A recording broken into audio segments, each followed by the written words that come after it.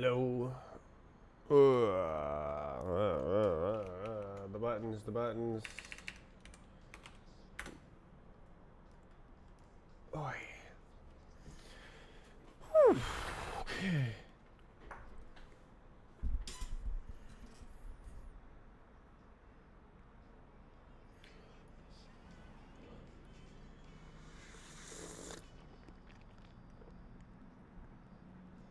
Hmm.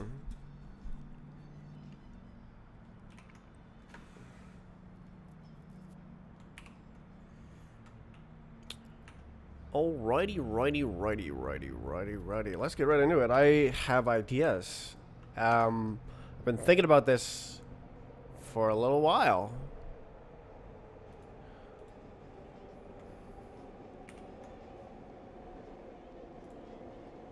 That's right. Okay, so here is the design that I came up with.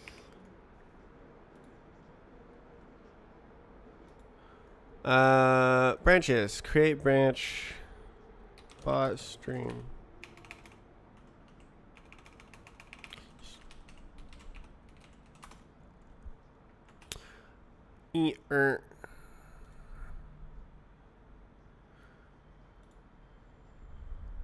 I should have everything I need to do this. Okay, so lib. Yeah, it goes in here. Oh, this is so simple.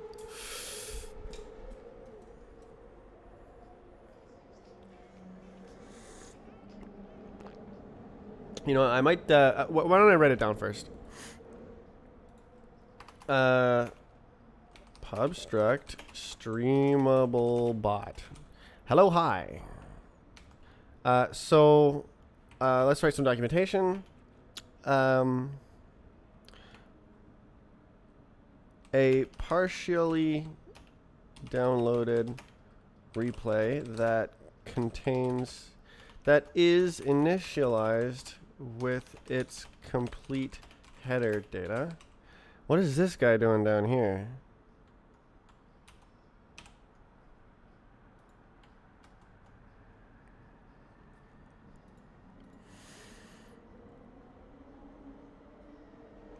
Hi, hello. Why are you guys usernames? Why are you guys using 6 characters with 4 numbers?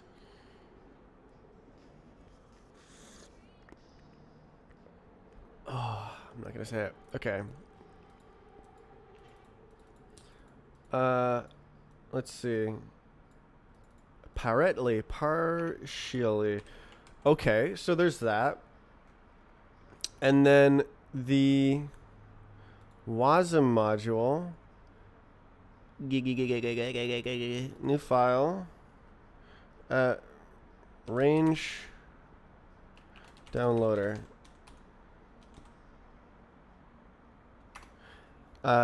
YouTube adds the number. Oh, okay.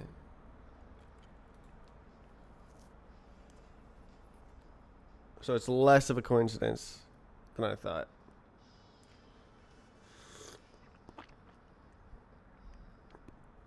Okay, so then this is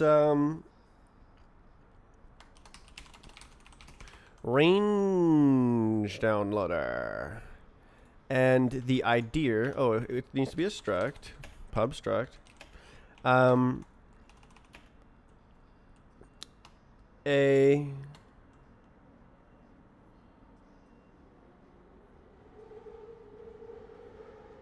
object that makes HTTP range requests to retrieve pieces of a file. So the idea would be that you have your streamable bot and your range downloader, and the streamable bot says, I want to download chunk number 5. And then JavaScript carries that over, and then it goes like, chunk number 5, I know how to download that. This is going to take a second. It's downloaded. And then JavaScript carries the chunk back, and the bot ingests the chunk, and then you have more downloaded. And the idea that would be that the streamable bot knows the priority it wants. That's gonna have to be based on some other information, or maybe not, because do we have the head?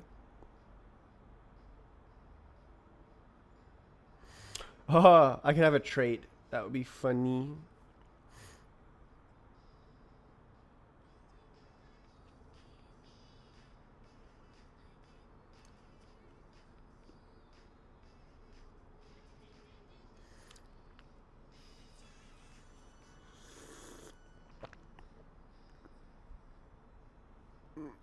Okay. So the idea is that there's no async dingles dongles going on. Um.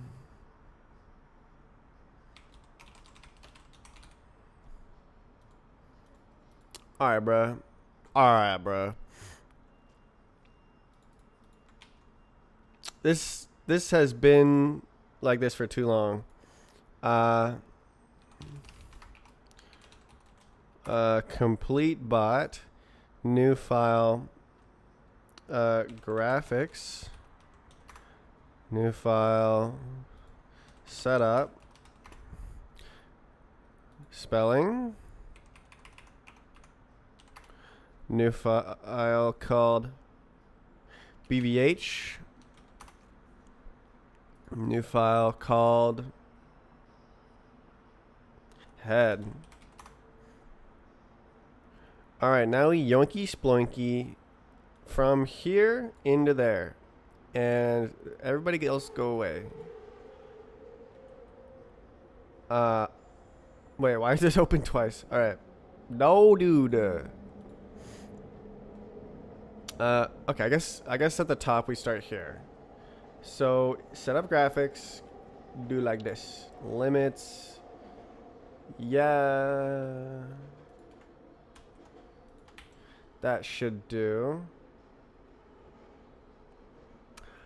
Wait, but I can't do it, cause otherwise I need pub crate struct fields.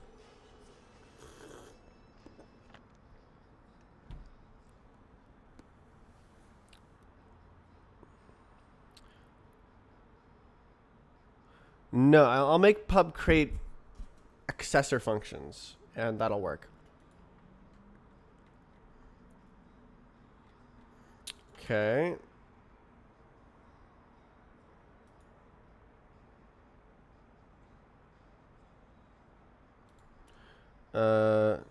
I guess graphics can contain surface and graphics.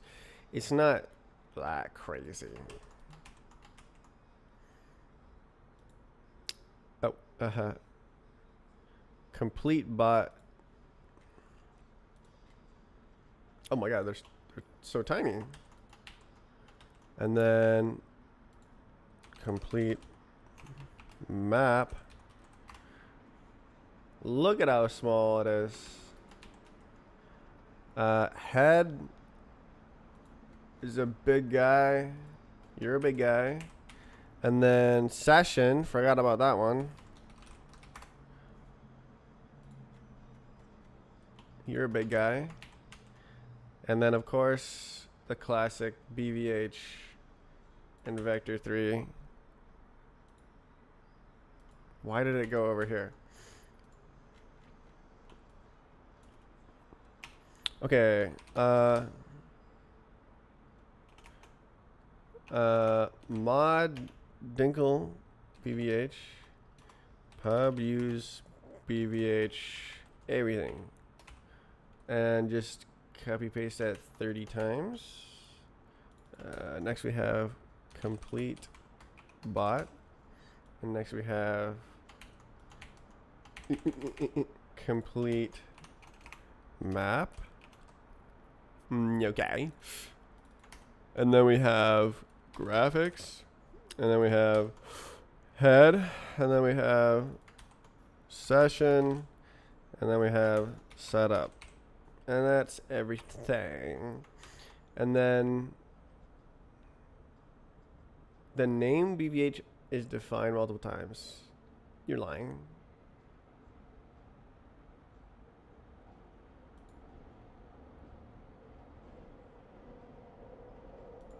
Oh, I see. Okay. You. Oh gosh. Keep this open here. And just yoinkity and sploinkity. So we need this guy, definitely. And then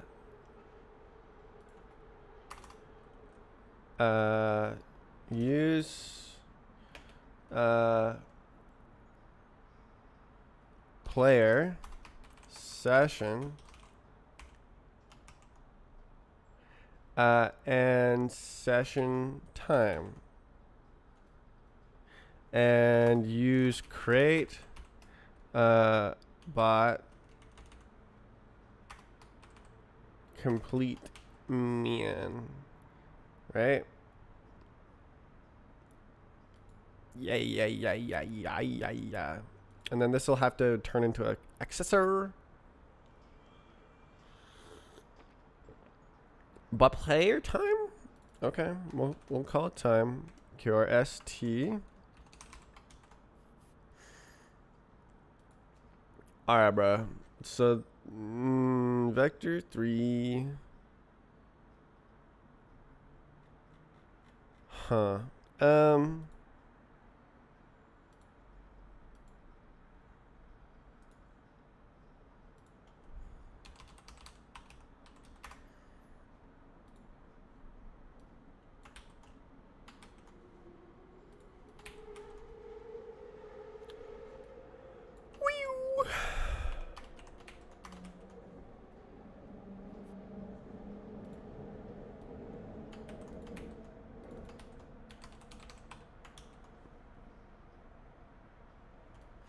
Okay.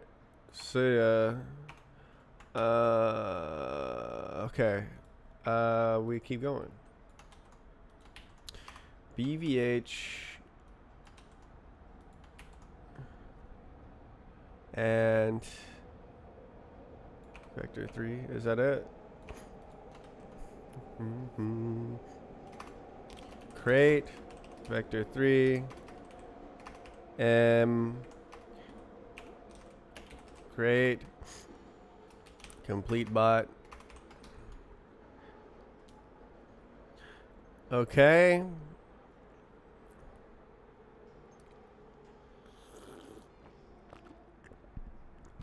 Okay.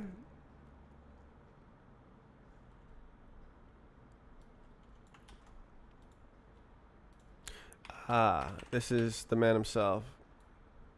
JS error. Yeah.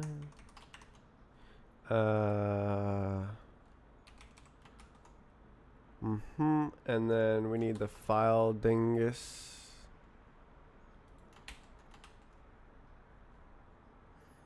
Hey, that worked pretty good. Map. Sniffman. Need these two. Woo! Okay, graphics.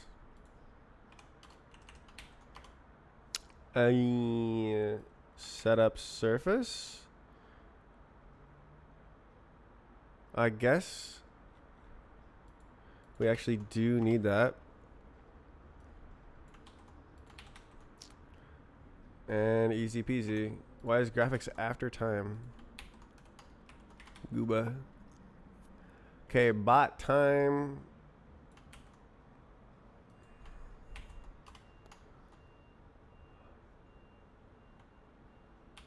Oh. Is that the only? I guess it is. Say.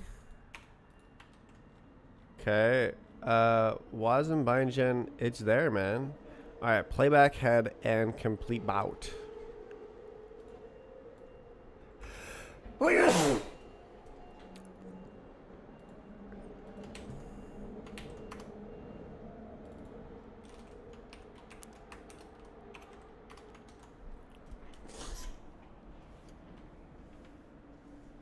Okay, okay, okay.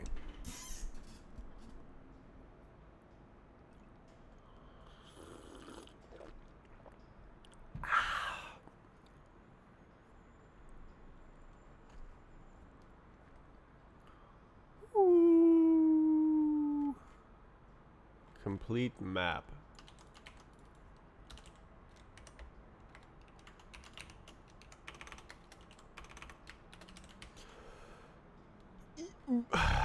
Playback head. Shove that up there, but I mean, session. Great session. Yoinkity. Okay, and then next one.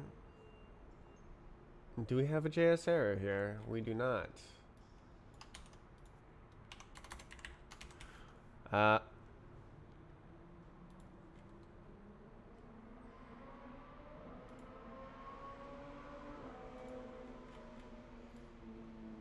don't know, it's gonna look something like this. Okay, apparently it only needs bot. Okay, this guy, head, time, and bot time. We saw. Bro, stop opening over here.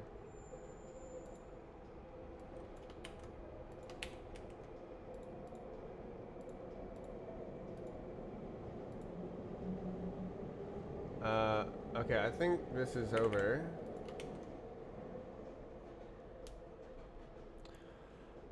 This one's good. We need vector 3.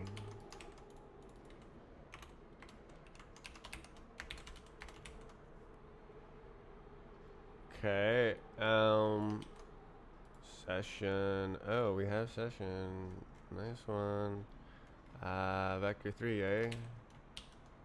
One thing I didn't add. Okay. Now setup. Libby.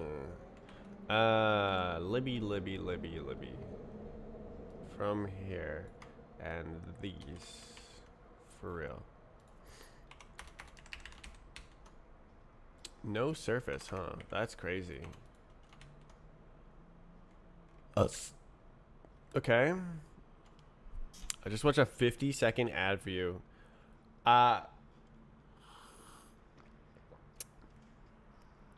I'm glad for the 3 cents. Thank you so much.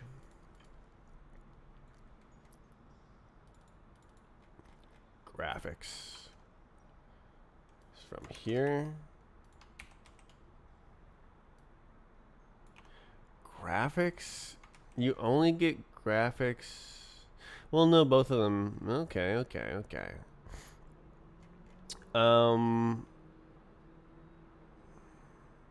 So basically, this needs to come from here. Okay. Use, create, graphics, and then some of these. There you go. And then what's up with this is private. So true. 100% true. Just, that is so true. Absolutely true. Ugh. All right, I'm going to save this. Split into modules.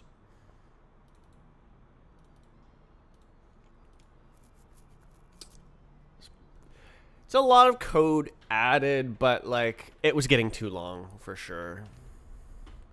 Subscribe to Tier 1, and now that's $5 or what? How much is that? $2.50, I think. Woo! That's like 100 ads.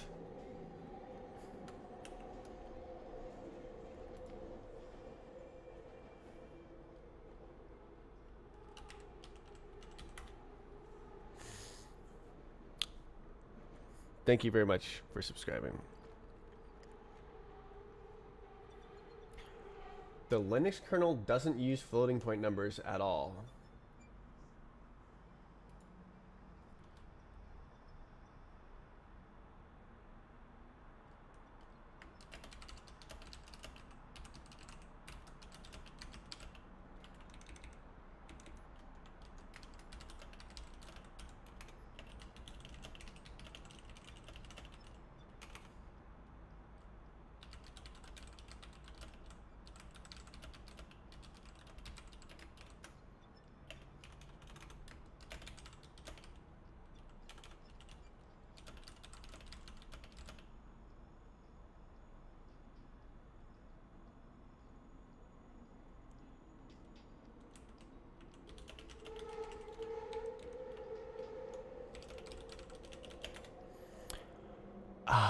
Okay. Good. Okay, so now I need the getters and setters everywhere. Okay. So why don't I full? Can I FH find? Oh, that's gonna find mega find. Uh.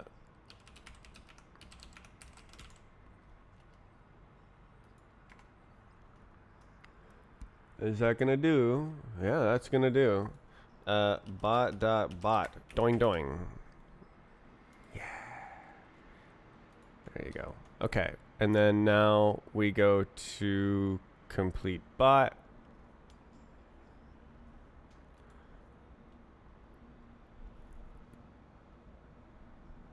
So should I add the internal methods first?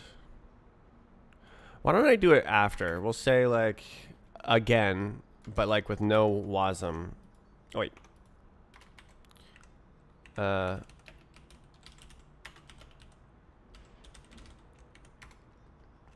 Function bot pub crate. Self boo boo boo boo boo boo. This one.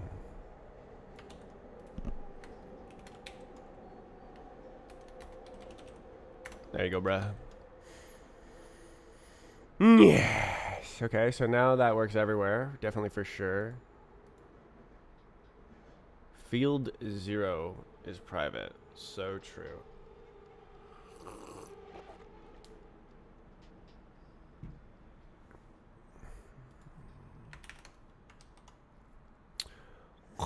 Okay. I guess I'll do get on this guy. Okay, good. Go next. Okay, so graphics has this private render function. So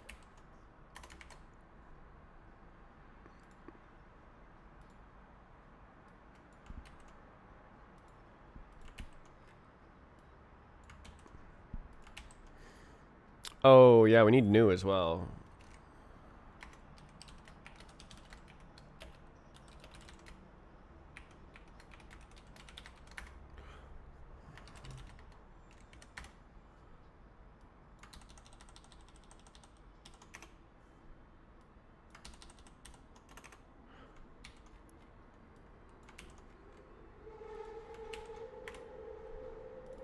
Done.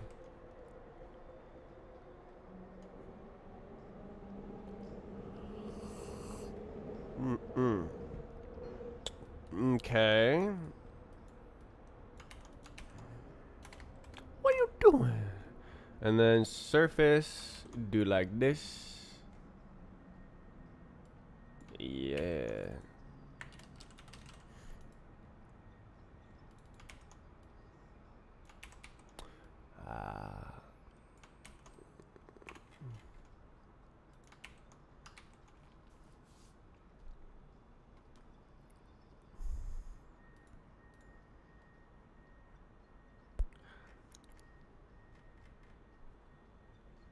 Okay, and then oh hey, I can const these. I forgot.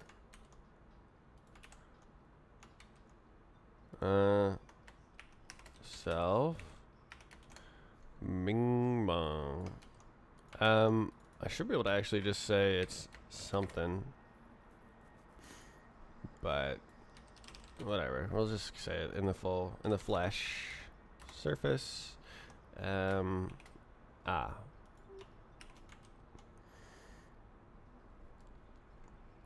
Uh-oh. Session.session is private. This is so true. I should just be able to have little accessor methods for everything.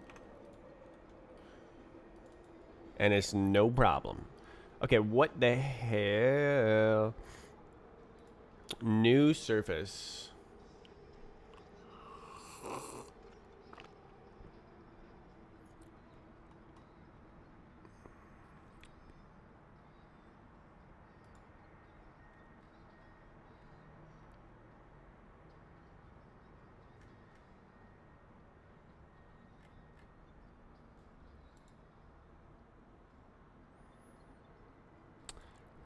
I'm gonna sneeze.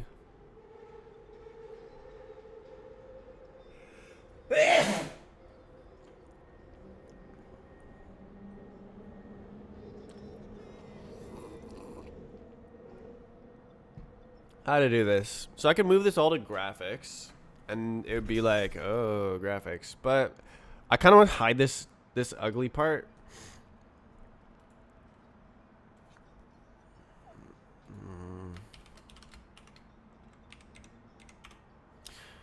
Do you want to move?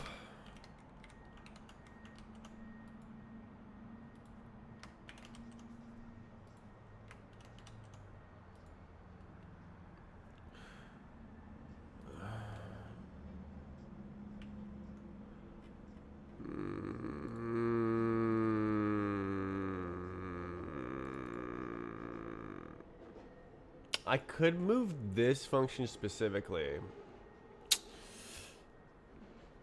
but that's bad.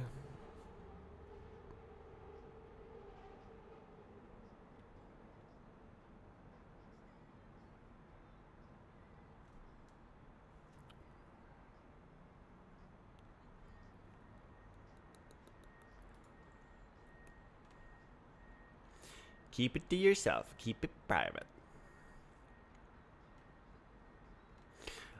I want to put this function first because like,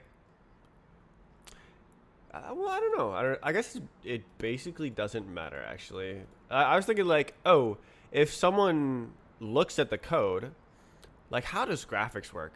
Then like, boom, there it is. Set up graphics. But like, I think there's a total of 0 people that are doing that.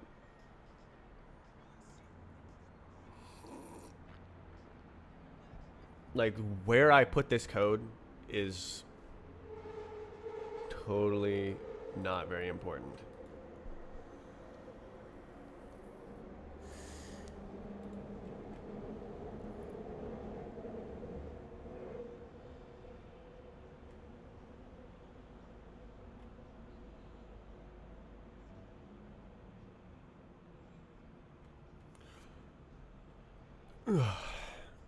So, okay, the problem is that this struct needs to be in the same module as this and as this. Oh, I guess I could make it pub crate and then add a from impl, or you know, I could just construct it actually. That just new, and that's easy done.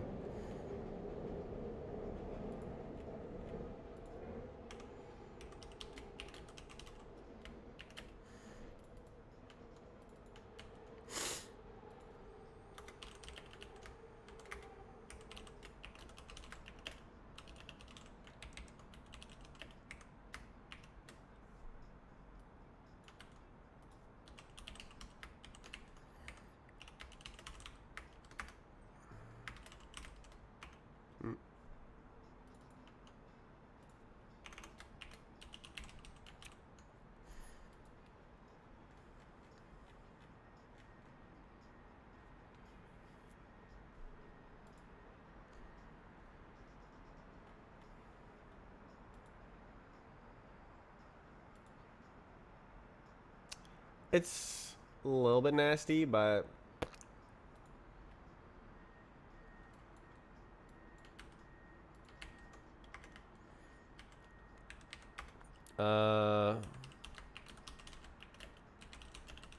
these nuts get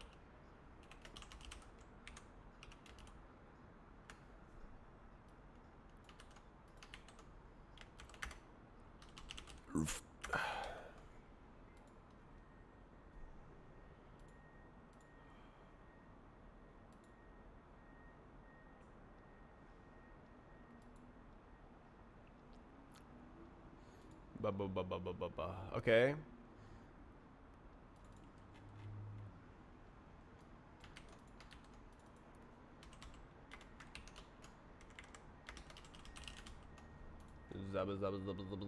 Okay, session and head. Okay. Okay. Do I have any scuba methods here? No. Wait, that's already. Oh, I see. New. Yeah. New freak makes a deek.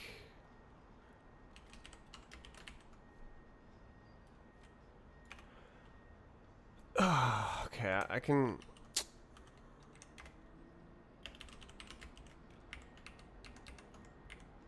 Love the breakdown of this song.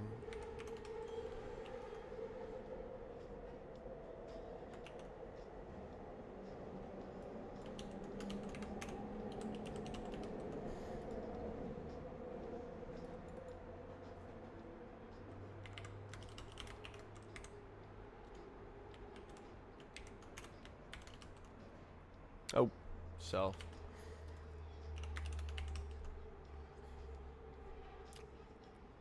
Okay.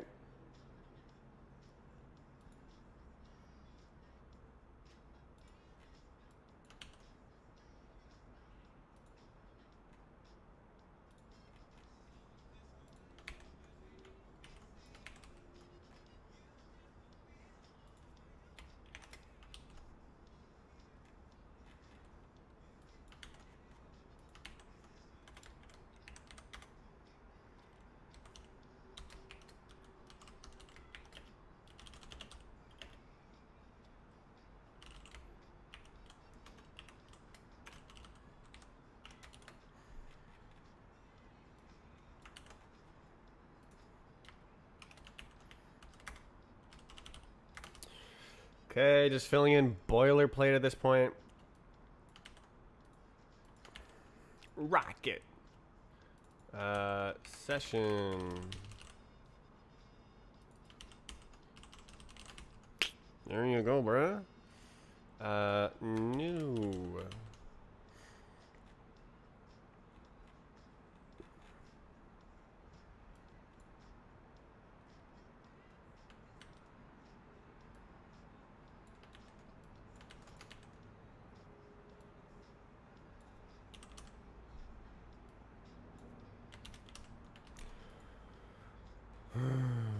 You know, I guess I could just zoink that outright. No, I couldn't because I got the same name.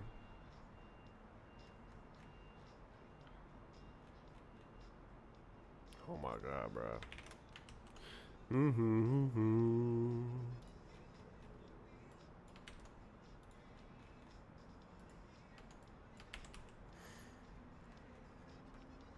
Close.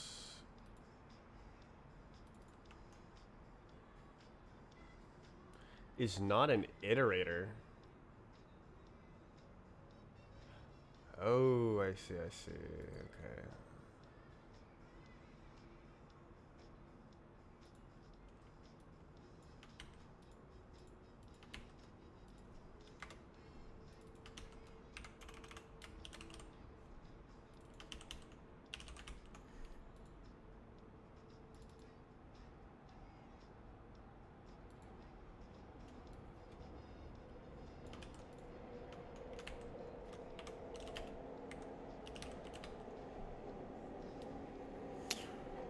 What's left?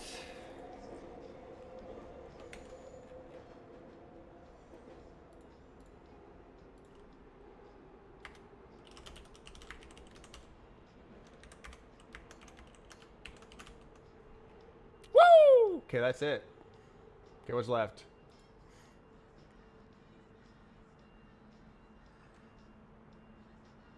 Oh, it's in the same module. Uh,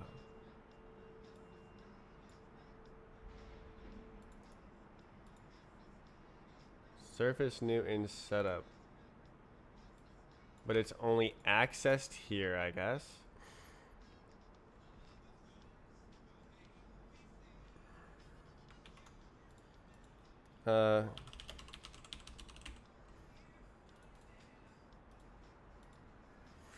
Oof.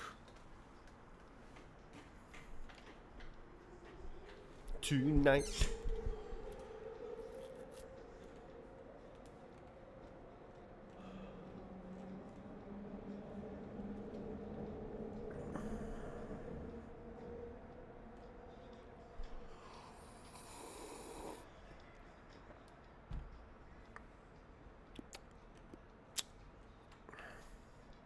It is a question, right? Splitting it into modules, is it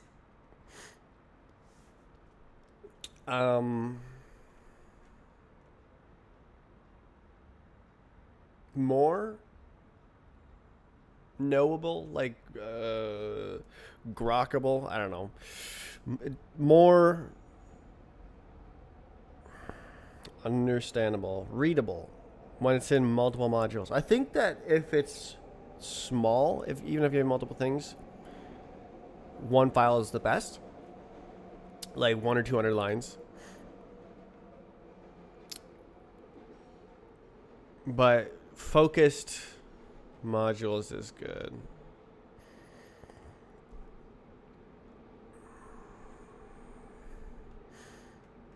That, and it worked out nicely. I don't know why I didn't think this was doable before.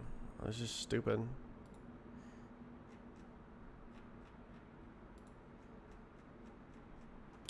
All right, let's go with this.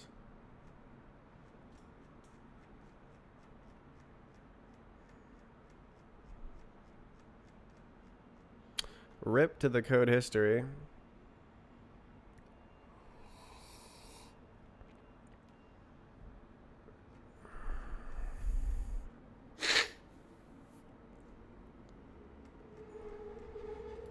Okay.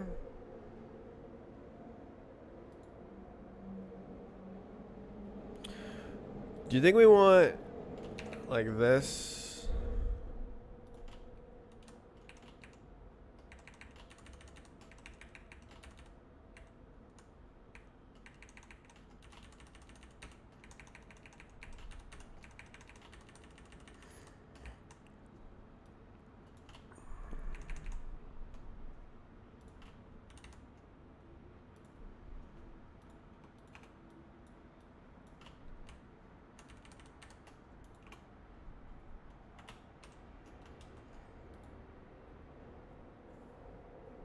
That, yeah, we want that. What happens if you do this? Yeah.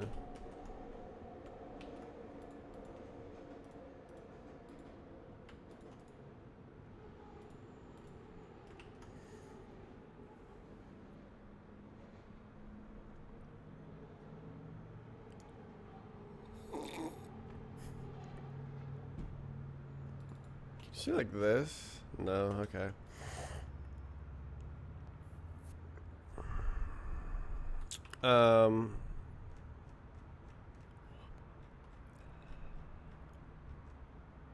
Ooh.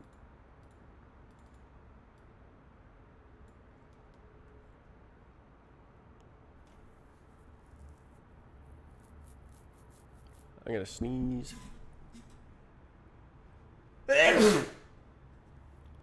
Okay. So that happened. I made it into modules. Oh, hey, const function. I forgot to make a bunch of them const.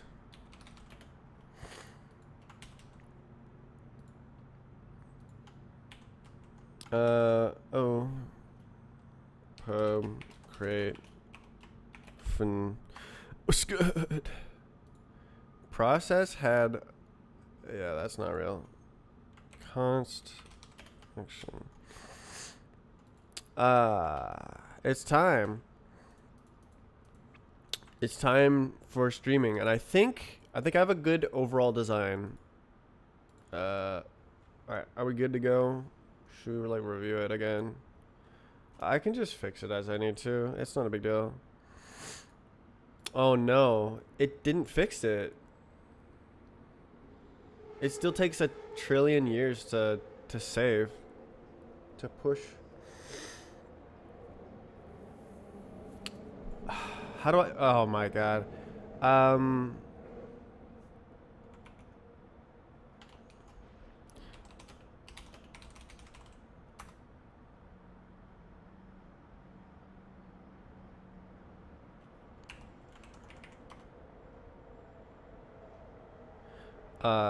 Strafe. God.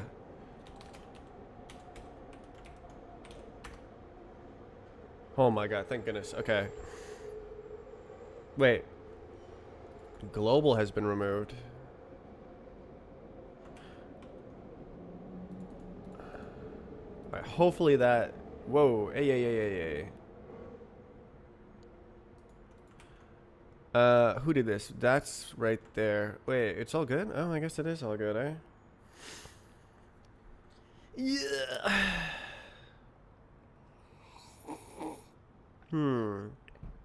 Streamable bot. Are we gonna get any of this stuff? Any of this action?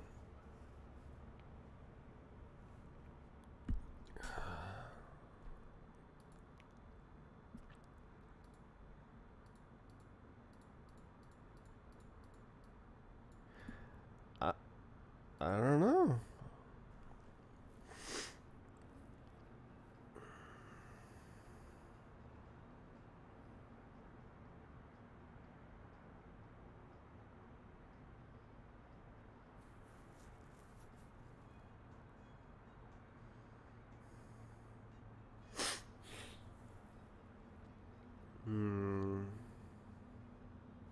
Okay, so I have a little choice here. When you're streaming the bot,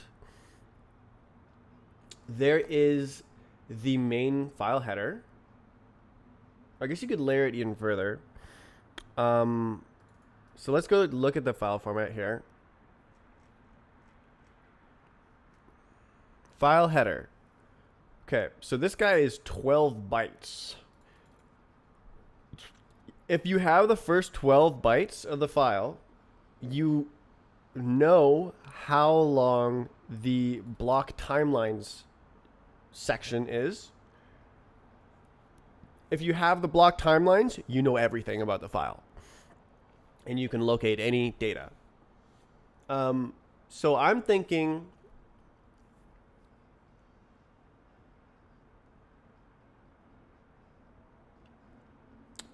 there's a few situations. So what you want, optimally, what you want when you initialize this streamable object with a partial part of the file that may or may not be aligned to any particular piece of data. What you want, what the optimal outcome is the file header, the block timelines, and the first three. The file header, the block timelines, and then the first three. You want 5 things: file header, block timelines, block 1, block 2, and block 3. I think that's actually what it is. And the file contents is organized such that all of this is at the very beginning of the file in a contiguous stripe of data. But block 1 is offline blocks. It is an offline block. And for the majority of files, it contains all of the offline data. And it's poorly named. Offline is a bad name. But it's like the run timer, mostly. There's some other timelines in there, but it's mostly for the run timer.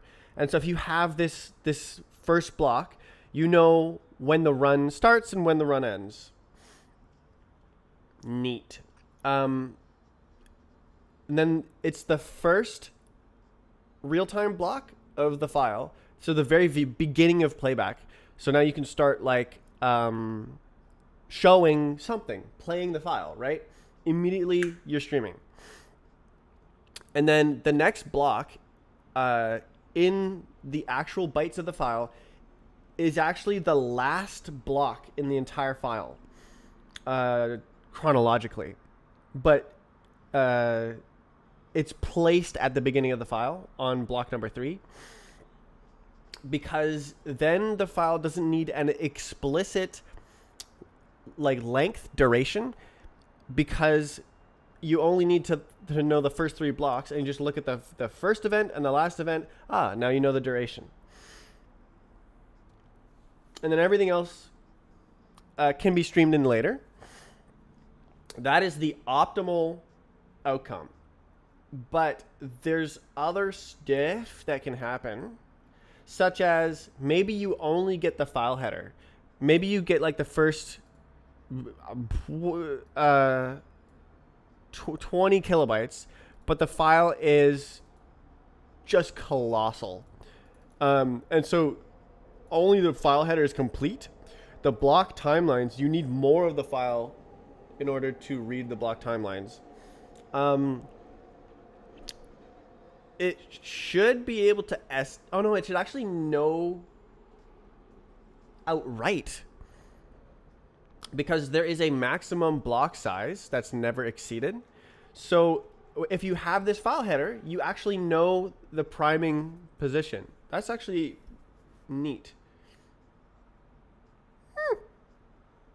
Because you know the size of the block timelines, and you know the maximum size of blocks, so you know how much additional data you need to download exactly. Okay, I'm thinking this is a little state machine guy that is doing estimation. I'll probably also make estimation based on empirical data, such as the duration. That sounds like a lot of fun. Oh my god, I can't wait to write that program. This entire thing, streaming is so complicated, but like mentally accessible. It's just a lot of little bits of things that can go wrong that you have to get right. And because I have Rust, I can like model everything exactly and like exactly handle all the ways it can fail. I'm so excited to do it. Oh, look at that block info. The range of data for a specific block. Ayo? Can I just like yoinky splunky? Do I have accessors for this? Ooh, I do not. Take seek. Ooh. Ooh.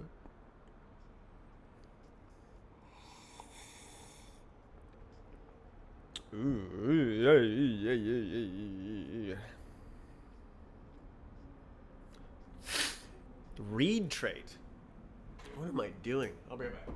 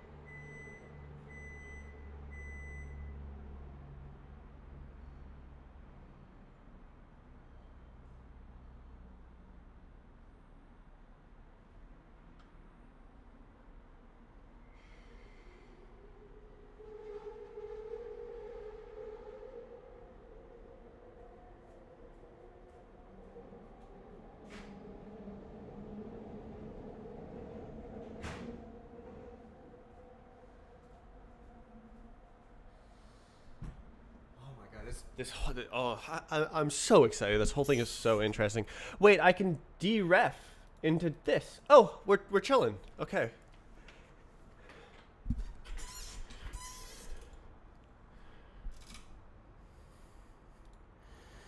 Okay, so shrimpled, it just derefs.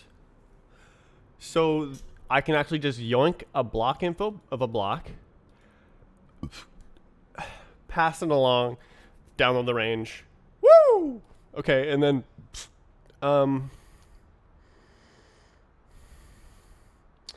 block timelines from reader is unfortunate. But I guess the reader thing I'm using is okay, don't rewrite the file format. Do not rewrite the file format.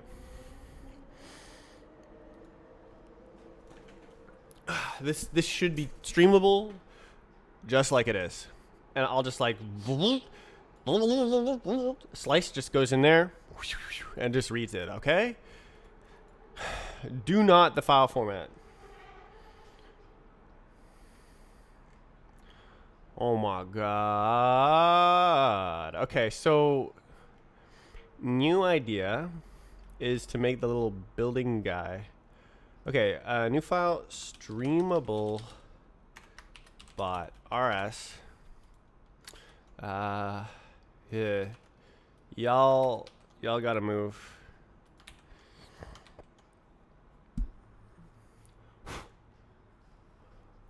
Okay, so then we also need, hey man, can we like have a library? Nice, okay.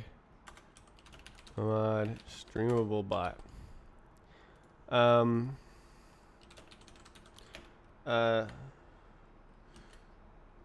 Streamable bot builder.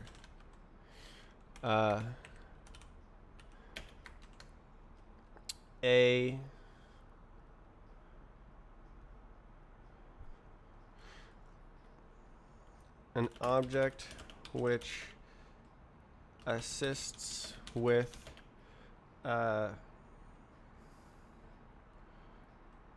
acquiring the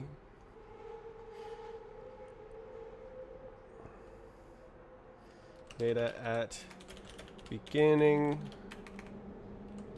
of the file.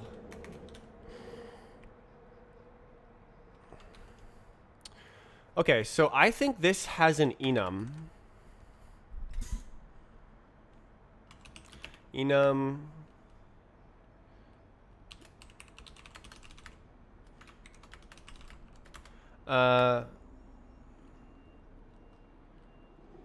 nothing.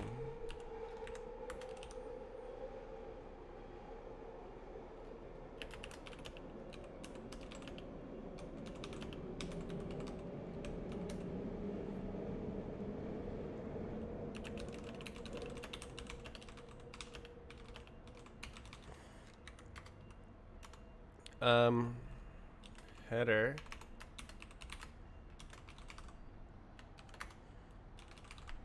All right, give me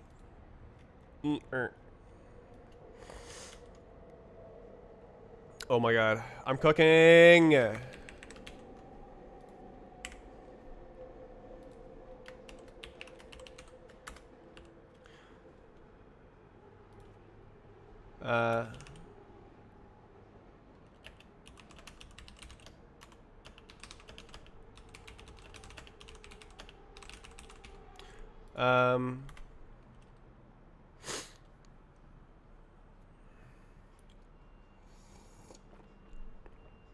Do I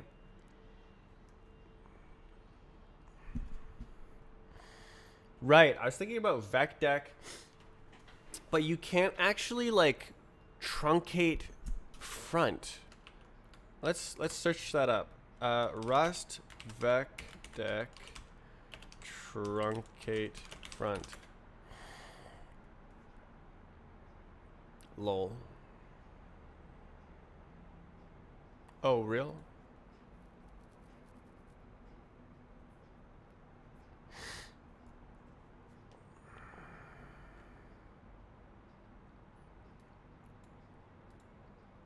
Bruh. Should be fairly common. Dude.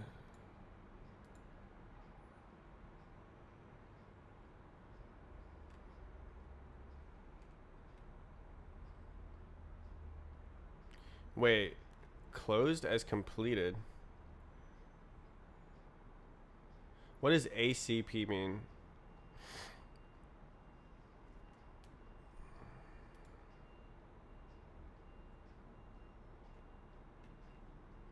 Okay, so it's unstable. Do we want? Dropper. It's the dropper.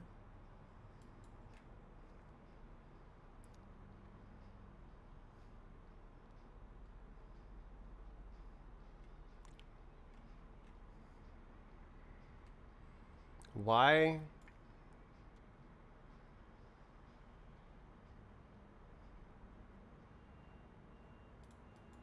Oh, that's silly.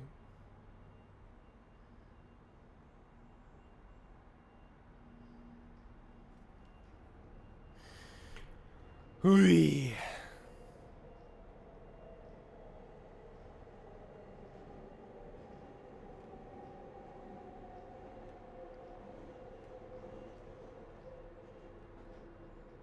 Hmm.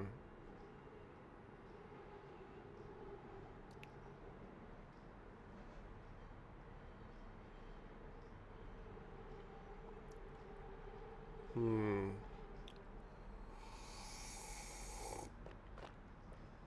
VecDeck cannot deref into slice, right?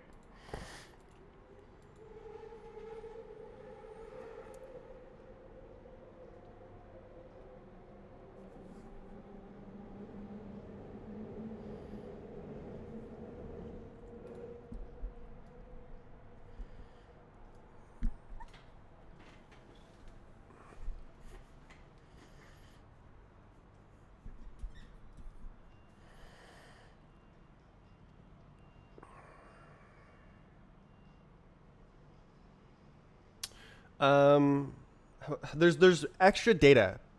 What do I call it? Let's say extra data. Runoff.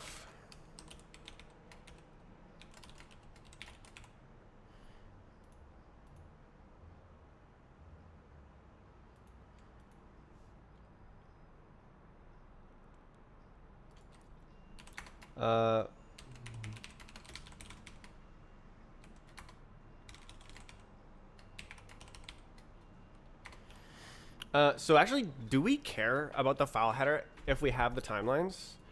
Um,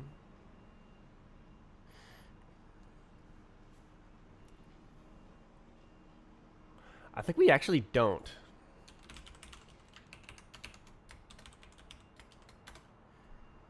Um,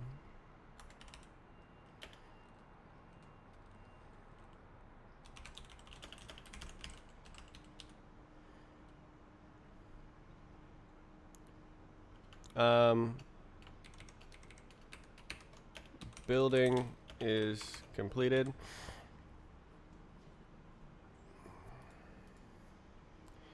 I believe we want a hash map of blocks.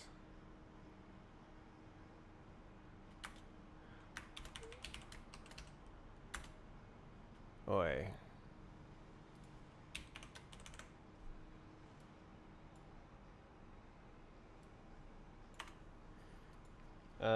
Block. Okay. Block ID to block? No. Well, it'll do, I guess. Us. And then there's runoff as well. Oh.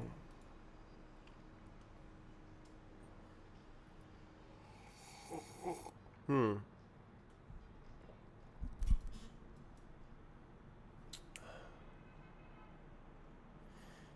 Um.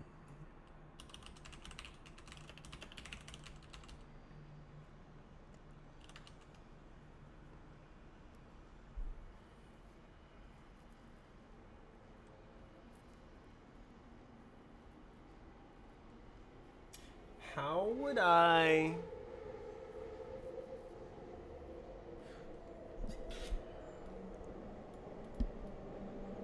There's some goddamn own data here.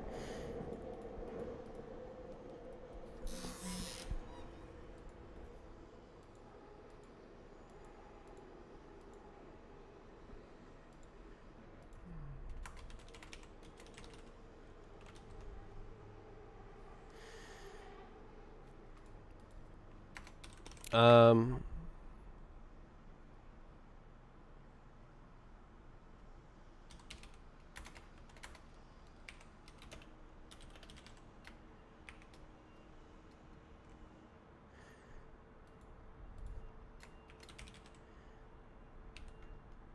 Oh. Okay, a little bit confused.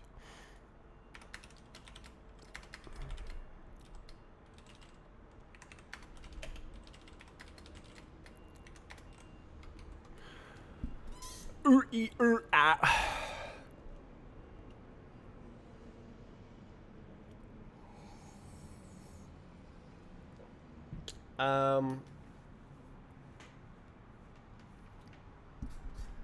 Okay.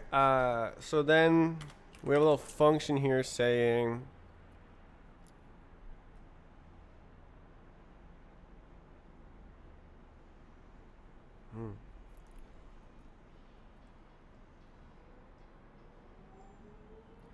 Interesting.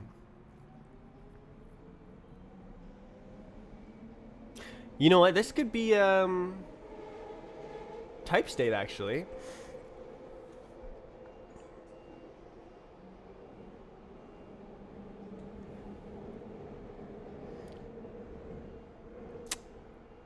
Hmm.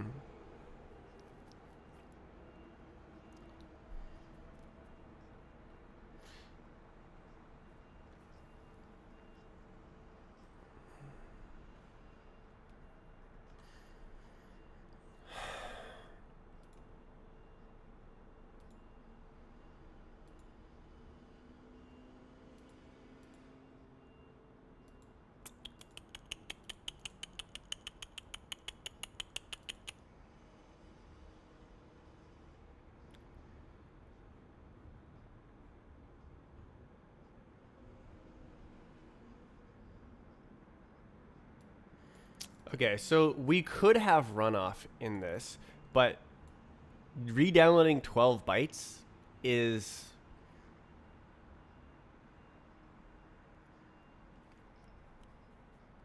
a waste of time, or not a big deal, rather. Like storing a partial download of 12 bytes and storing and tracking is a waste of time and energy. So I need to have like internal states here. Type states. I don't need to, but like, it's cool, you know? Should it be one type? Yeah, I think that's for the best.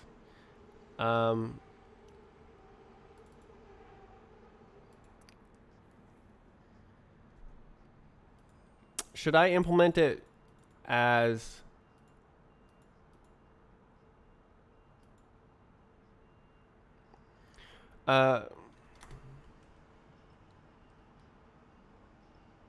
let's see, struct builder empty struct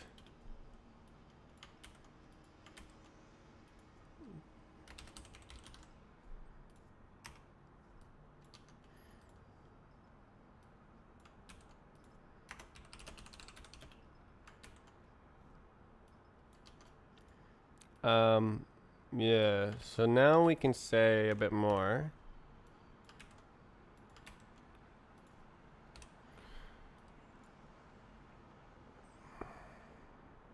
How did this happen?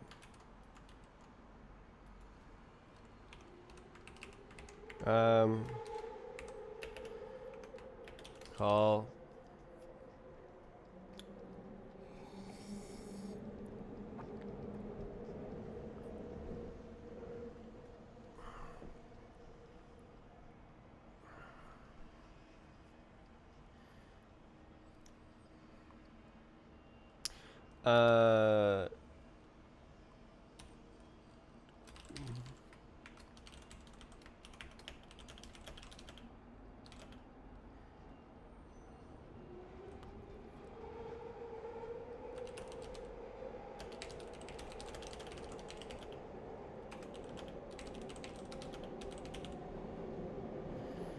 uh call otherwise call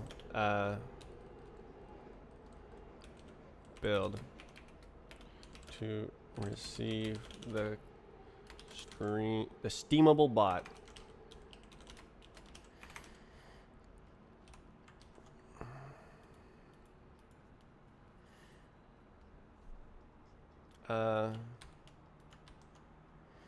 Okay, an object which assists with acquiring the data at the beginning of a file. State is S. Empty.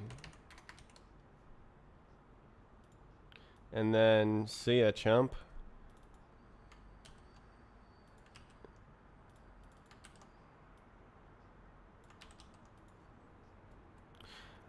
And then,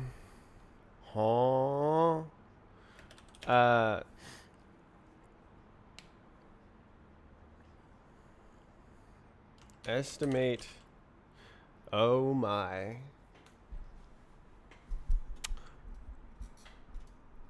I can't say the same function name.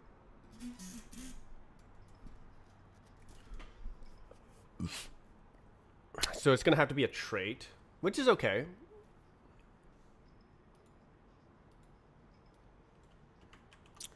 Oh,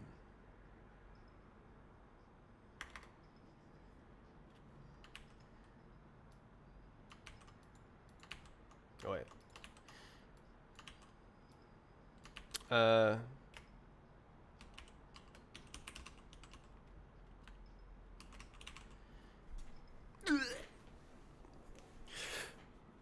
Oh, okay.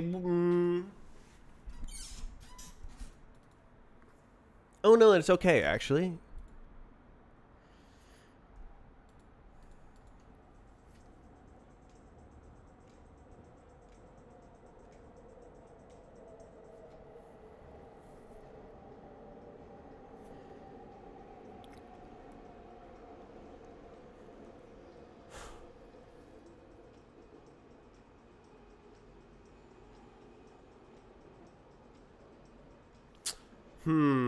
I'm just thinking that like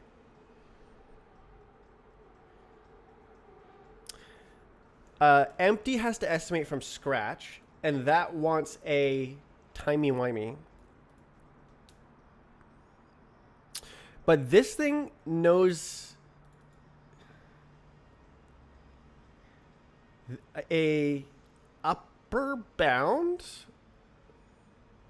and so it can just estimate exactly. So it doesn't need any argument. So maybe I just don't have a trait and I just have separate functions.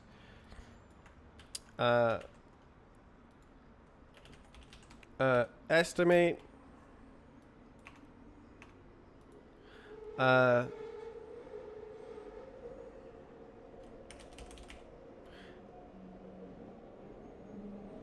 Three.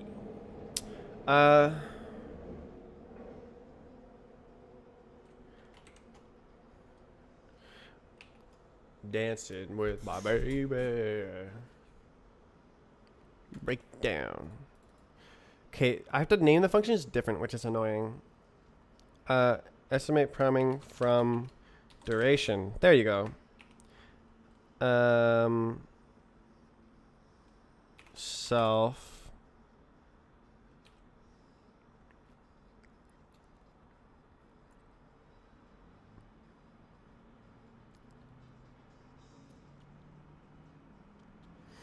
Do I need empty? Is that just a whole lot of hullabaloo? Because I could have the builder receive a chunk of data. Well, but then it can still be empty. Yeah, okay. Okay, estimate prime from duration. Duration, freaking physics time.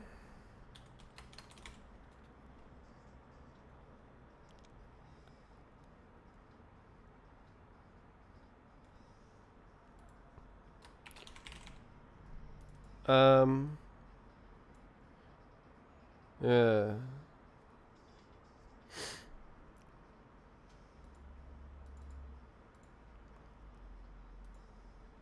And this returns a block info, right? Oh, can I not make that?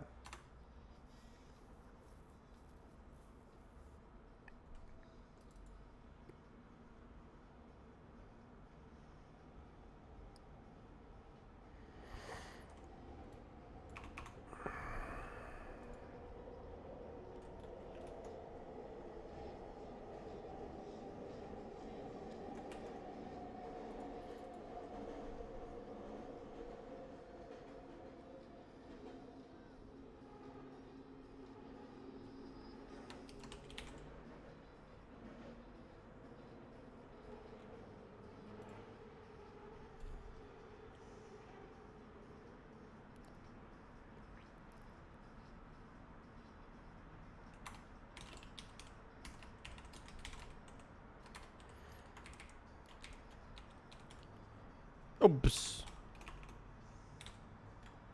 Okay, well, that was the one good part of the song. The rest is like, okay.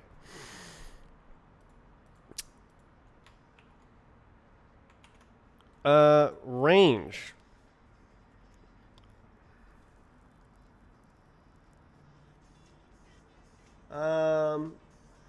No, this is specifically a bout range. Rage.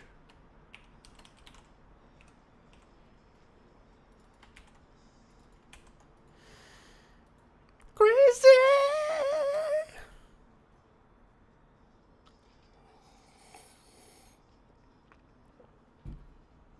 Okay.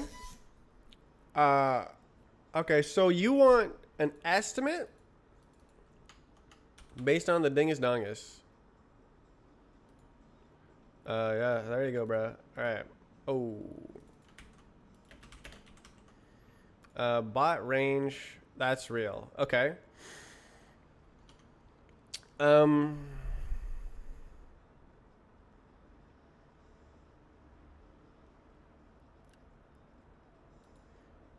Mm, uh.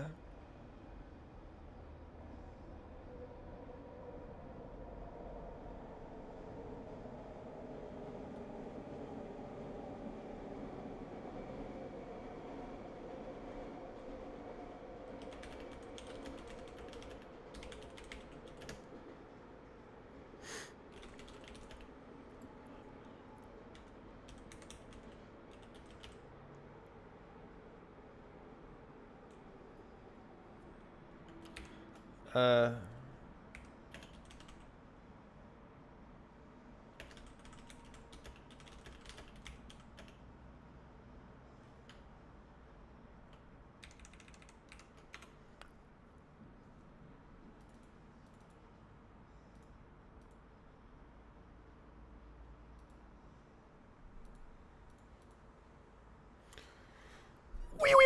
Okay, so that gives you a. So it's gonna be like, um, it's gonna be an MX plus B here,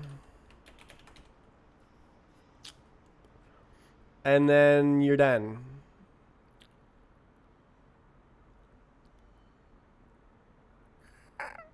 So we need to. We need. Okay, the timeline is a variable size. Oh, actually, I guess I could have a explicit upper. I don't know. It's gonna be a guesstimate. Let's just return a constant for now. Bot range 0 to. Oh, I see. U32, I believe. Um. 65536 is 16. Do we want 250 kilobytes? That's too much. Maybe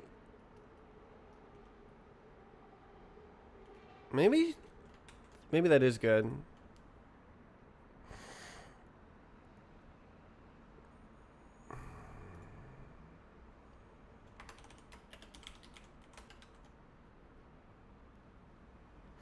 Okay, so I don't want to waste time on this for now. And then now,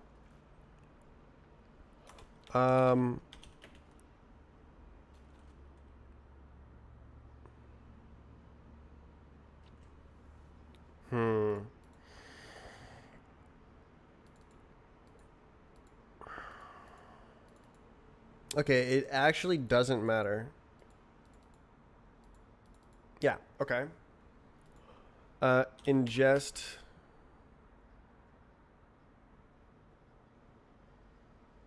Oh, this needs a trait. I see. Oh. Yeah, next stage. Okay.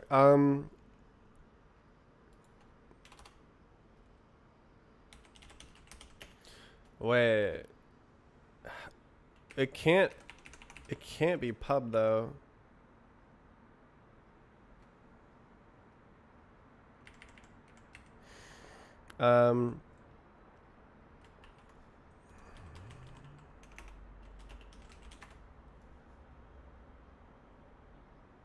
Scala? Get out of here. That's not real. Oh my god, bruh.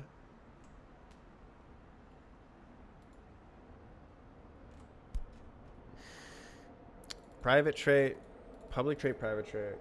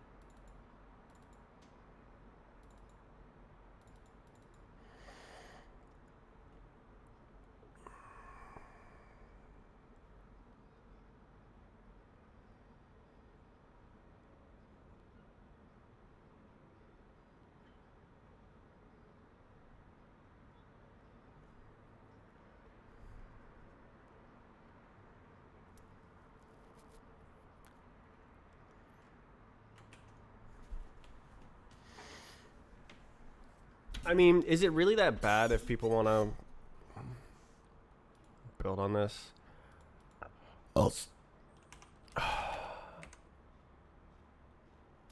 Um, estimate? No, ingest.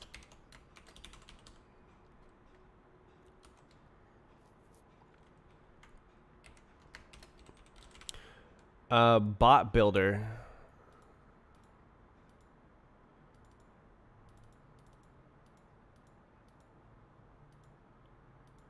Do I want to say bot builder everywhere? I could have a single trait. That would be interesting.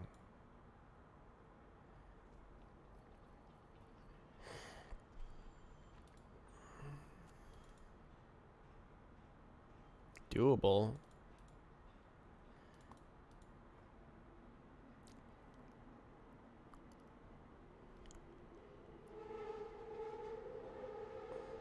Okay,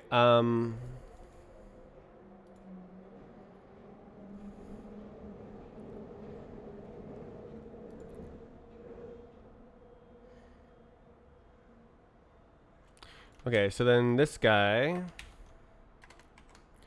file header, um,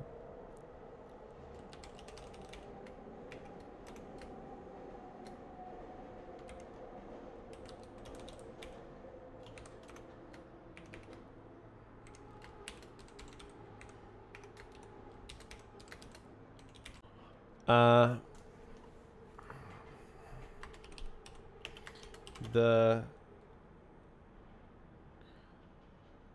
amount of data remaining is known exactly. Oh, wait a second.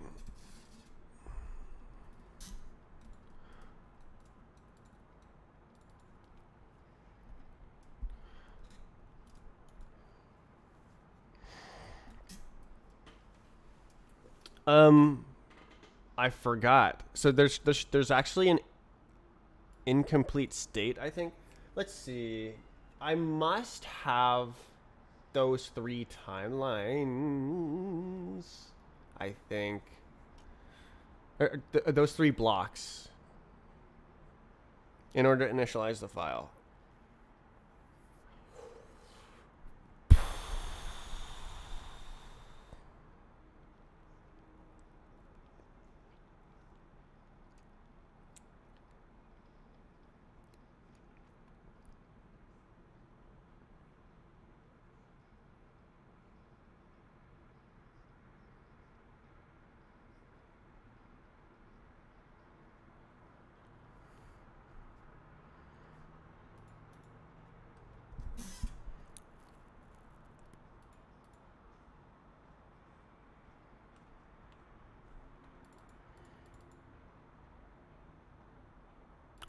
Hmm.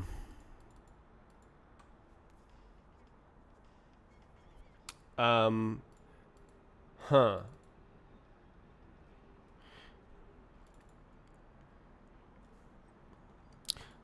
Problem. Yeah. Oh, wait a second. Okay, I could build this guy. Hmm.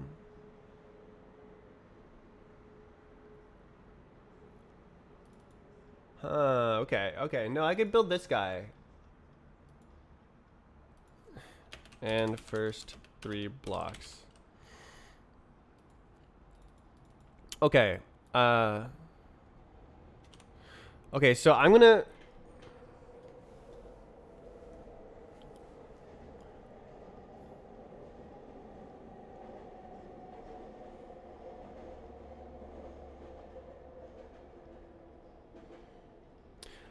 make it just not go to here, because like we could get here with less than the first 3 blocks. Um.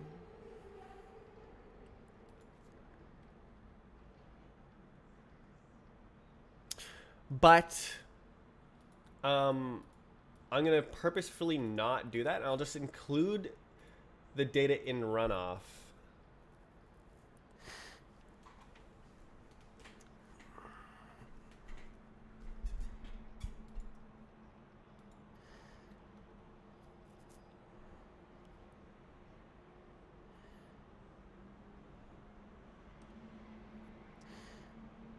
Um,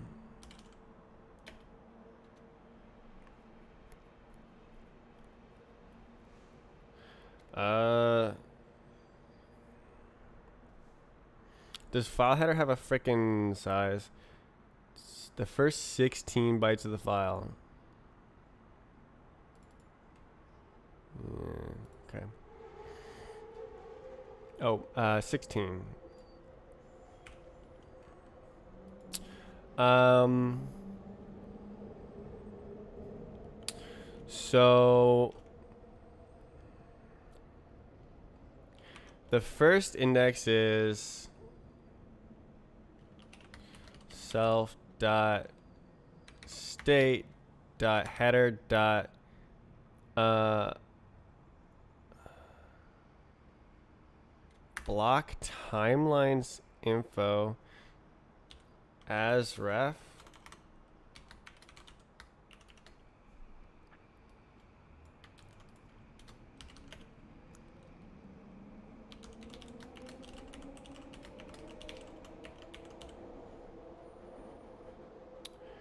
Okay. Um,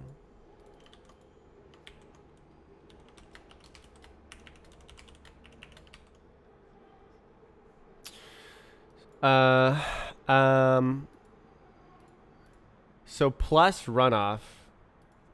Actually, it doesn't really matter, does it? Um, no, it does. No, we start from the runoff. Wait, file header. So, okay, hold on, hold on. Oh yeah, yeah, yeah, yeah, yeah, yeah, yeah, yeah, yeah, yeah, yeah, yeah, yeah, yeah, yeah. Okay, okay, okay, okay, okay. I get it. Okay, okay. So then, this is end. Plus max block size times 3.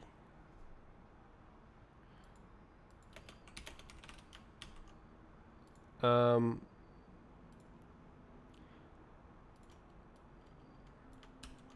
um,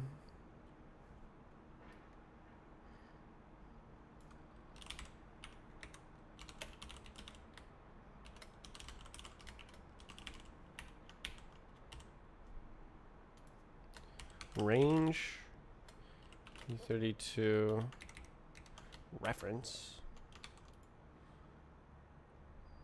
Yeah, I guess. No method as ref.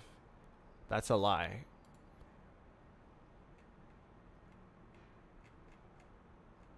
I saw it. Dref. Oh, okay.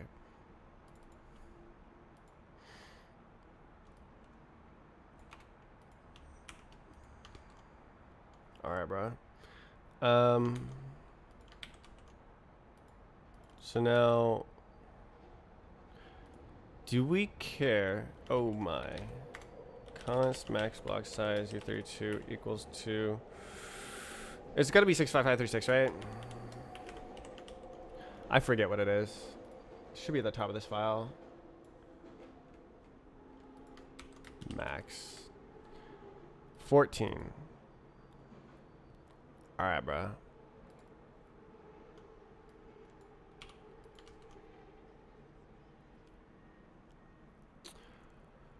Okay, so that's the end of the range that we need.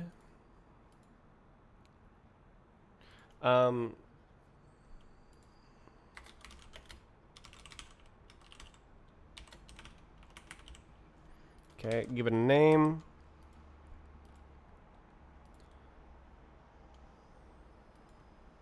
Header size plus. So then start equals to header size plus self.state.runoff.len.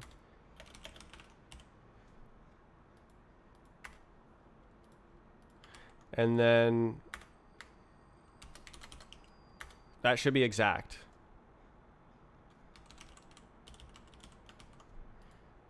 That's a W. What's up? Non-const.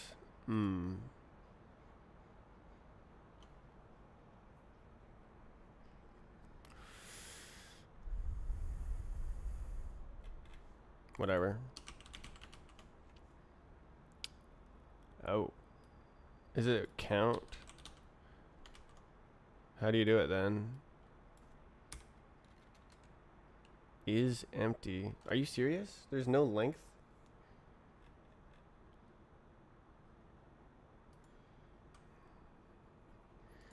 Whatever.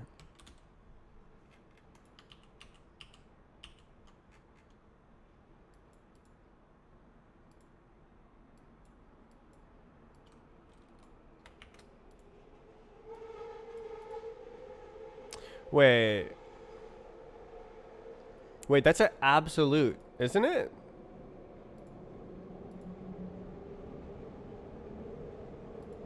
Yeah, it is. It's already absolute. Okay. So, the range already includes it, so it's just end. Yeah, there we go. So header size, we don't need it there. This range start actually.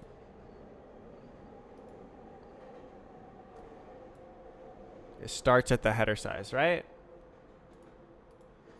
Start is 16. Yeah. Okay, so we actually don't need the header size whatsoever. We can just say range.start. Lol. What's up? Non-const.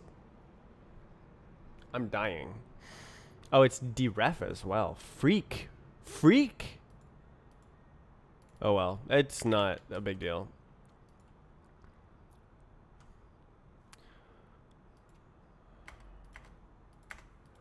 Okay.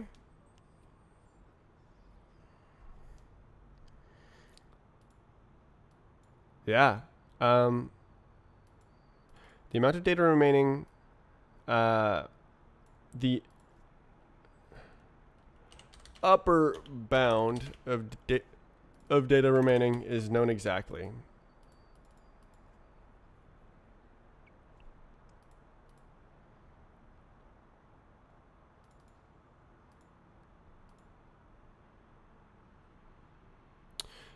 Why don't I get priming and get priming estimate? Yeah.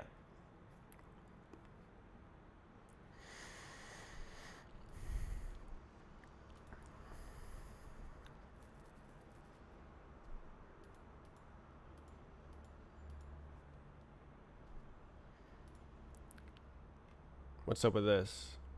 Cannot find in the scope. Oh, bot builder. True, I guess.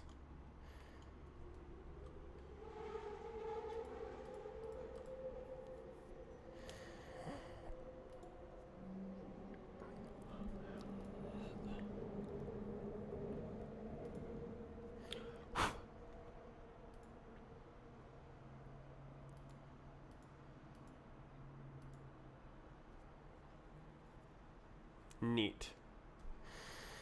Okay. Um.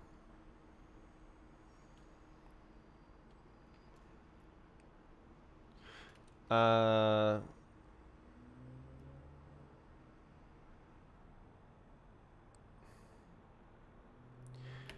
Uh.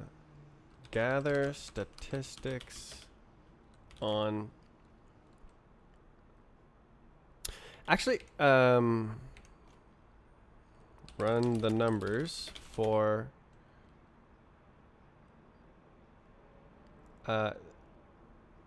the maximum bytes required, uh,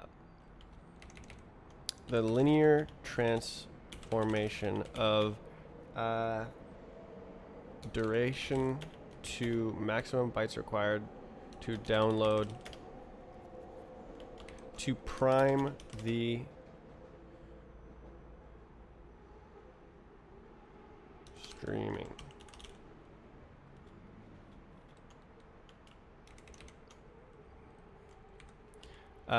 Yeah. Interesting. That's exactly lined up. Cool. Okay.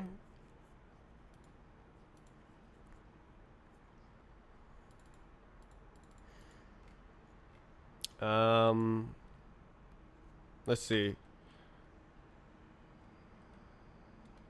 Type next. Is that true? Both of them. Okay, this one we don't know actually.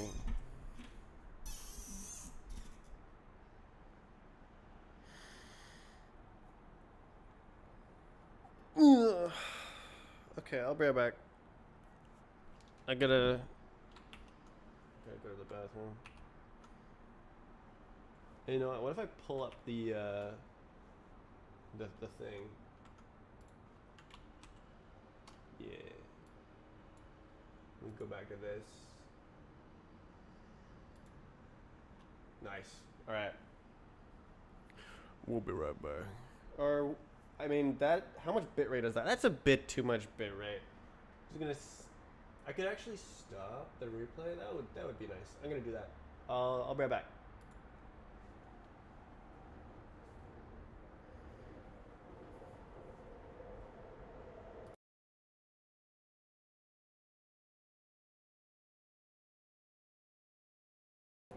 Time estimate should be like 10 minutes.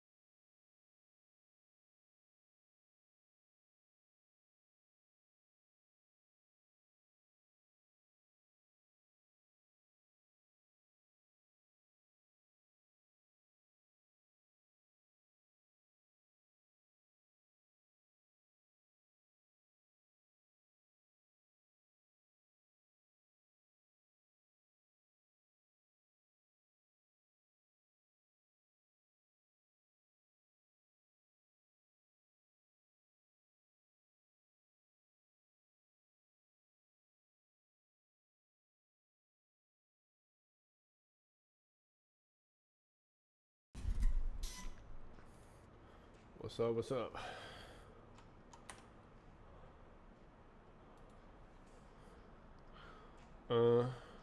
We good? We good? Everything is good. Everything is good.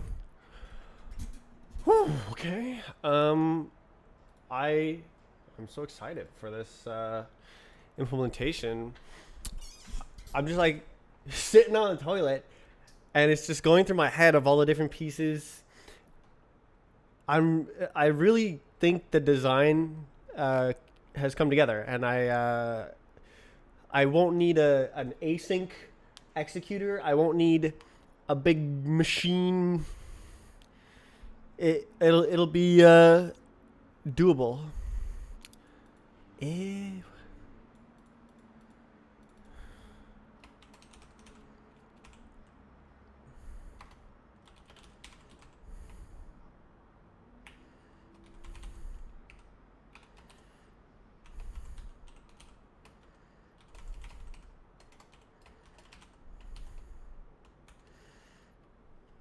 Oh.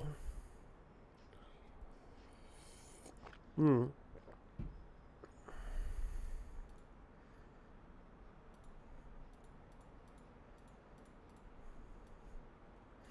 I mean, so there's like two ways this can fail. It can fail because there's not enough data. Yeah. And it can fail because there was an error decoding because the file was malformed for whatever reason, because the like networking sent the wrong bytes or something. Like, it's networking, it can fail.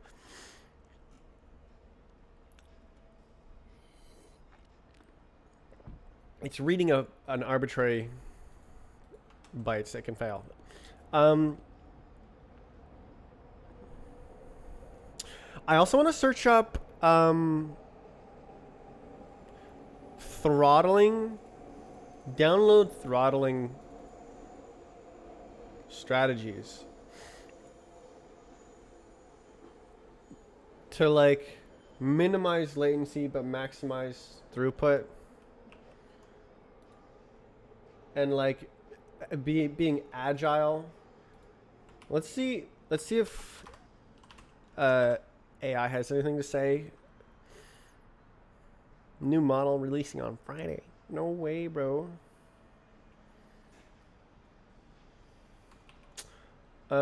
Let's start here. Throttling strategies. Yeah, I don't think we're gonna have a big success here. Okay, for situations with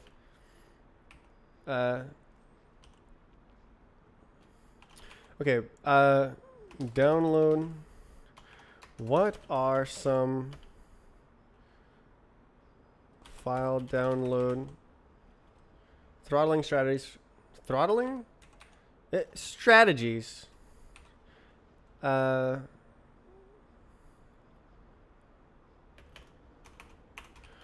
For example,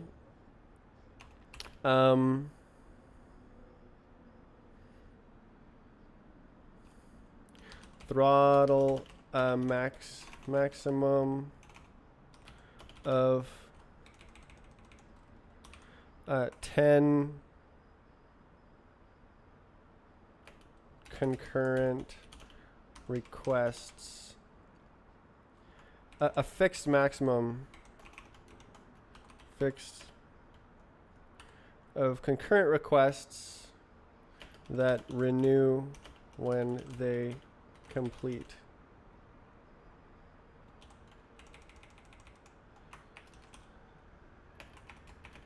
Concurrent requests that renew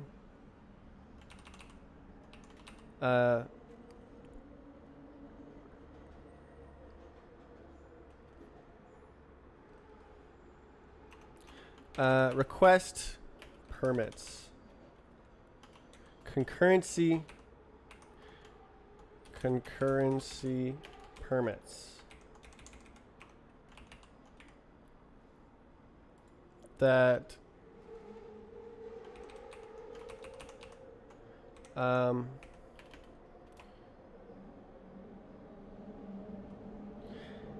Uh,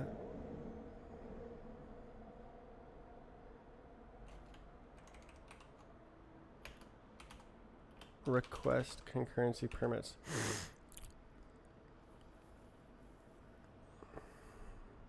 Soon as a slot opens up, a new request is started. So the goal is to stream a video-like file, game replay file, that contains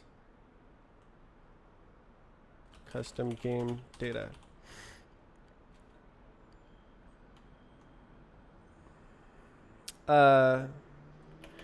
The user may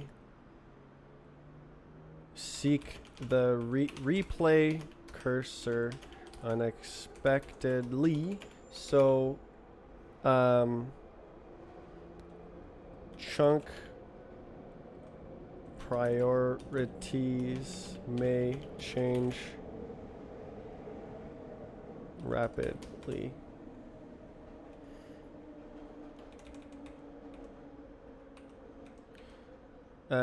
Data chunk priorities may change rapidly.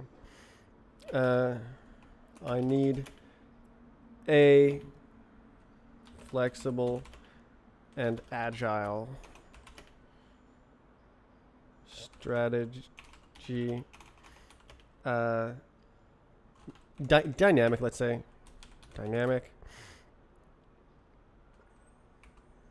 That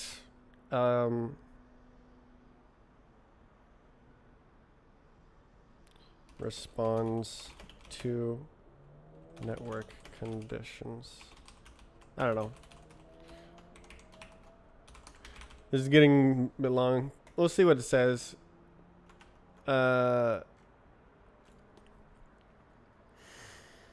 Okay, very nice. So this is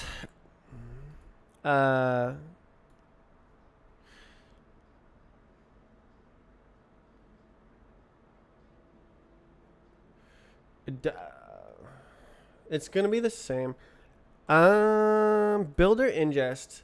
Actually, the output type might be the same for all of them. So self is gonna be this only.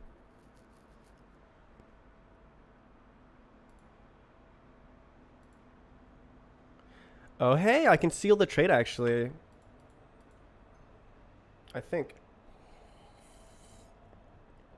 I can do it. So, oh crap.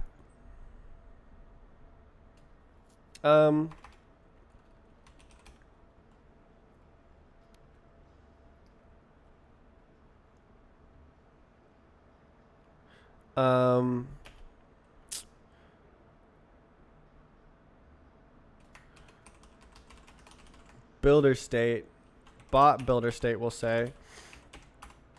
And then empty BBE, and then file header bot builder blah barbecue bacon burger, like this. So this returns a result.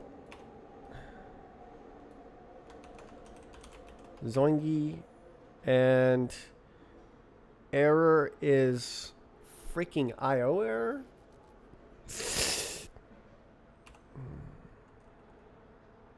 I don't know, dude. It's something error. Oh my god. So no, that's not true actually. You can't go backwards.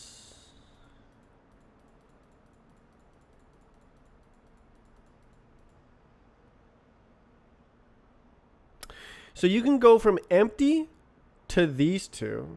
Oh, no, you can stay empty, actually. Because it can only increase. You can't undownload data. Do I have error here?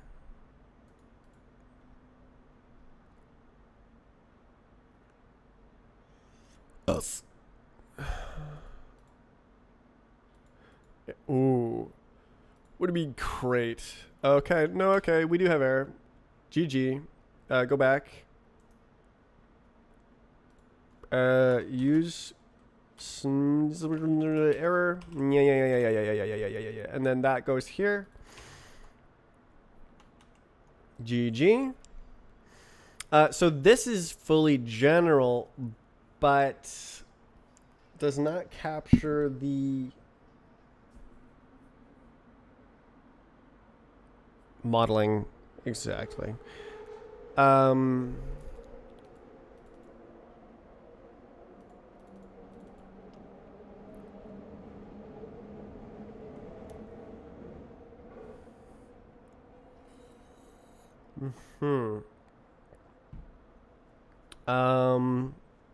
Yeah, so we need freaking, we do need type output.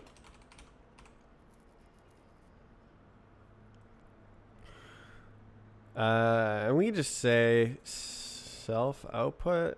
I mean, it doesn't really matter where we put it. Like we could even have different error types for each of them. I don't know. Okay. This is actually generic. Where did it go? There is nothing. Okay. Ample something. S.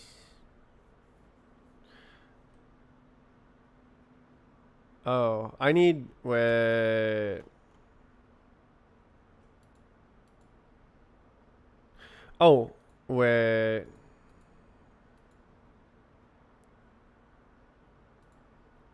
I can't put the trait bound. Oh, maybe I can put the trait bound on the function. Would that work? I don't know, actually. Ingest.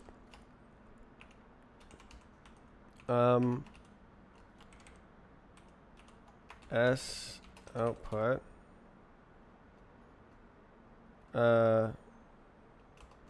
Where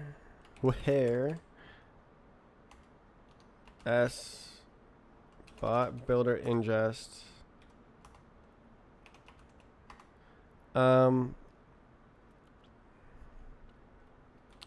State. Yeah.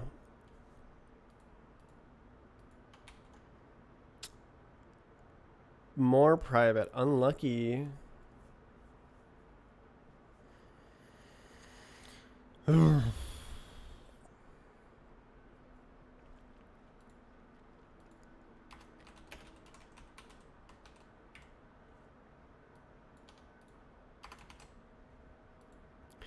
uh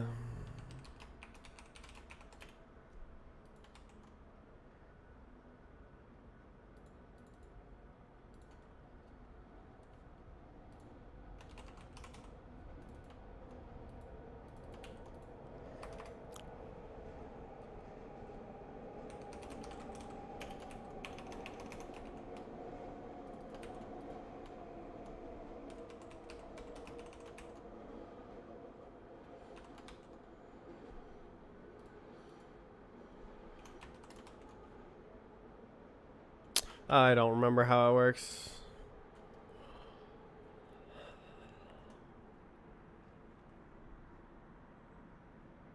Oh, right. It's pub, not. Yeah, okay, I see. So then we would. Yeah, okay.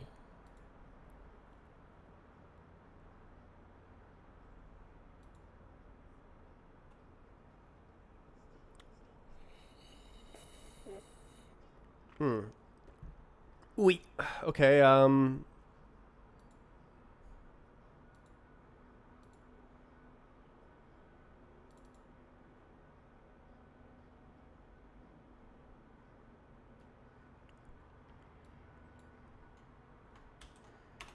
don't know, dude.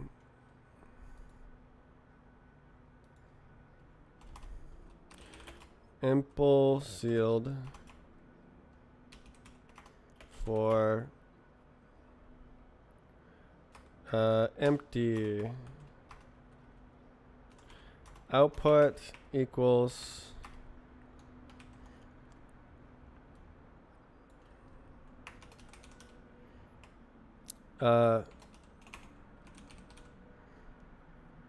this has to be pub.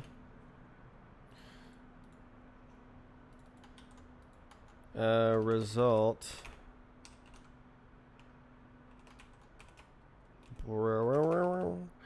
And then, please.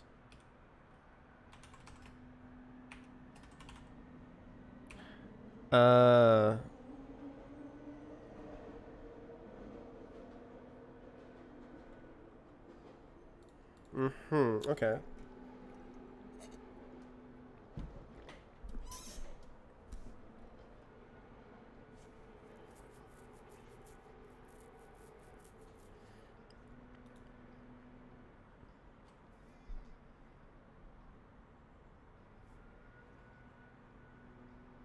Yeah, so we need the data there.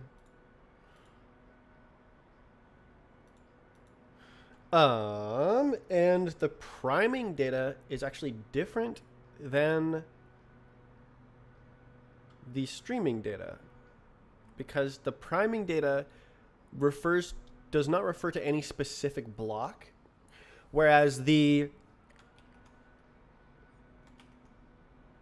streaming data always has an associated, it's always a complete block, and no more, no less. Or rather, that's what I'm thinking of doing. Let's try priming. Something like that.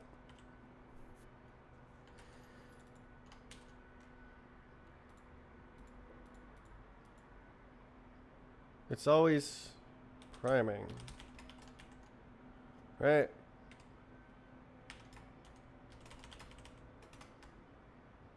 Okay. And then it does something. Yeah. So you always ingest priming. What's up with this? Cannot find. It's literally right there, you goob.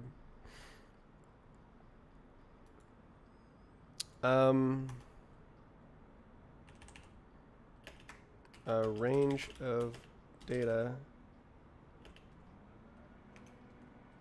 in a bot file.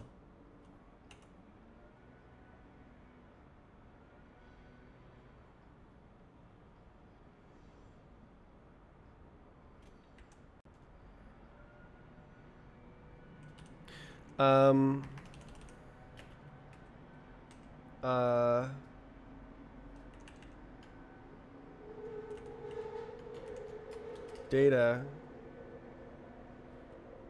to be used in priming for, I don't know, whatever.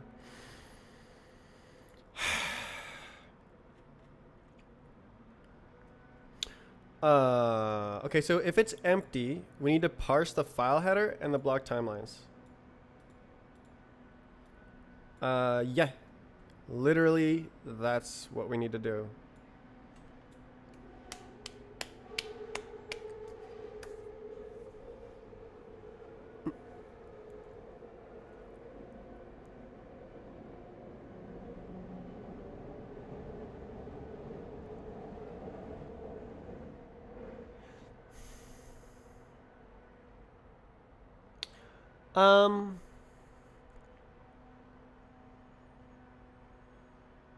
I want a vec deck that never wraps around.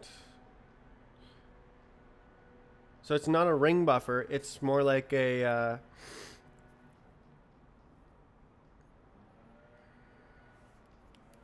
vec with the truncated front. You know what? That's literally just a vec in it. Okay, so if you add data, it's a prefix. If you remove data, what is it? It's a truncation.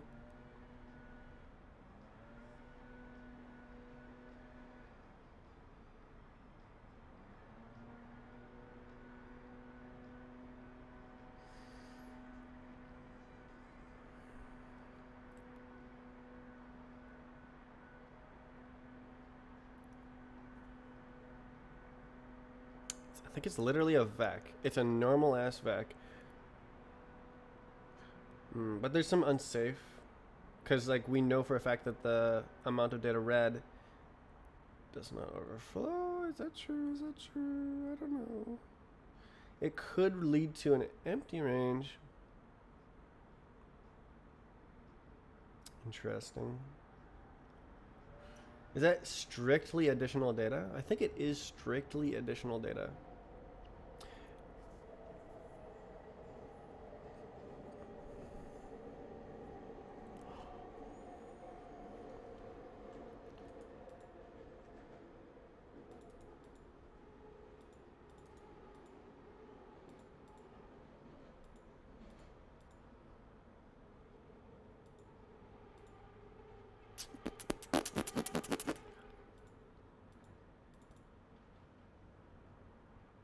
It's like almost a vec.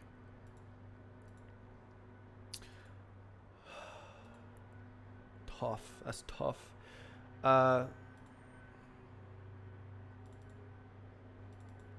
So we have a. It's this sussy. There's bot. I think this is bot priming range. Um.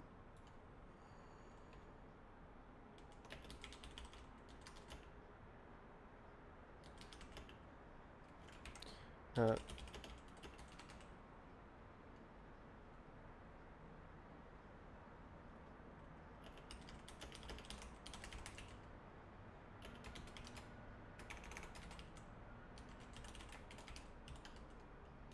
um.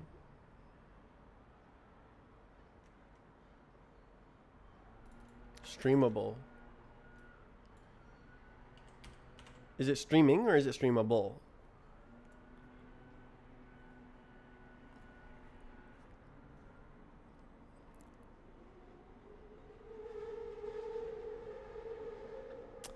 I suppose you aren't actually forced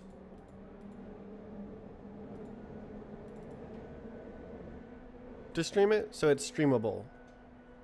You could just download the whole thing.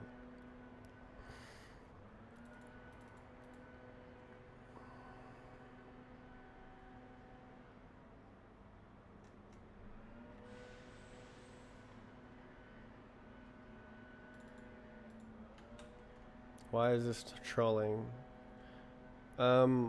Is there a syntax error? There is not. Wait, what is this? Expected one argument found 0. Oh, wait. Oh, I see.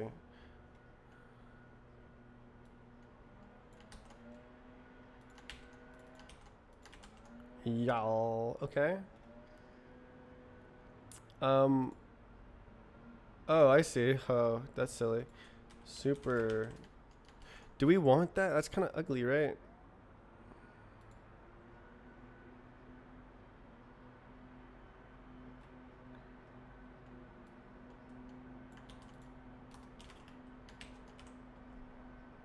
Let's do this.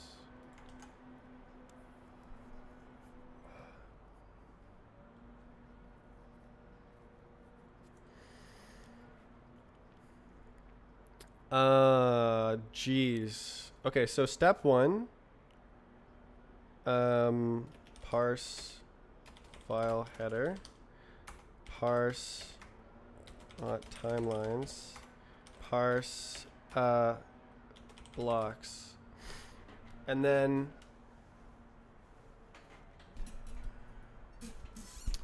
yeah, if there is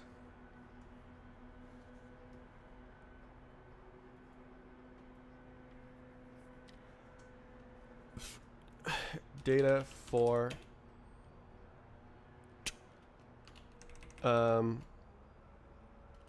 If the three important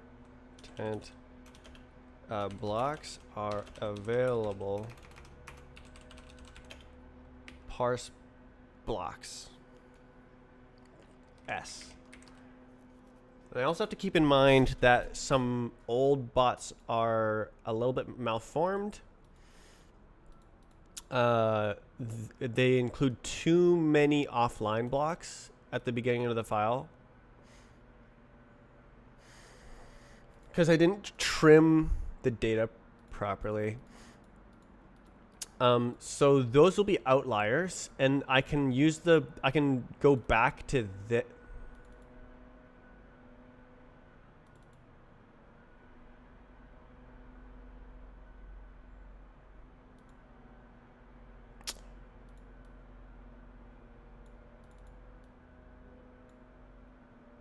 I guess.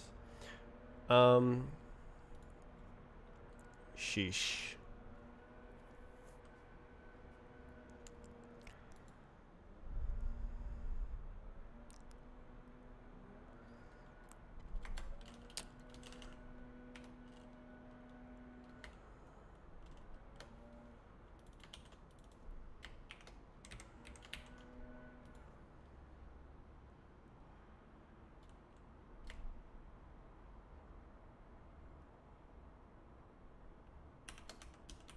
Oh, that's not gonna work, is it? It's not gonna deref. Alright. Guess I'll do data 0 as ref.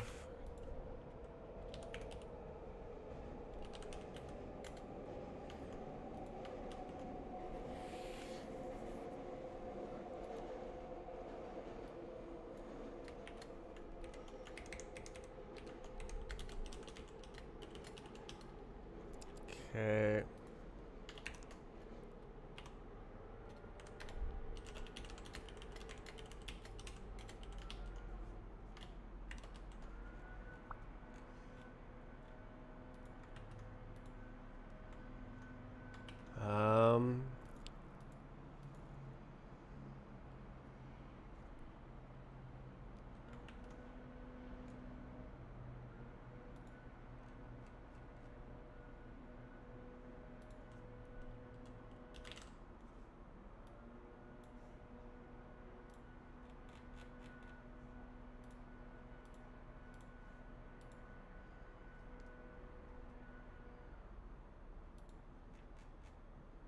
Alright, bro.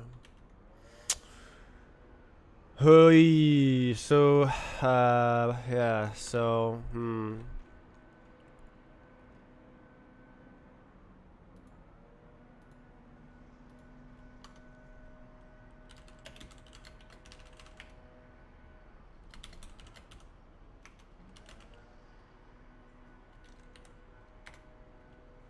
Oh.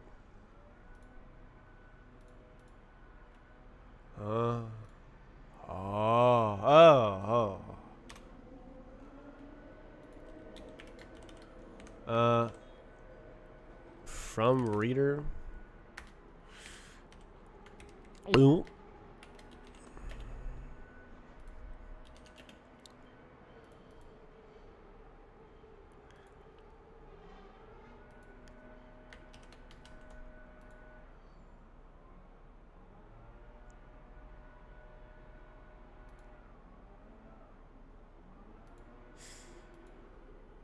This is empty. If you're empty, you need to read the file header.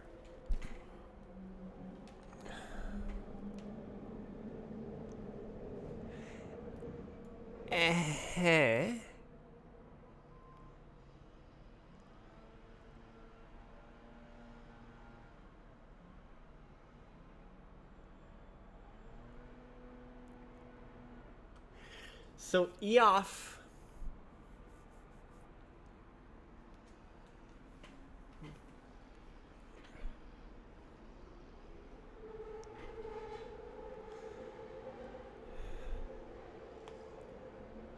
We want to match against EOF and the file. And then like just return like, oh, it's okay. But then the other errors are actually errors. situation.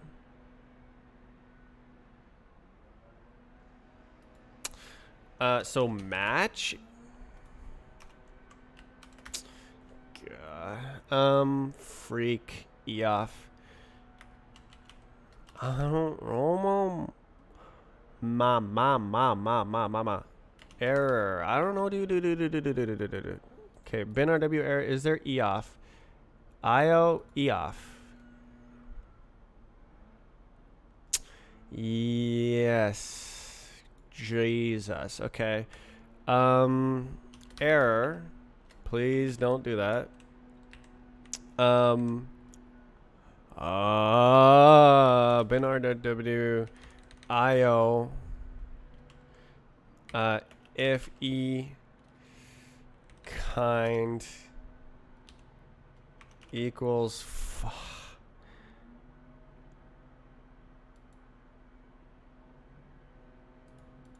bruh.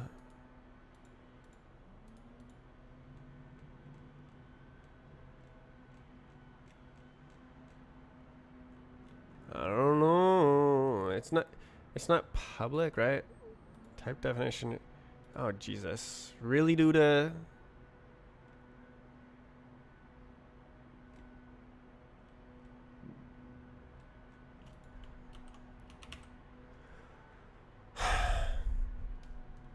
Unexpected EOF. Okay, Jesus.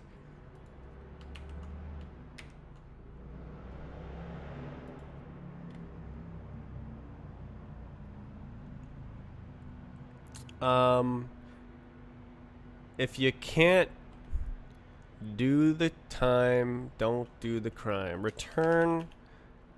What is going on? Oh, I need a freak in here. Return. Okay.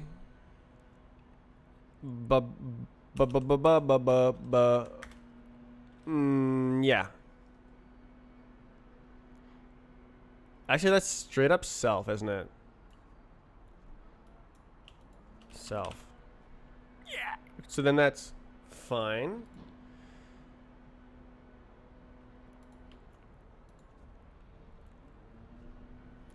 That gonna be all one line.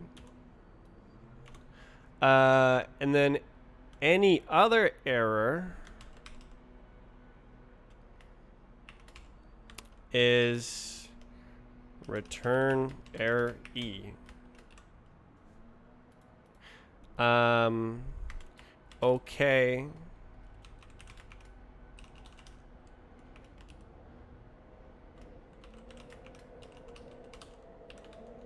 Like that. And then you are... I'm going to need this more. So...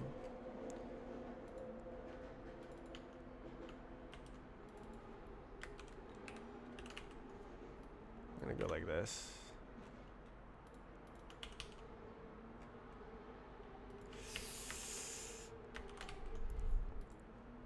Ooh, okay.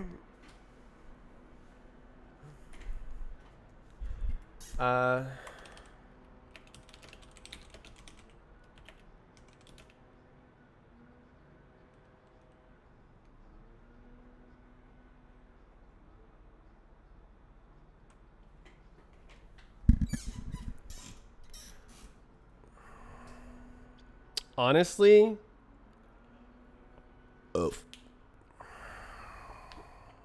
this shouldn't happen.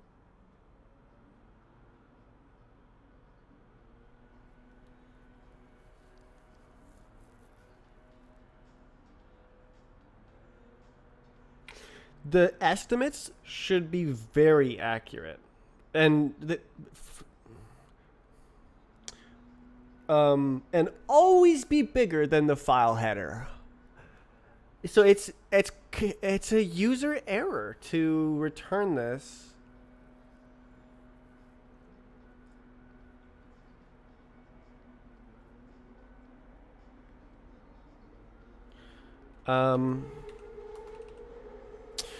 And it basically can't fail because it's literally just binary data. Oh, the magic number can fail. Okay, no, it can fail. Invalid. Malformed file contents. Okay, that's GG. With an F.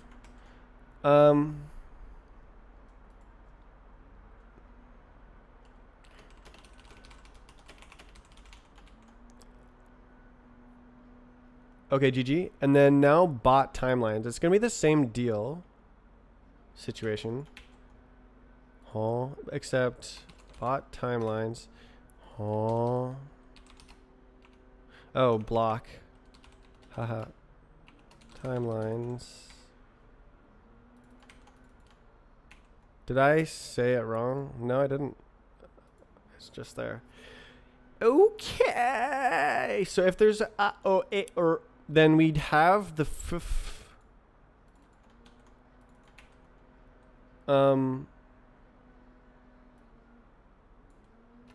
and it's going to be a little bit nicer here. We'll say ba bi ba de a. State equals to ba bi ba bi. Fa fa. Okay. Runoff. Oh my. Oh my. Is that a goddamn cursor? How big is a cursor? I think a cursor might actually work.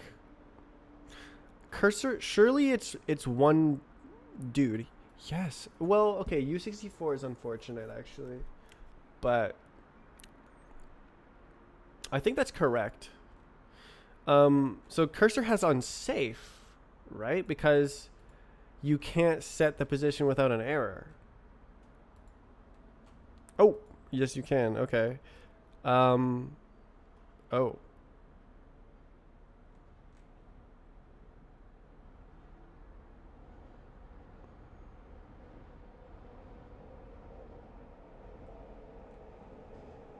Oh.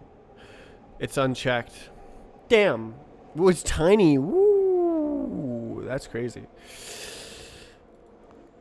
I think that's correct. I think a cursor is correct. But this one, I went for the thing. I think I just stuff it in there. Are we reading? What trait is this? T.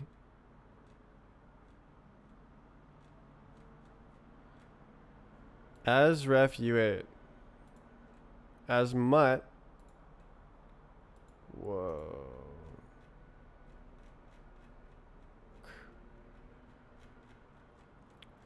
It doesn't implement the read and write traits there. Interesting. Oh. Do we want to call this header or file header? Let's try header. If it doesn't work out, that's unfortunate. Yeah, the missing fields runoff. So true. Just 100% true. Okay, so I think that this is a cursor.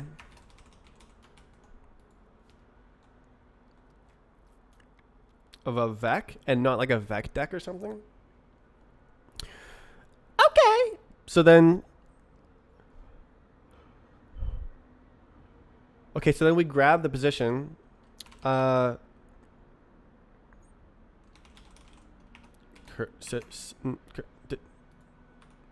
Cursor. Okay. Cursor dot position for real. And then this is run off. Cursor. Cursor dot set position. Saved position, let's say. W. Okay. So then now we say I am a frickbot builder. State. Real? Expected bot builder file header. Are you lying? Oh, wait. Are you lying? Wait. Oh, it got scoobed. Okay, we need the more.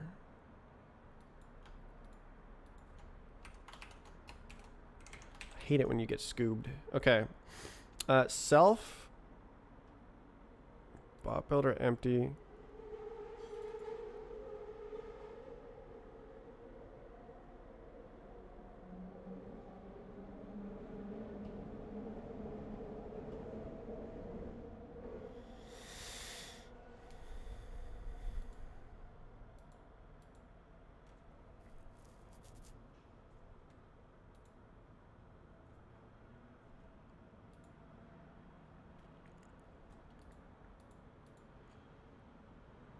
Yeah, so if it's a member function, then you don't need to import traits. And we're juiced. Absolutely juiced. Okay. So this is not quite right. Ay, ay, ay.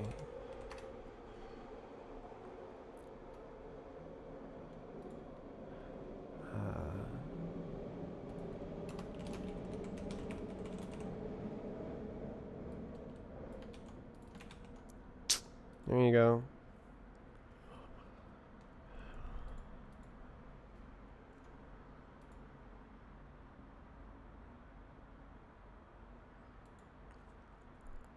Okay. And then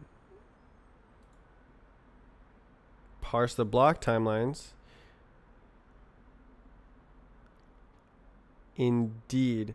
So then now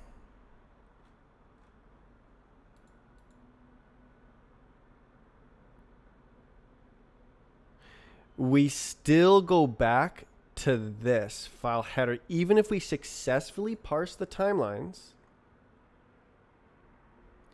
If the three important blocks that we want are not available, we return this old type and ask for more, because now we know exactly where it is.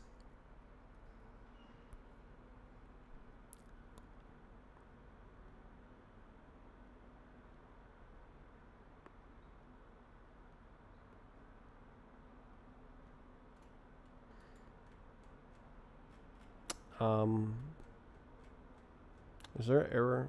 What's up with this? Runoff, len.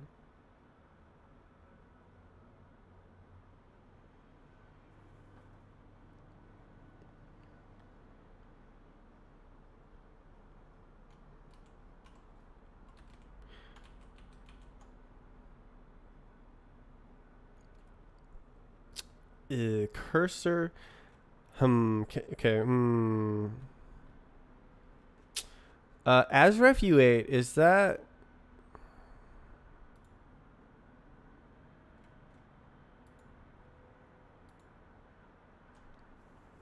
Oh, pause.min slice length. Oh, that's nice. So this is basically what we want here, split. But we only care about length.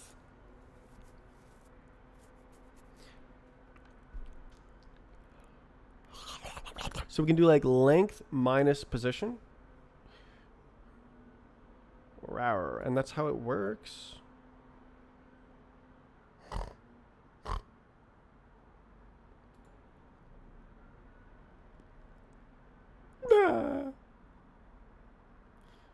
Should I make a little type guy?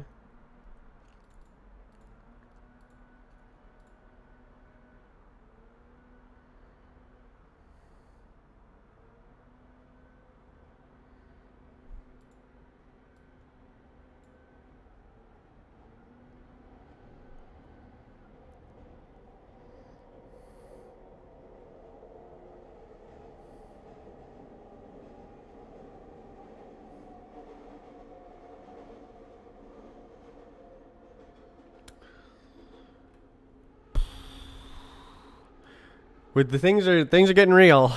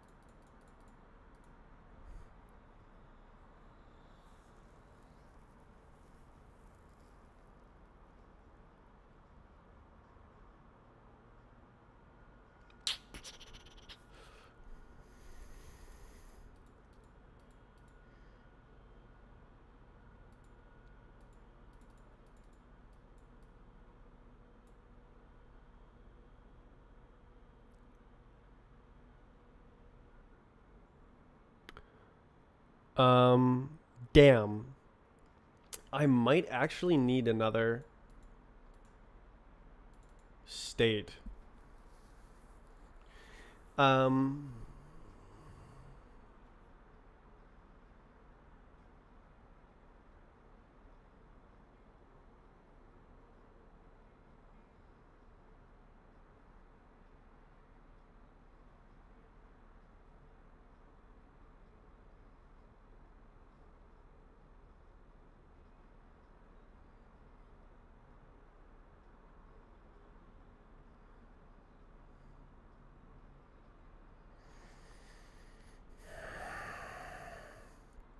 actually, hmm.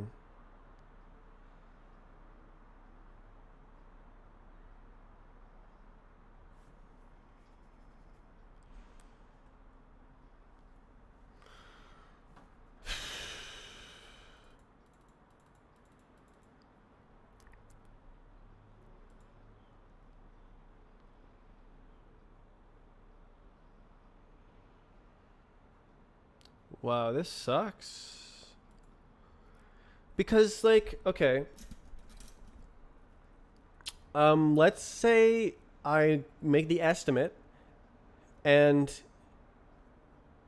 it's an outlier file that was written wrong, but I kind of want to ignore, um, because streaming will be faster because you can download less data to prime the file if we ignore the outliers. So then when an outlier happens, we won't have enough data to go to have the 3 important blocks. But we will have enough data for the block timelines.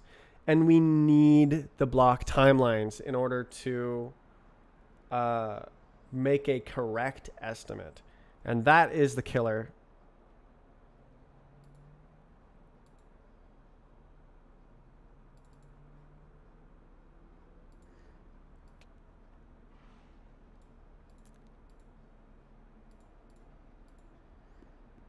Okay, so I'm thinking that this is different here. Um,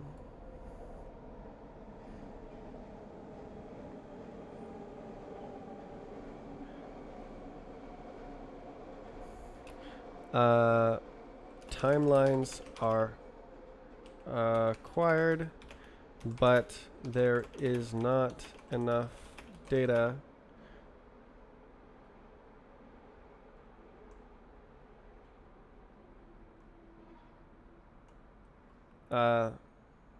for the 3 important blocks.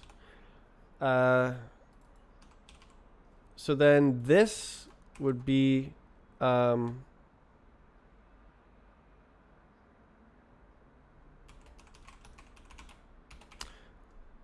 finished streamable bot is also a result here.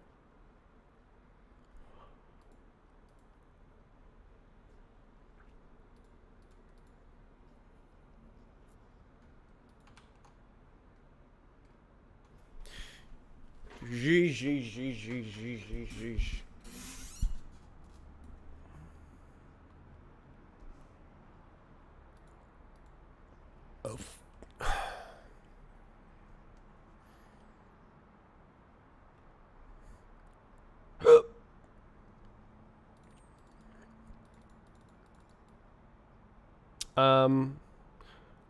So yeah, so save position in case block timelines parse fails. Okay, and then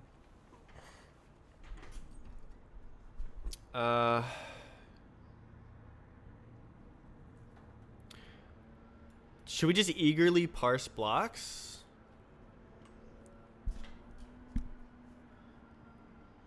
Sounds good to me.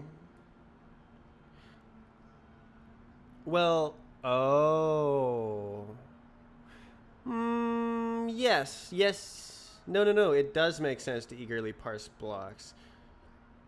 Or does it? If you, okay, let's say you have 100-year file. I guess this is not a case.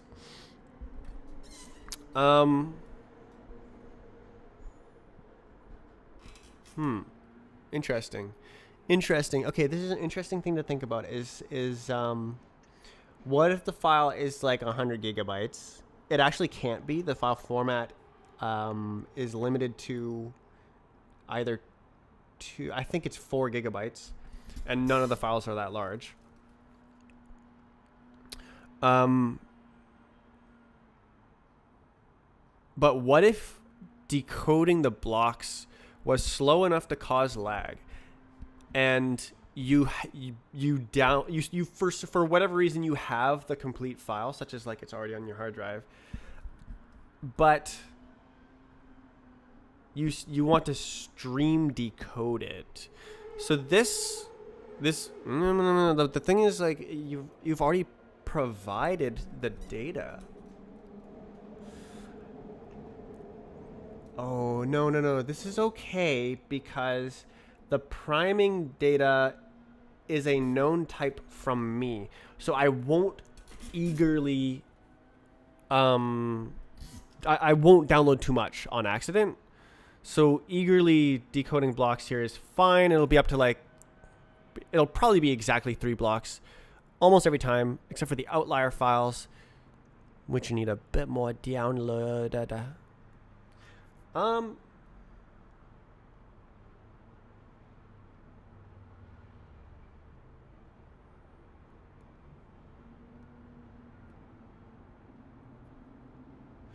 What do I do with the runoff? I could continue the runoff. Oh.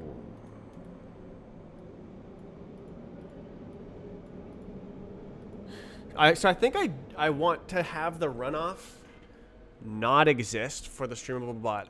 But if I do that, then I need another state. I need another state if I want to keep the runoff. Okay, the runoff is less than 65 kilobytes. No, less than 16 kilobytes.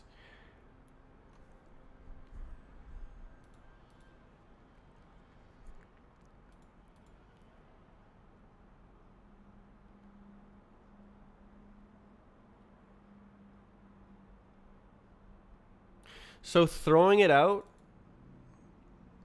is not really a big deal. It's not really a big deal.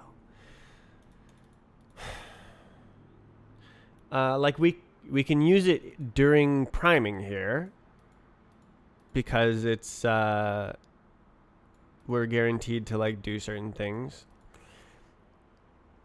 and we can use that to like slightly download less data.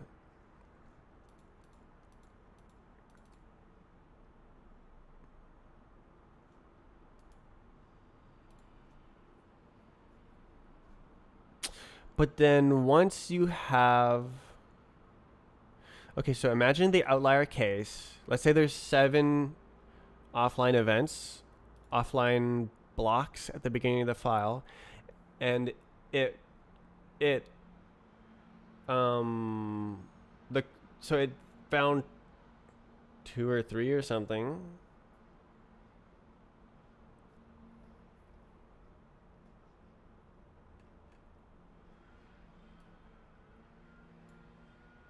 So then we're sitting here with runoff. So from here, you'll always parse the exact correct amount of additional blocks.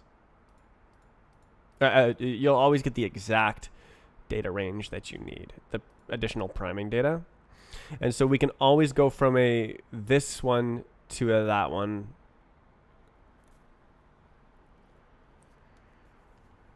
Assuming the data is correct.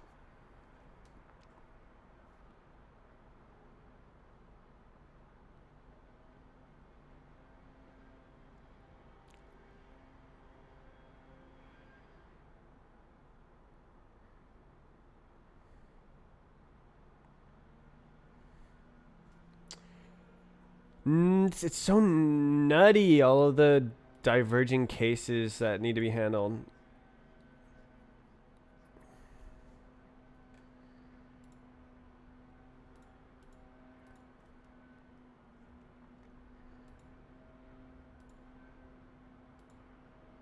W. Oh my.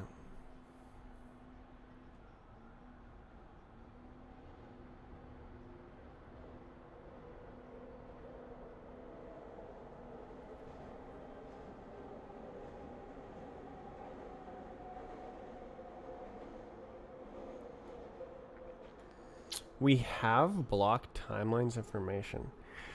Right. So if we have, oh, wait. Can I, I could totally make functions out of this actually. And like, do nested calls to save code. That's good.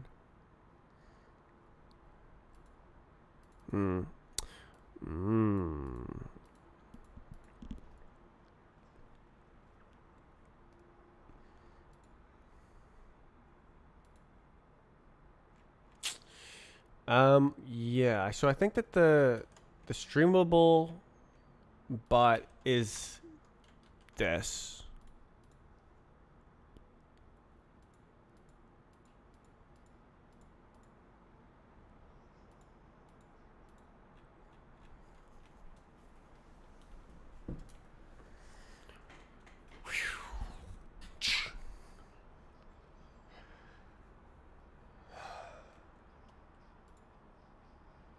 Okay, so this part is only in this function, but then this part is in multiple functions. Why don't I write it all out first, and then I can split it into functions.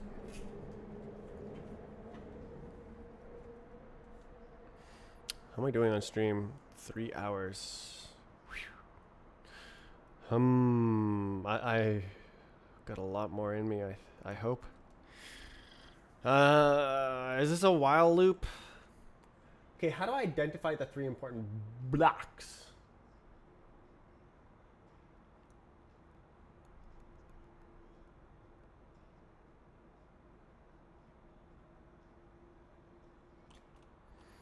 Okay.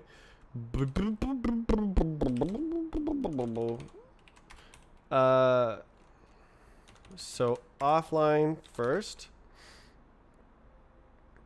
Is there get first? Oh, it's optional. Okay.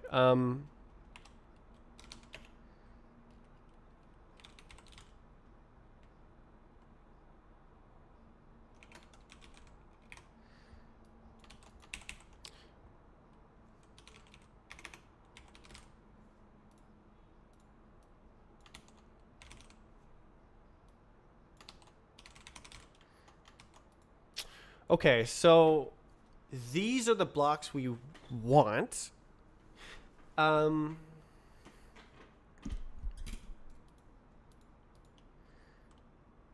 So we have this block ID.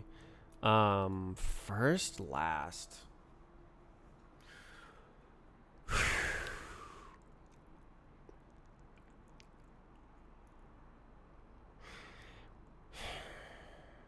What happens if the file is empty?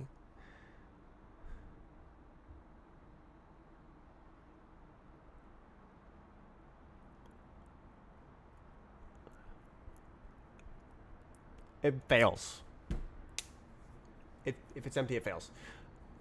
What if the first block and the last block are the same block? That can maybe happen on very short maps, like 3 seconds.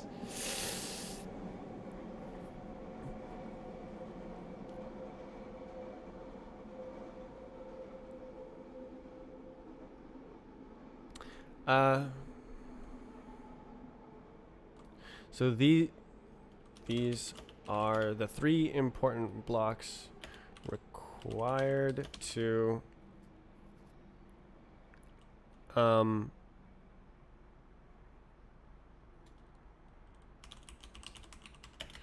mobile bot.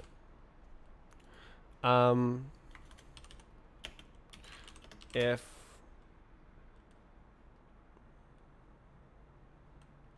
priming data includes these blocks, I guess we can just we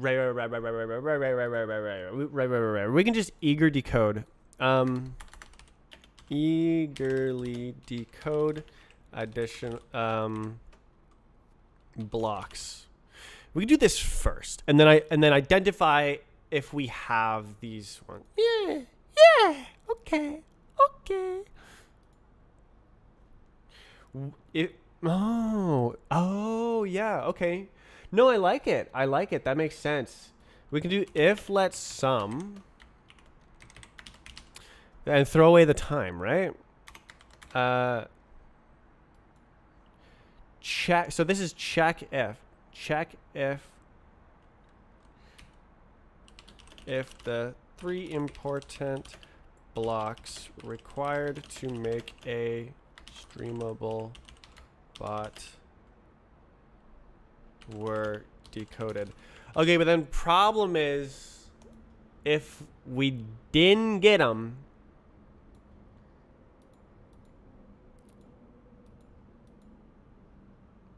then I have to do this if let again.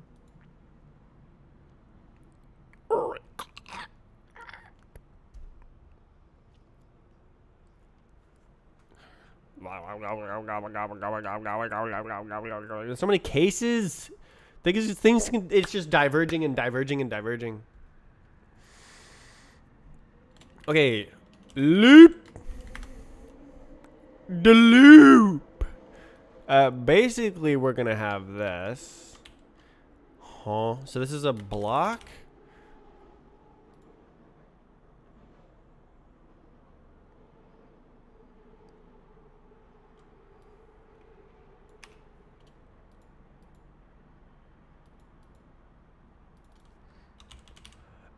Do we care?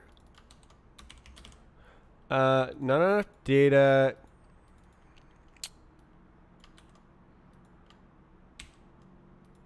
And then this is Fetter Bubber Bieber Bubber Bubber. I'm gonna get okay, so this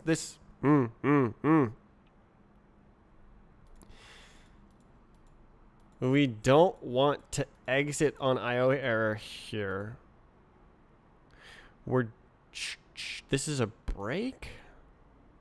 So we need to build the state.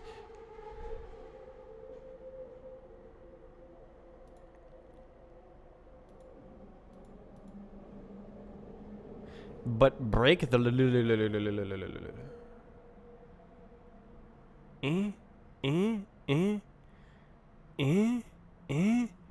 Is that right?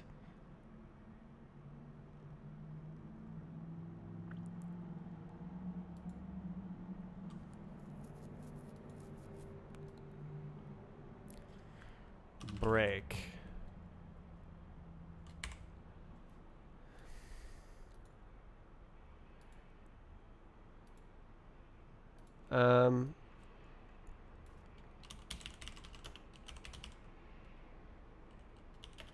Right.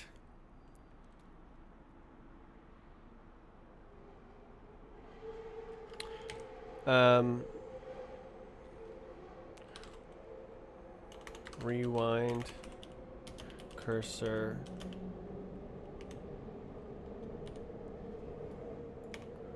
Okay. Exit loop. Okay. So let blocks equals hash map new. Yeah.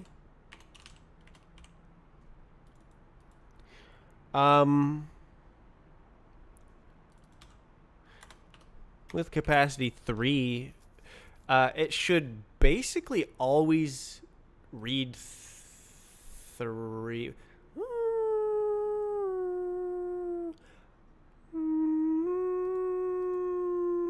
I can actually determine that.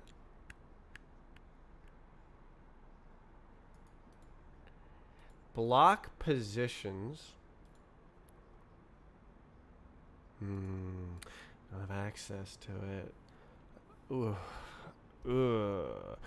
I want to.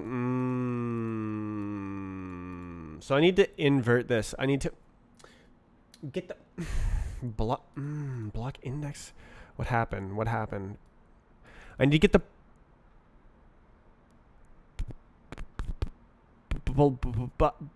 I need to get the.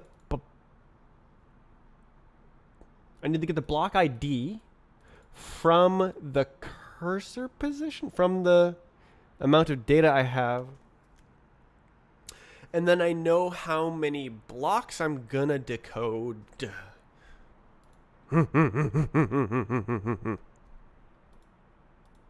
Because this is private.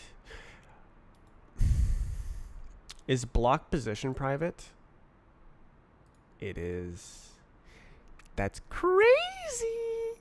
Okay. Oh, so yeah, unfortunate. I need it. This is gonna be crazy.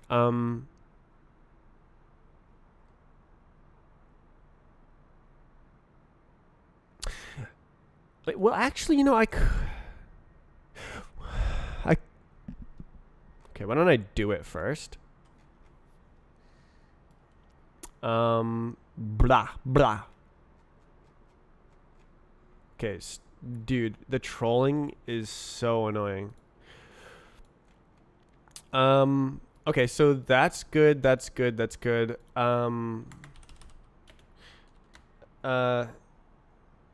So what would it be? We want. Wait, can you get? I don't think you can get.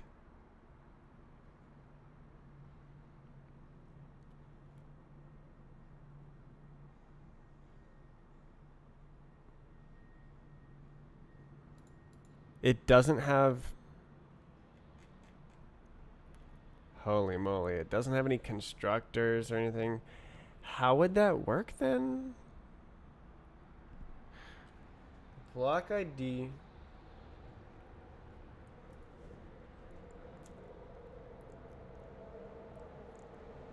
Okay, I think get works, because then it's the list index and it's the count.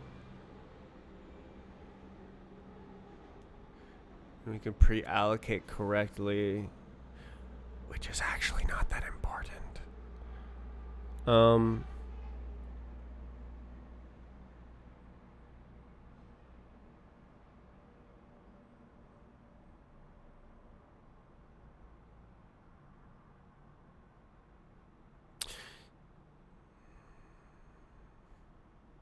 Option. If it's 0, there's none.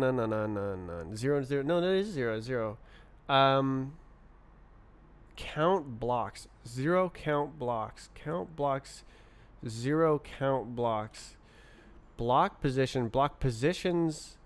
It's 0, right? 0. Block positions. 0. 0 is block. 0. Block ID. Positions ID start end. Yes, so this is 0. The first one is 0. So this needs to be -1 or yeah. Block position number. I don't know. I don't know. This is crazy. Okay.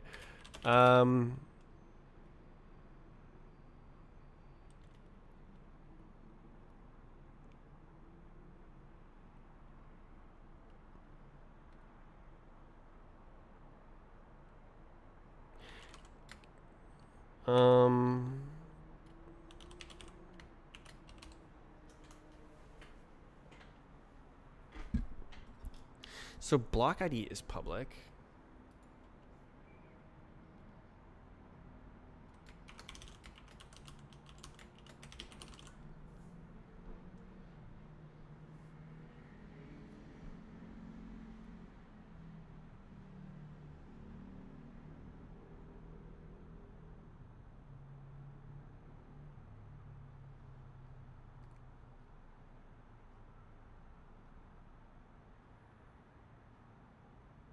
I need to make this make sense.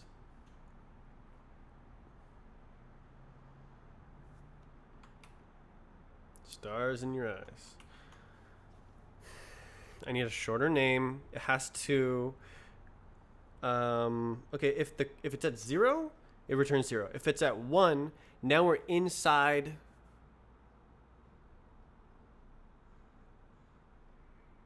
Block 1. Well, block 0 is real. Block 0 is fake.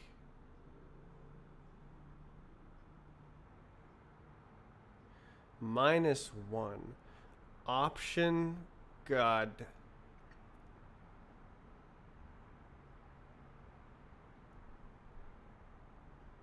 Oh, it's not 0. Oh, I forgot. It's not 0. The blocks start after the end of the header. That's right. So it does like have that position.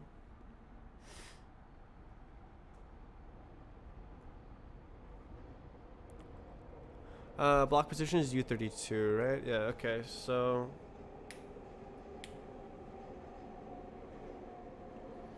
Why don't we do block position index from... Well, no, that doesn't work because...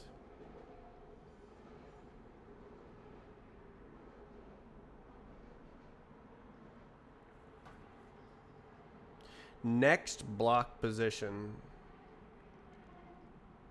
Next block ID. Next block ID. Is that real? Next block ID from cursor position.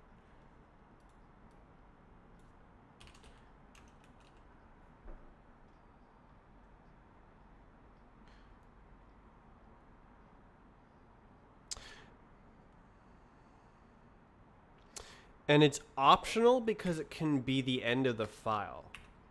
Self cursor position U32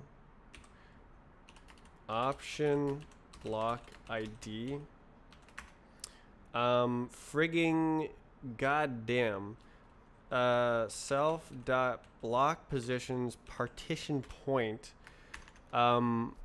it's a binary search on the cursor position. Oh my god. Okay, so okay, hi, I am returning the thingy after the index of the first element of the second partition. So it's true, false. So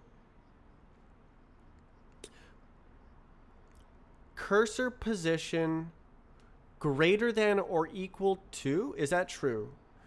Cursor position greater than or equal to. No. Cursor position greater than. I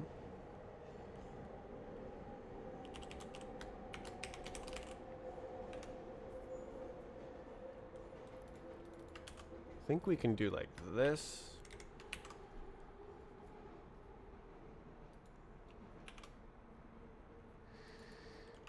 So cursor position. Oh, I'm using this function already, aren't I? Oh, I'm not. You go. You go. What go.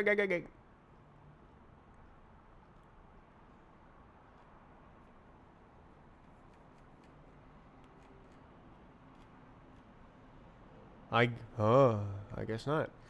Um. Okay, so think about this. Um.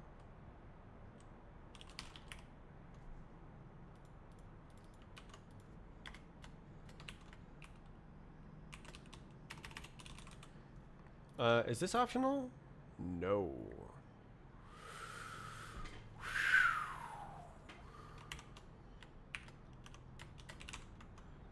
Um. Oh, actually, this works. And is not optional.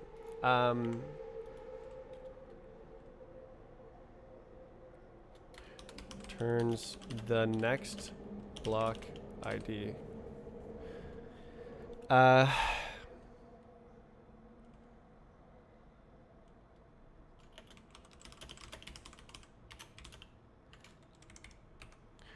The block which contains the cursor position. If the cursor is on the separation point between two blocks, it does not count.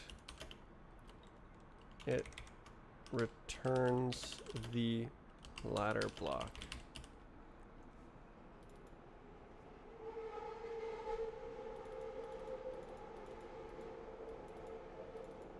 Good. So separation point 0. Okay, so is the cursor position greater than block position? False. So now it's false. Is it true to false or false to true?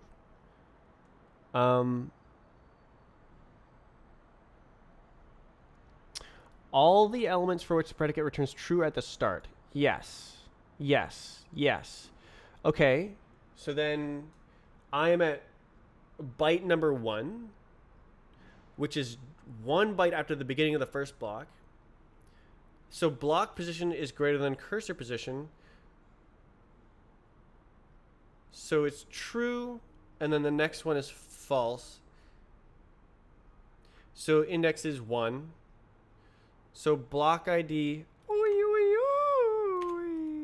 Very nice. Partition point is so goated.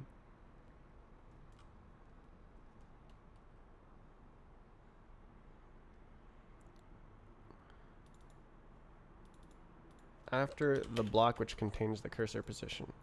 If the cursor is on the separation point between two blocks, it returns...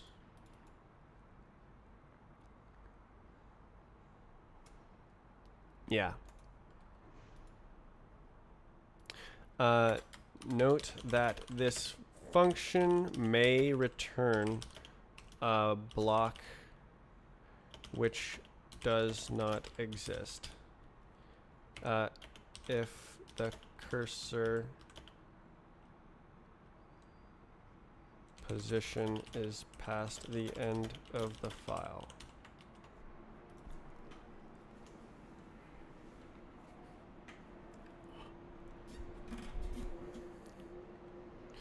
And then now I go to block ID and I do impl block ID pub function get self const. Please don't do that. Please don't do that. U32 self 0. Okay, so then be right back.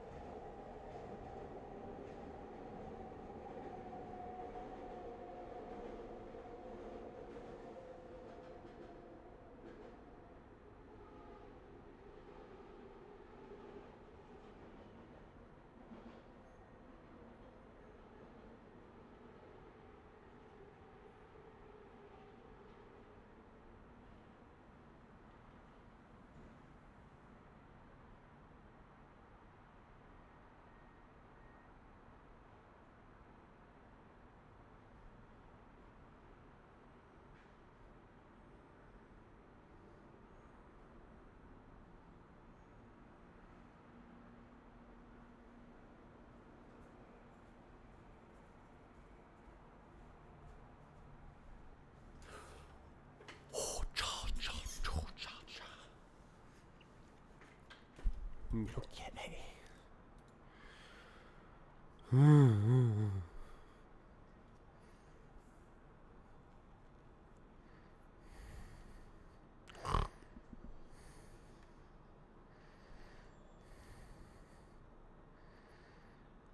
Couldn't I just size of? I guess not.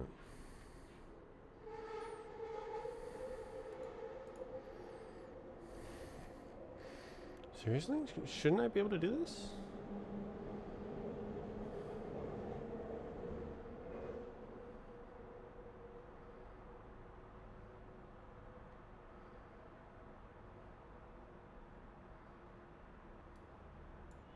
So this is 12. Size of timed clock ID.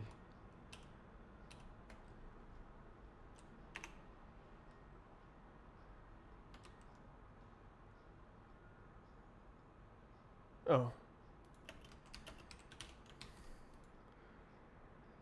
16.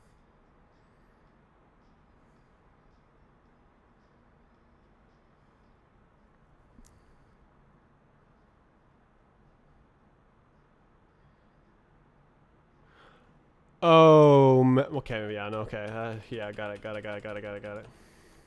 Alignment. Padding. Oof!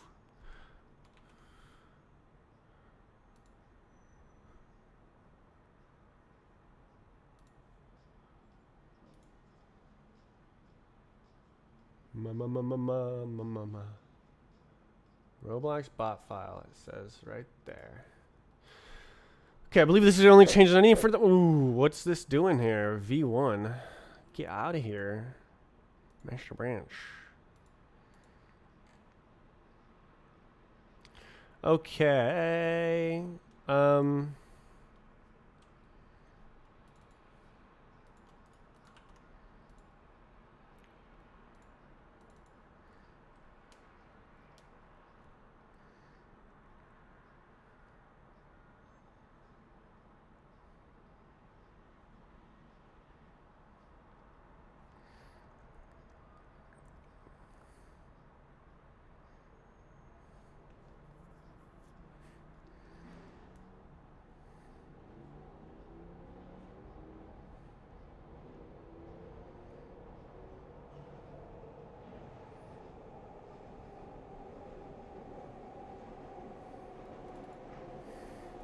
Is on the last block. Or past the end of the file.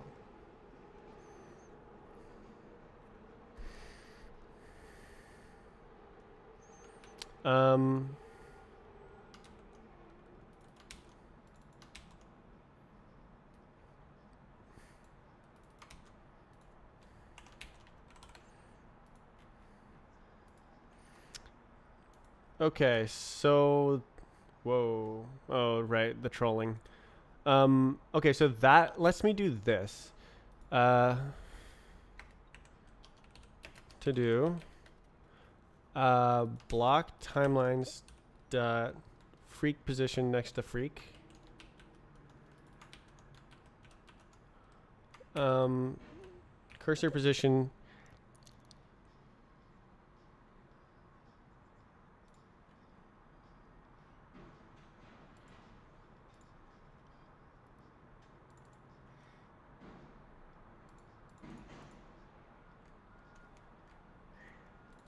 Cursor position get ref length.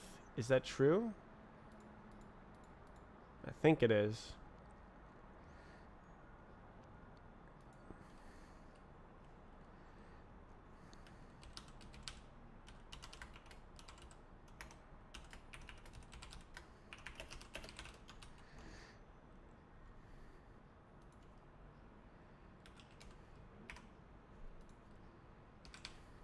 Try.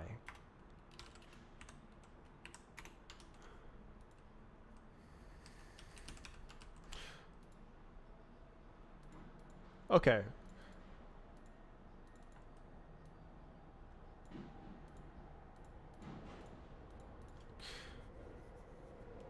So I did all that work just to say this, and I don't actually need the feature to do it.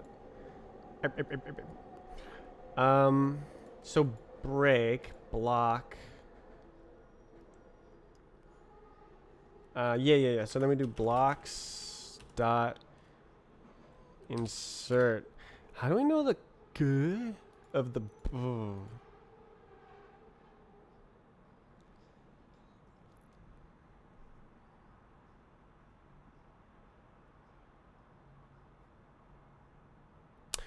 Oh, it's literally in order, but I can't construct it. Oh, oof. Oof, oof, oof, oof, oof. I cannot construct block IDs.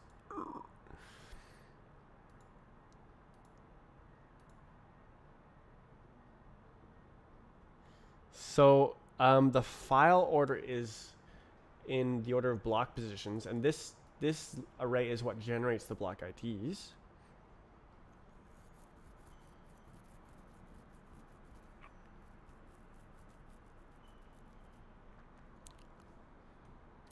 But I can't generate block IDs. And I don't especially want to either. Wait, but what about this? Block info block timelines.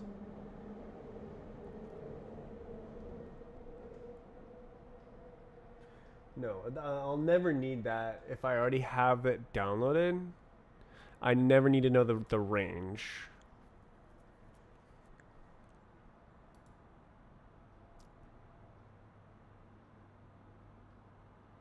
So it's okay to transform it into a final type and use that instead of the from here, instead of the block IDs from this and then like constructing them. It would be something to use that type in the hash map like this. Yeah, that works.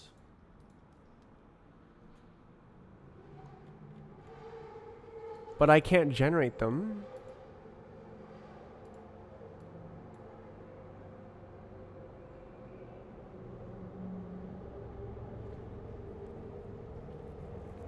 In fact, we actually have we can actually know exactly this if we have this.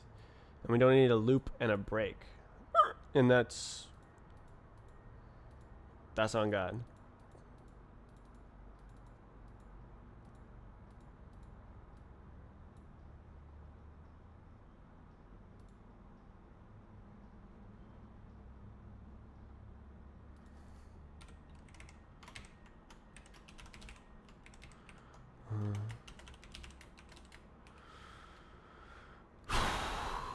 Okay, well, let's try it. It's a private type. Struct bot block ID U32 situation, and then we need the friggin' hash and dash.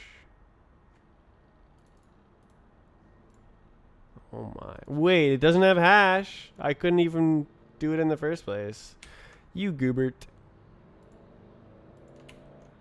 Clone copy hash eq partial eq element of p xd. Okay, well that's okay. Bob block ID bob blah bob blah.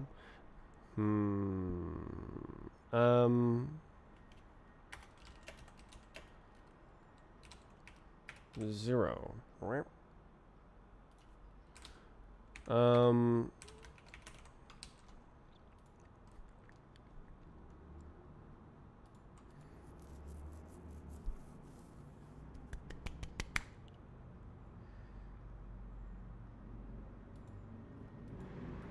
So we always expect to decode another block, so it's okay. R. So what about yes. So now this guy bot block ID.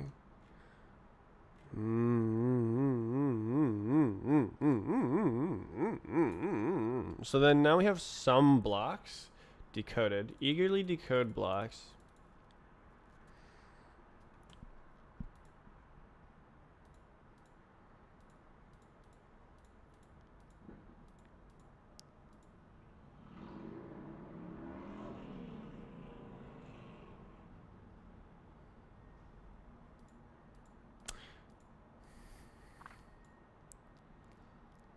So there's no guarantees that the first one is the one that contains the run event.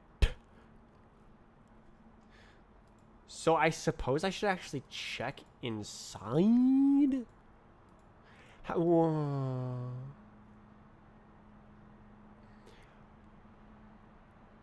oh. Actually, it's essentially guaranteed. Assuming I grab all blocks up until the real-time the first real-time block.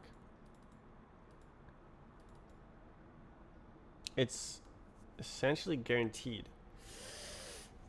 Oh my, oh my.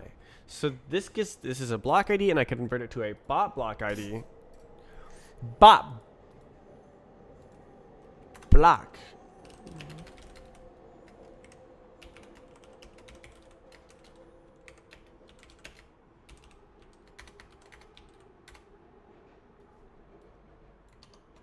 Annoying, irritating.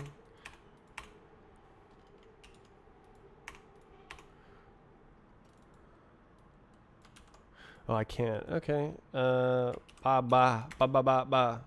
Value get. Oh, I can't. I need the new version. Crikey. Righto.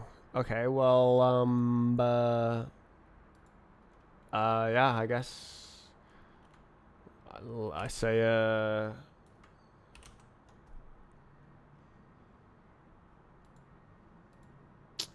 gimme. So now we can actually do this as well because it's real.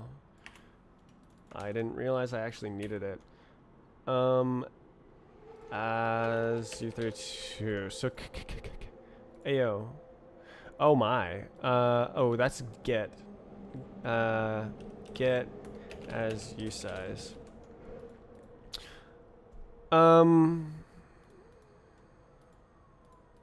Next block ID. Yeah.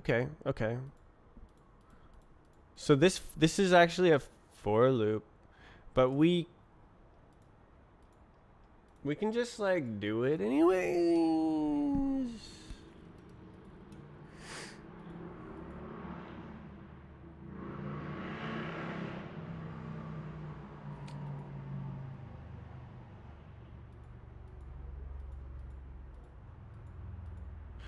I mean, it would reduce this code. I could actually just question mark this if I do that. Yeah, why don't I do that? For loop, for underscore in. Oh, actually, this is ID. 0 capacity get. I could actually say here get 0 capacity ID question mark. No need to save cursor position. No match. Shrimple. Let's go. Oops. Oh, goodness. Yeah, there you go. Shrimple. Okay, very nice.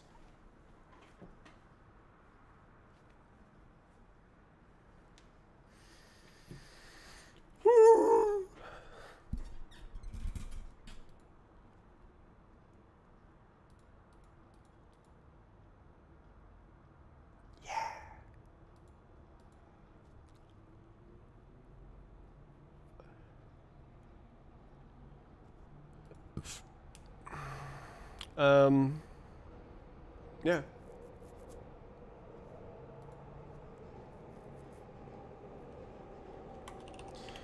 EOF is an unexpected error in this case.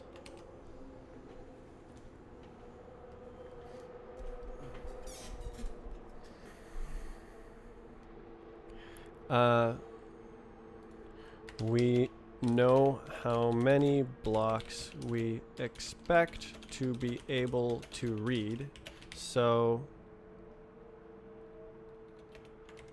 EUF is an unexpected error.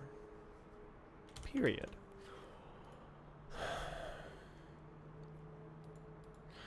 Okay. Wait. No, we have to use a thing. I was thinking like, oh, what if iterators and then you collect, but not quite because it has to be fallible. Unlucky. Okay, whatever. It's tiny.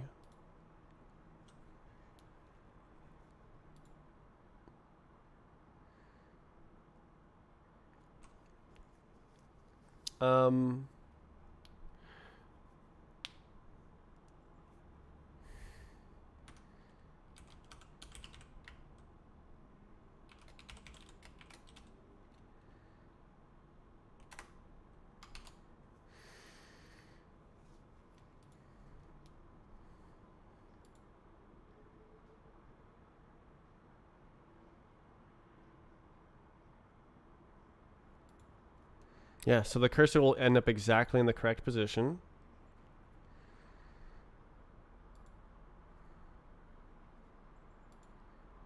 Very cool.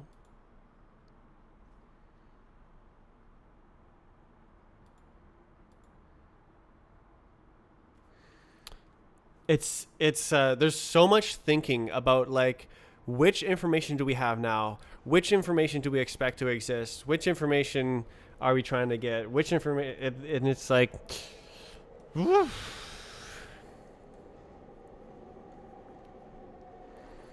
okay, so there's 3 blocks we needed to get. We check if we got them. We should basically always get them. So are we returning this if we got them? Yeah.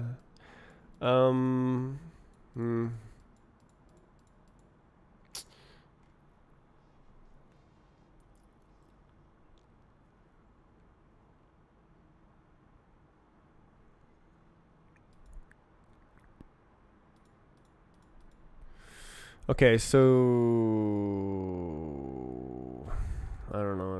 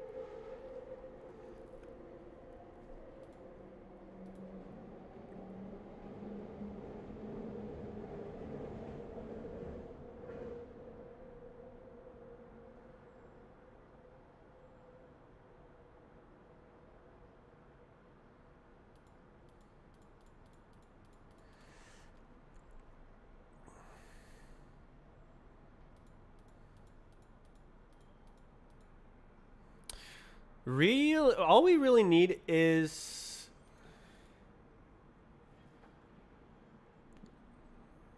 the largest range, I guess. And then we'll say, oh, I guess it actually doesn't matter. Yeah. If we're missing, okay. I get it.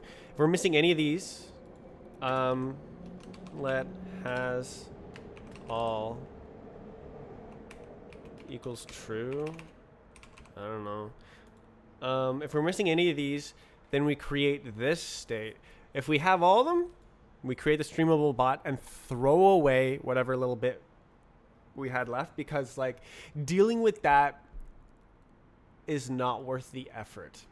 It would complicate every single streaming request from then on with an if statement. I could generate a singular special guy with a special case somewhere, somehow. Oh my god. I could say like comma partial block type situation. That would work.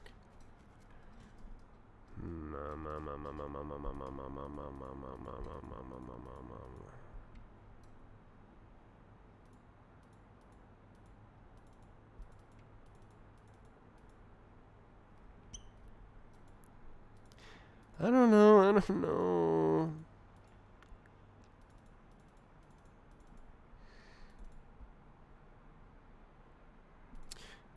Missing important block. False. But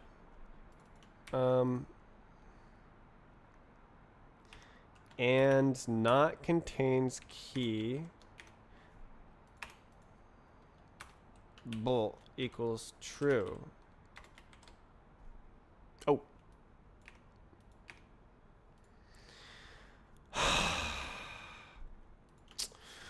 Okay, man. That's ugly. So ugly. Okay, if it's missing important block, then we return this guy.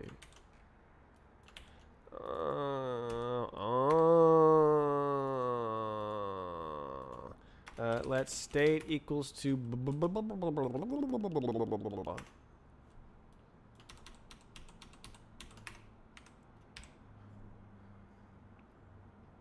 cursor.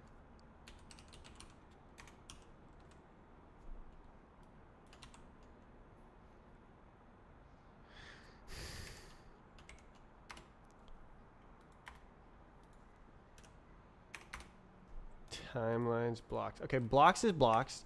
Timelines is timelines.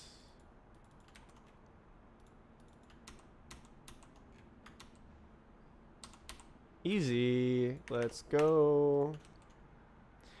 Oh, why are you doing this to me? Oh, it's trolling. Okay. What's up? Hash map block ID. Lying. Oh, it's because I see.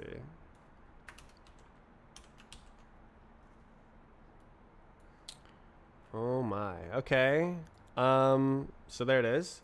So it makes the state, the cursor's in the right spot, but we don't have one of the old blocky guys.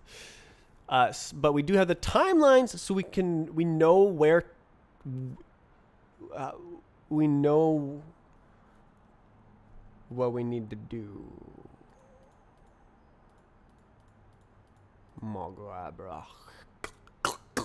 Okay, so then the last dingus is this.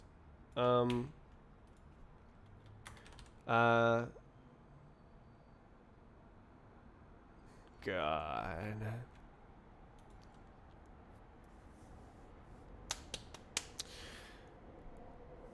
Partial runoff.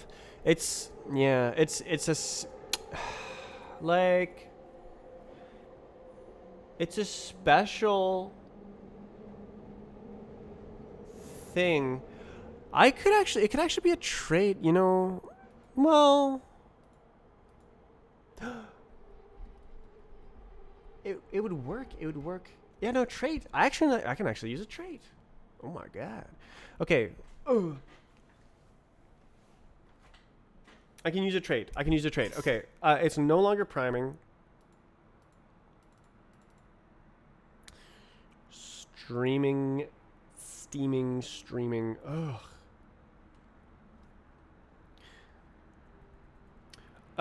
Okay, so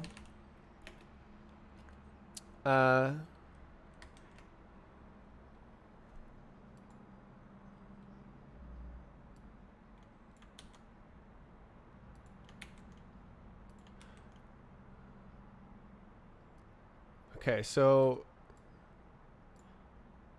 a range of data in the bot file.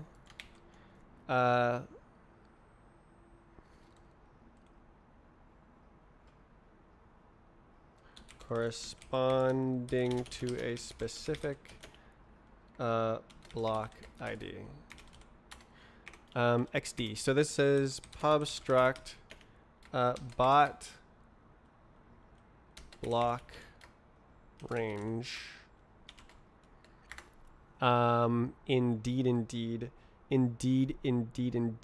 So this is range and block ID, I guess. Ba baby, and then that's how you do it. And then there's one more even. Bot partial block range. Runoff.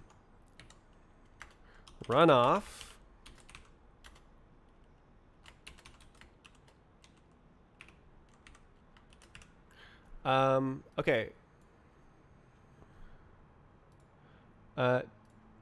To the remaining contents of a specific block ID. Arrange it corresponding to the remaining contents of a specific block ID. Holy smokes. Okay. So bot partial block range includes the portion which is already downloaded. Oh my. It's a cursor. So it's gonna have to like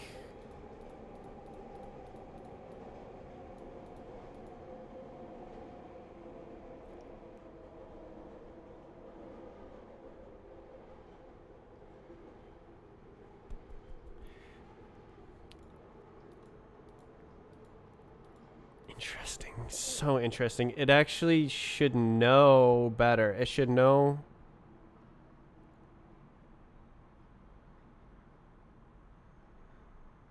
I don't need the cursor actually.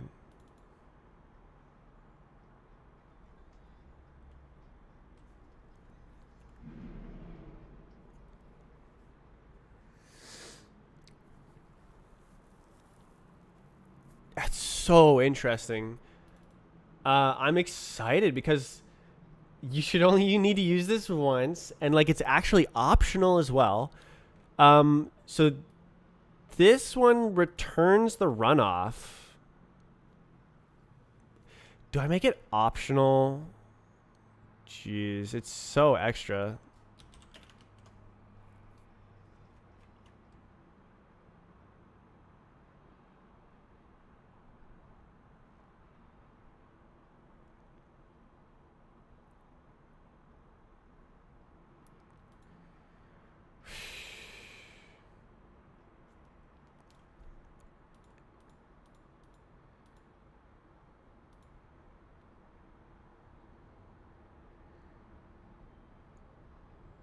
So I could call like split, but I don't actually need the slice. And stuff.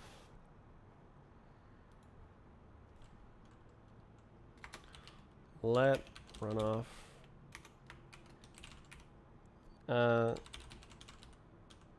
Runoff. Len. As U32.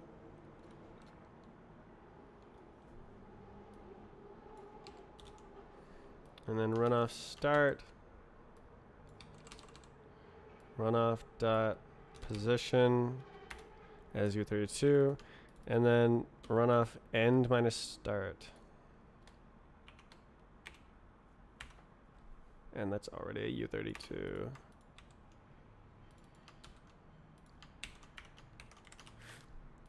Okay.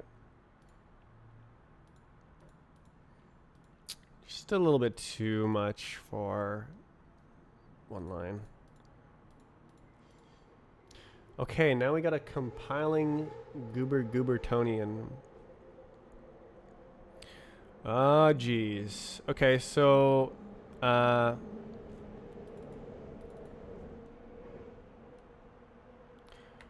ready? Streamable.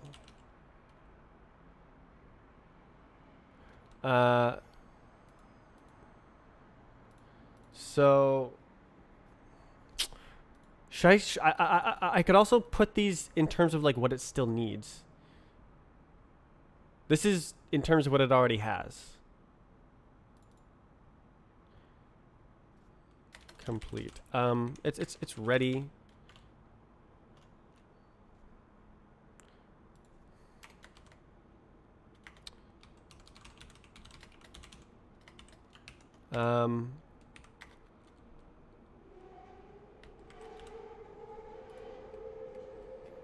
Partial Darshal. It's one of these.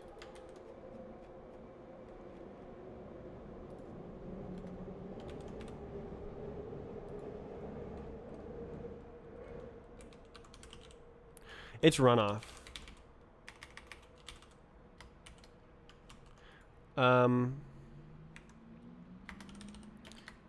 The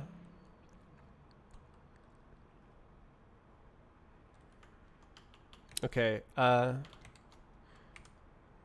runoff data.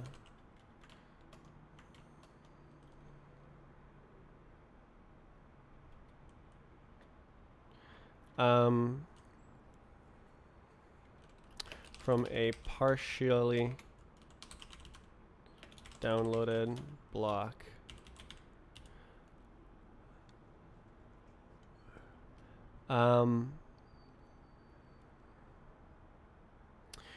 Can be safely ignored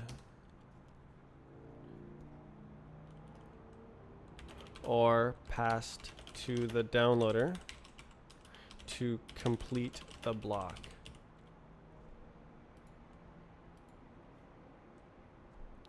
Why don't we say can be passed to the downloader to complete the block, but, oh jeez.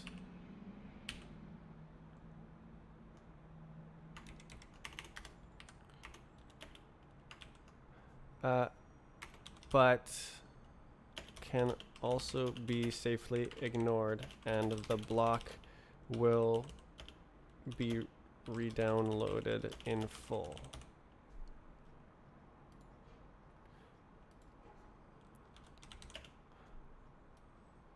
Full block contents will be re-downloaded, wasting the partially expended bandwidth.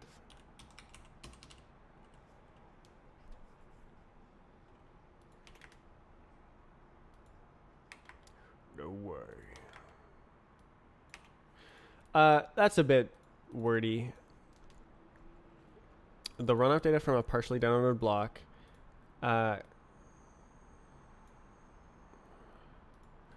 or thrown away, and the block will simply be re-downloaded from scratch, period.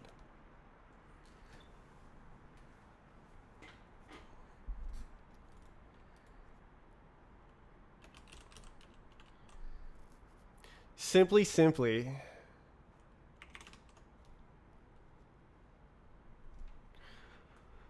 Okay, so we need to return this. Ready.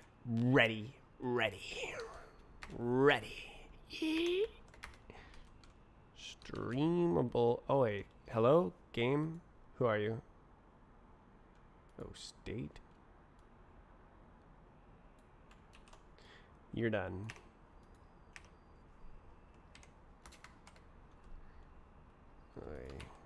Safely ignored.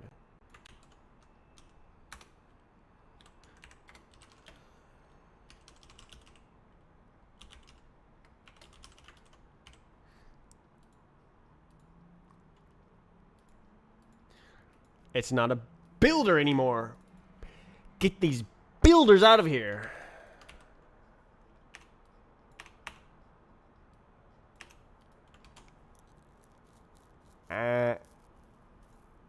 There's no such thing.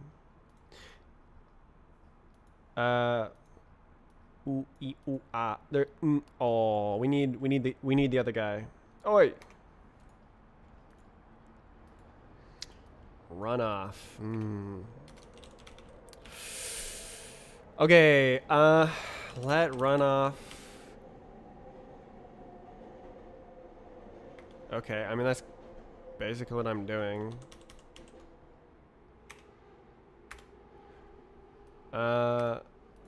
Runoff equals to partial bingus dingus. Why is range what? Range is last. Runoff is. That's okay. That's the rest of the range. Okay, that makes sense. Cursor is wrong here, I believe.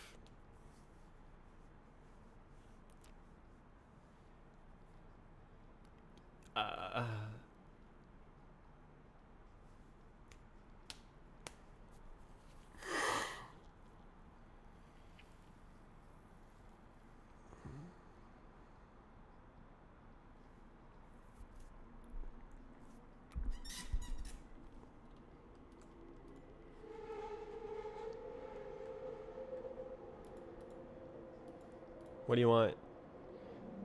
Oh, it's trolling.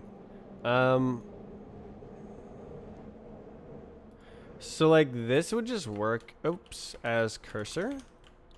ID. What is ID? I think it's actually this.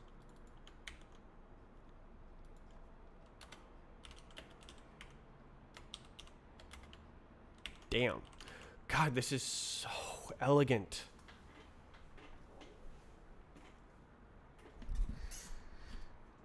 Oh, I didn't write these yet. Freak.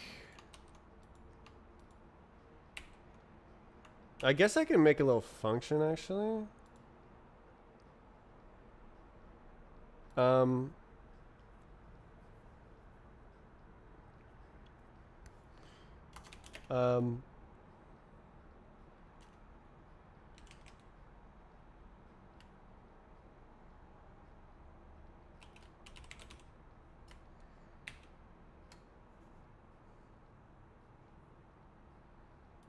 No, I can't. Well, I can, but it sucks. What did I do? That's right. Okay.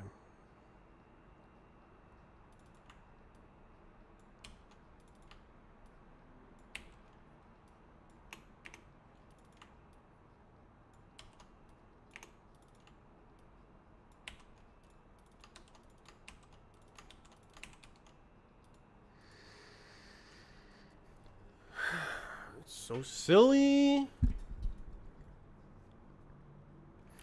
Does this look better?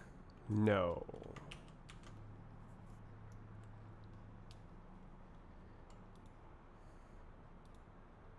Any of the 3 important blocks are missing.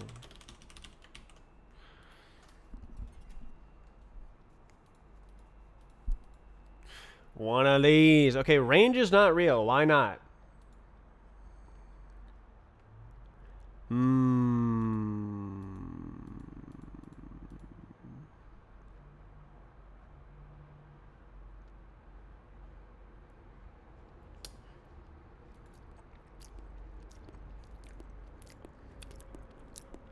So we need to start at the cursor position. No.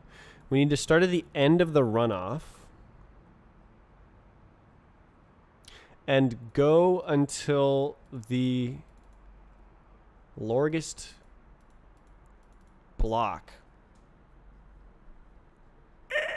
Right?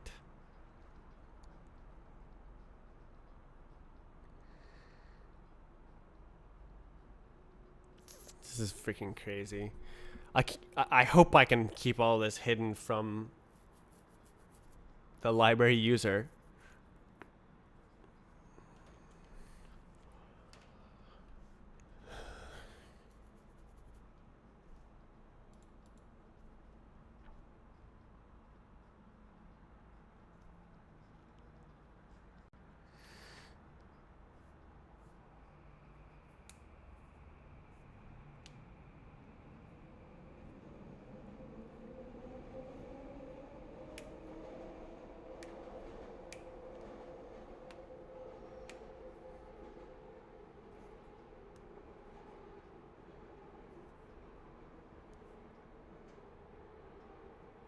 There's a lot of fascinating ways to implement strategies. Oh, hey, what does this say? Hey man, feedback control loop. RTT jitter packet loss. Is that concurrency chunk size prefetch window?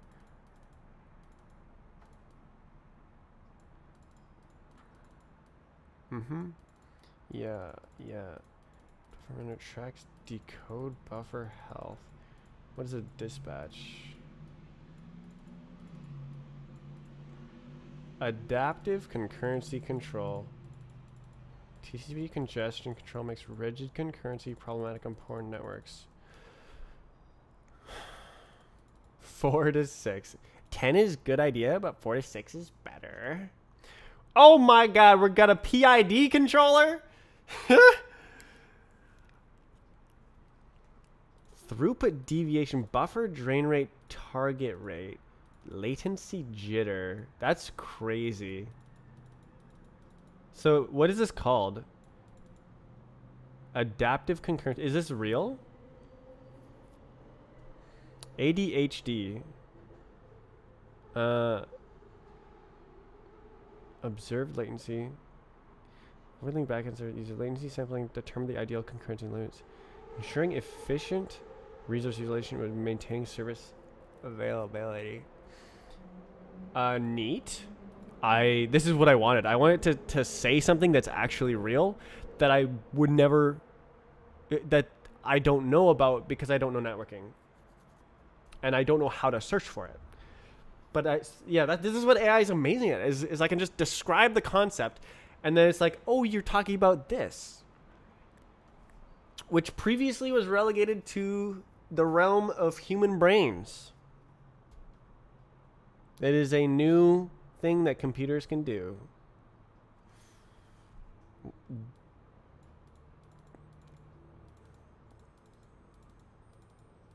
What is round trip time? Okay. What is buffer?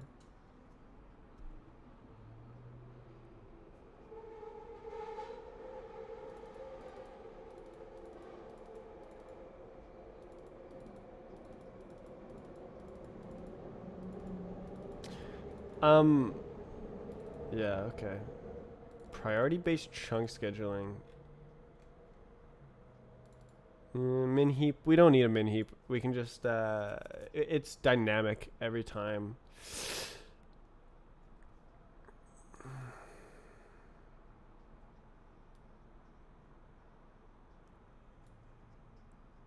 What do you mean linear decay?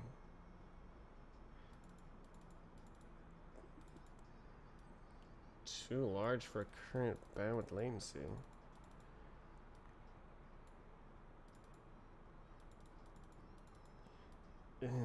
This looks not good. Okay, yeah, when a concurrency slot frees, pop the highest priority chunk that isn't already in flight or cached. Like, duh. Dynamic chunking. Okay. Chunk boundaries should align with game data structure. Okay, yeah.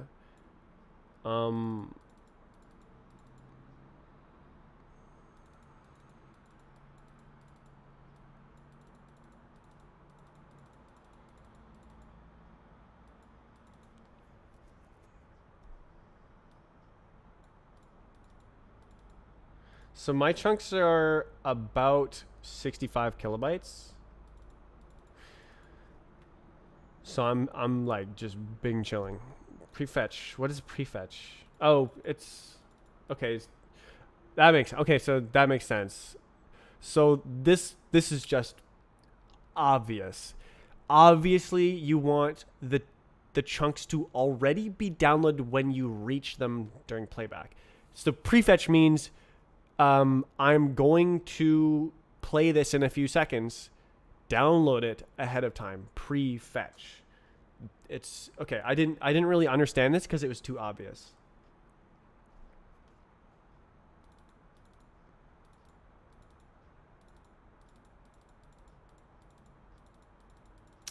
Okay, so the the strategy here, it's okay for it to just like download the whole thing because the files are kind of small. And the download URL expires after 5 minutes. So it should download the entire thing before 5 minutes if it can. That would take pretty damn slow internet otherwise.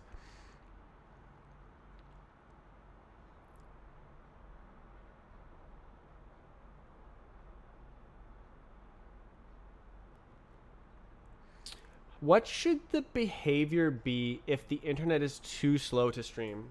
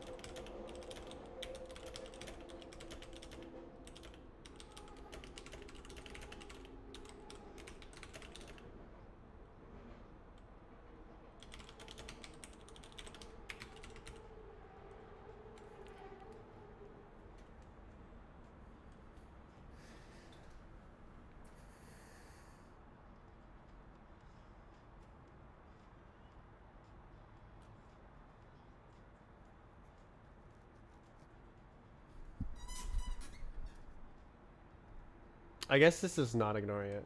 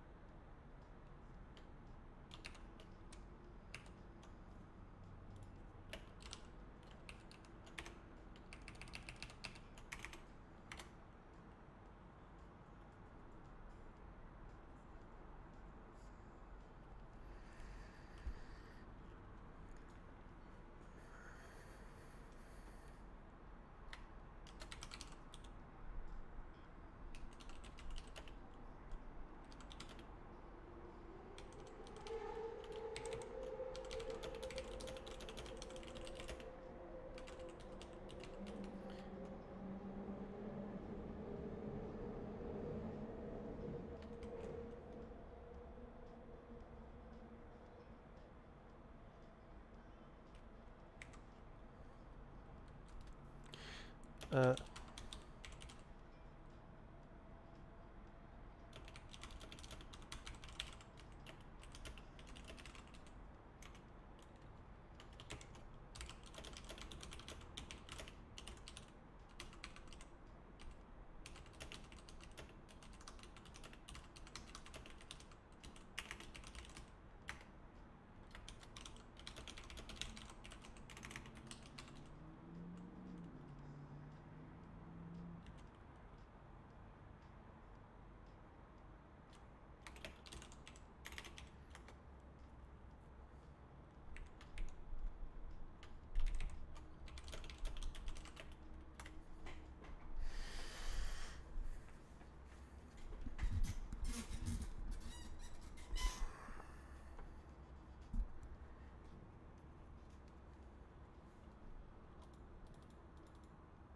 okay, what's that?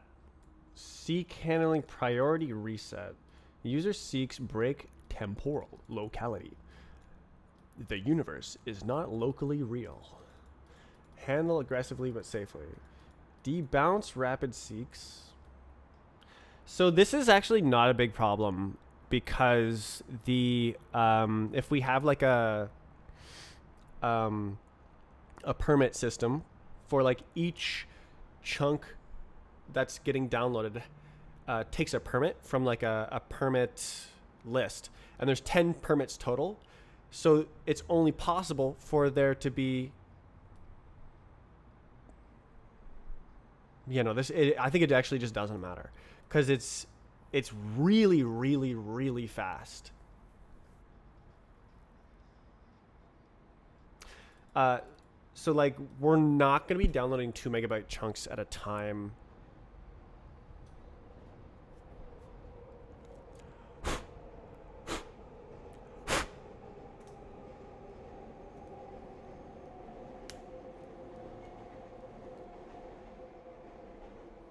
And yeah, like they're not going to need to pause. They're not going to it like completing the current queue of in-flight requests will take like 0.1 seconds or something absurdly low like that. So it can just like let it drain and it's not gonna really matter, I think. This is stupid. This is like stateful. I would rather query the priority on permit release. So like when one of the chunks finishes downloading, now you're allowed to download a new chunk. Just like download whatever one has the highest priority. And so I guess that's an eager strategy. My idea here is that the JavaScript will basically have the streaming strategy, and I'll provide the download and decode tools and like provide safe abstractions to like message pass between the download and decode portions. But then the actual streaming strategy will be JavaScript side, which maybe is a bit complicated to offload, but got him. I bet you that's what YouTube does, though. Well, no, there's no other way for them to do it. It has to be done like that. Recalculate prefetch window. Yeah, it's so obvious that it's just confusing to explicitly state. Flush decode buffer. Oh, is this saying? Yeah, no, I guess that's like undownload parts of it. Forget parts of the playback. If the replay files were on the order of like 1 gigabyte or like 10, if they're on the order of like 10 gigabytes, then it would need to forget as it streams in order to like not fill up your RAM. But it's not gonna be even 1 gigabyte, so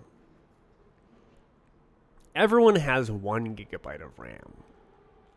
Everyone has 1 gigabyte of RAM.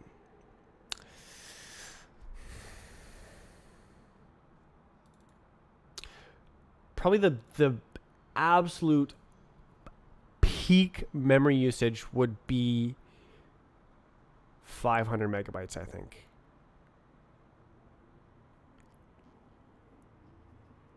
With the biggest maps, the longest bots, the longest comparison bot, because you'll have 2 bots loaded. Well, no, I guess it would be a little bit bigger than that. Maybe 700 megabytes. But like, it's basically not going to happen. Basically, the memory usage is always going to be under like 100 megabytes. Preload critical metadata. Replay header. Yeah, that's what I'm writing right now. What is delta indexes? Wait, it made a grammar mistake? Before media chunks, there's no such thing. Random access, full state. I've been thinking about this. Cache those first? What do you mean? They enable instant seeks.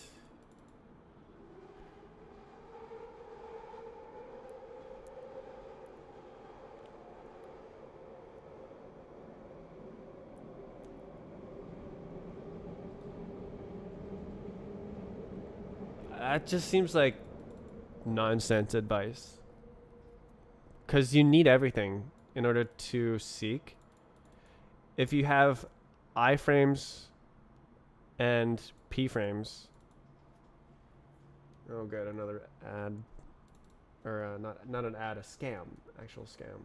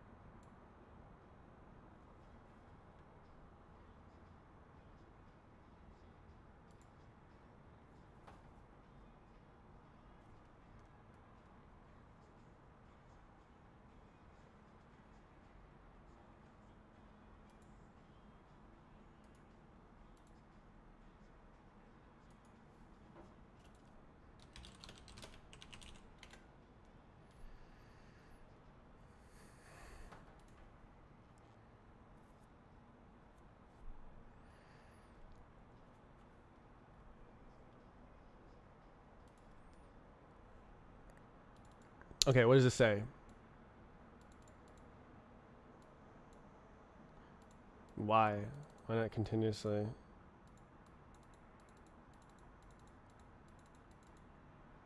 Reduce prefetch window. Round trip time variance. Why would you do that?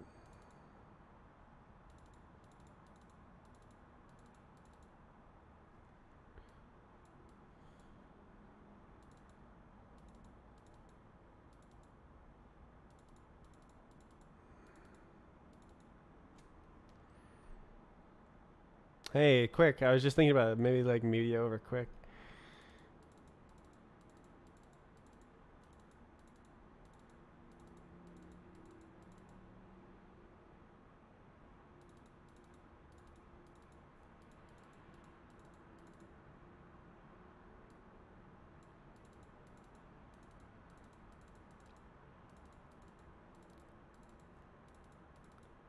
Dang. Chunk states pending. Why would there be a pending? Oh, pending is like not downloaded. Okay. So what is dispatched? Dispatched. I guess that doesn't exist in my system. Yeah, because they're separate. So dispatched would be it's in communication from here to there, but that's not a real state. Because it doesn't matter if you said to download it if it's not downloading.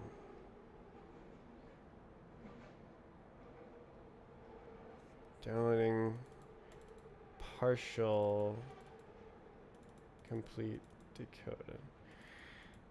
Okay, I should just invent my own stuff. That's dumb. There's a bit too much there. Pause.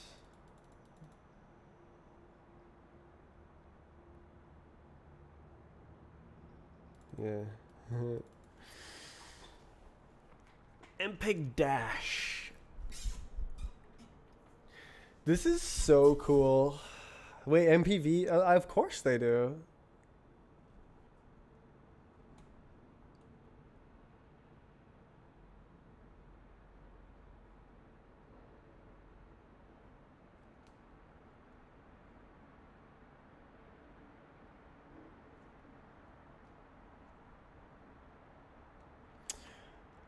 Well, okay, so that was basically useless other than uh, the adaptive concurrency control. Everything else is pretty garbage. Okay, what's going on?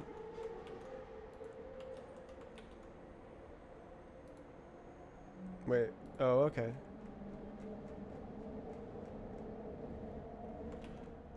What happened to this? Ah, I was about to calculate the range. Okay. Ugh.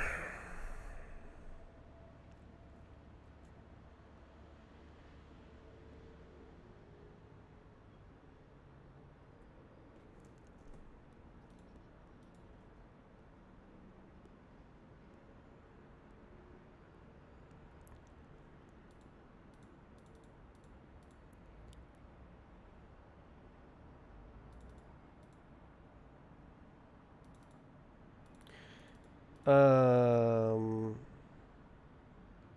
Wait. Wait.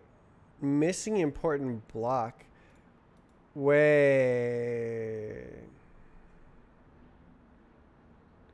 This is. Oh no, you don't need to. Wait. Oh. Okay. Okay, no, that's not. That's not. Okay, no, I don't need to do this. Okay, so. Okay. I see. Wait. Builder block timelines. I should calculate that here. Yeah. Okay. Okay. Okay. Jeez. Okay. Well, that makes sense. Um. Uh oh.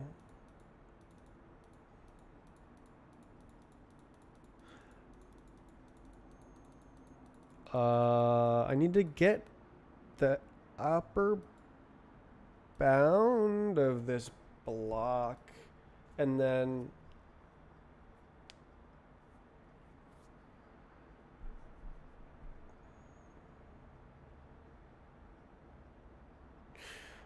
Uh,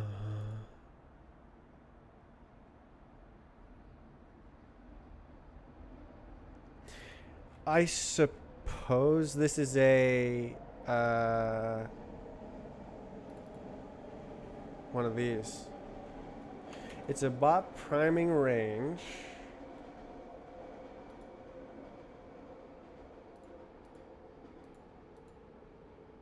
Yeah.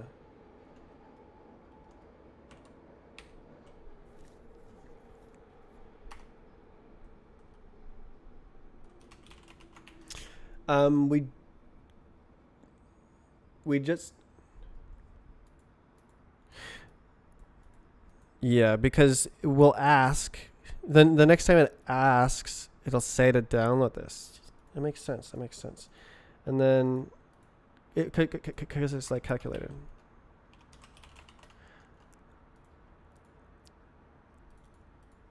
Yeah. So the data that is needed is known.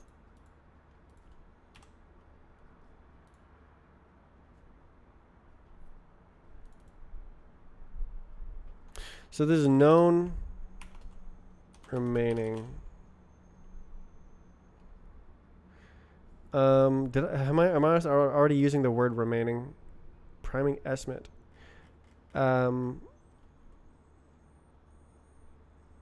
pending.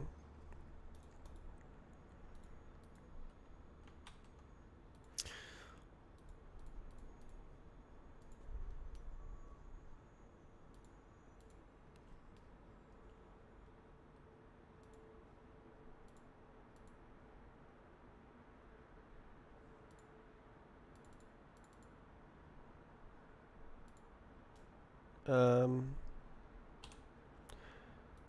uh, initial state can also be returned when less than 16 bytes were received. So not even the file header was decoded.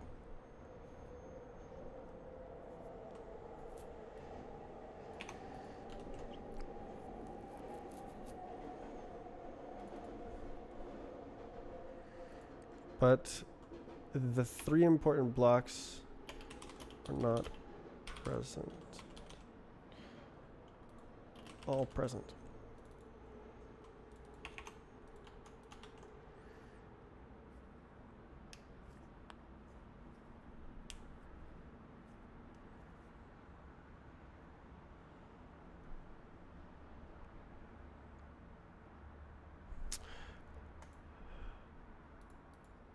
Should I calculate the range here?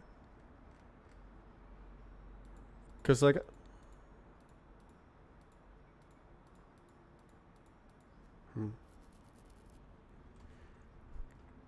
Oh.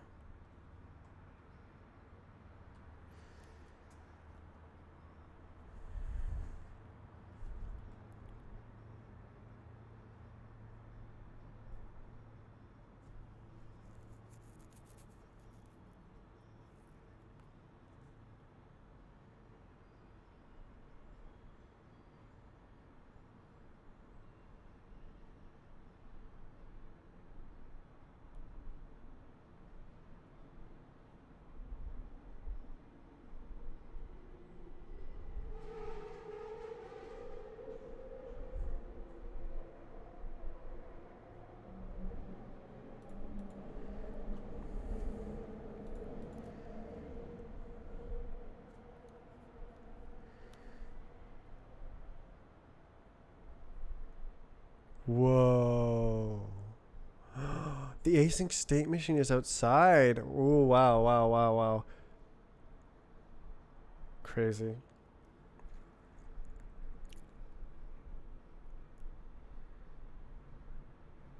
Oh,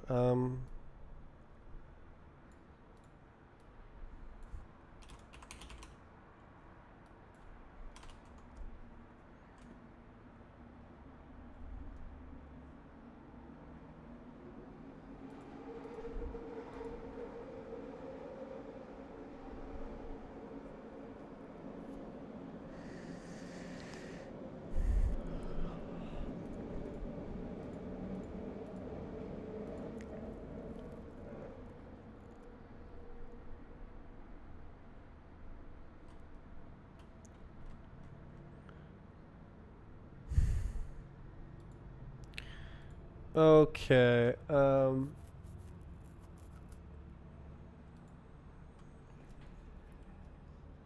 Upper bound.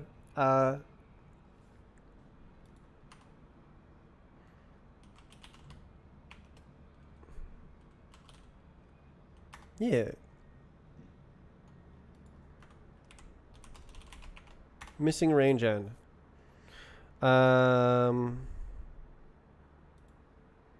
Map or?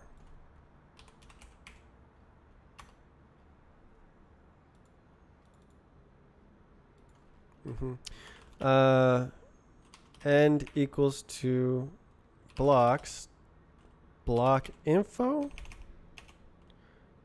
No. Timelines. Block info. Uh-oh. Oh, we have it. Whew. Okay.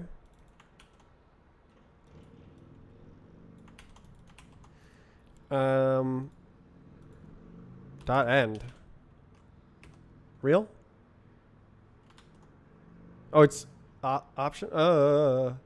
Invalid block ID.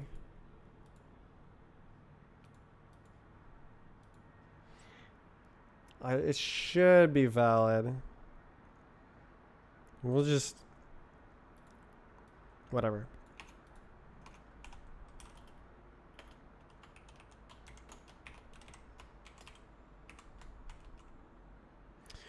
In order to calculate the missing range, we do actually need it. Oops.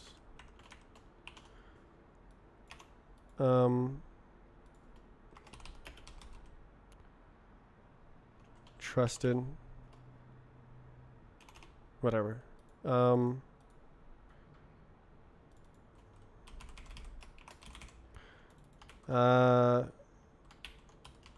Yeah. Yeah.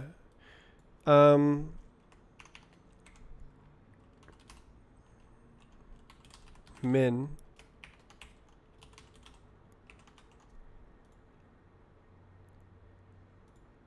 Did I put it backwards? UF and once T type annotations.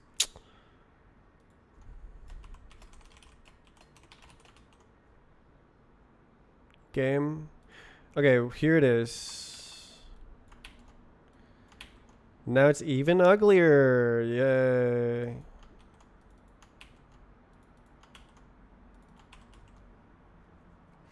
Okay, if let sum end equals missing range end, then the bot priming range is the cursor runoff.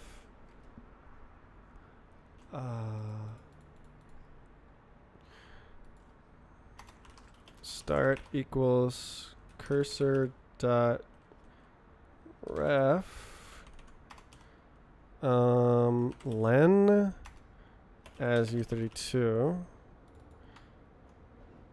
priming range start end. Come on, bruh. Pending, sure. God gamer. Okay, so for each of the important blocks, if such a block exists, then download the file up to the point where it exists. This actually would like download the whole file if if the file is written poorly.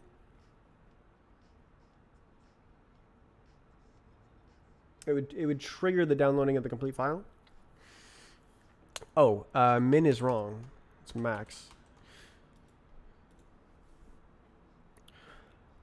Realistically, this one is the only one that affects this, but like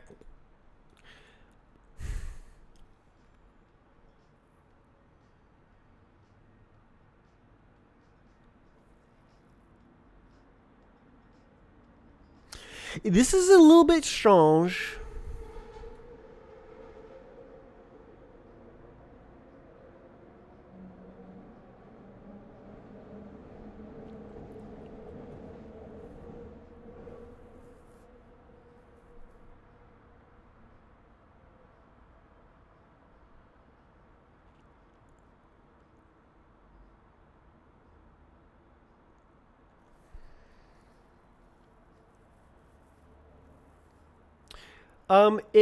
It fails.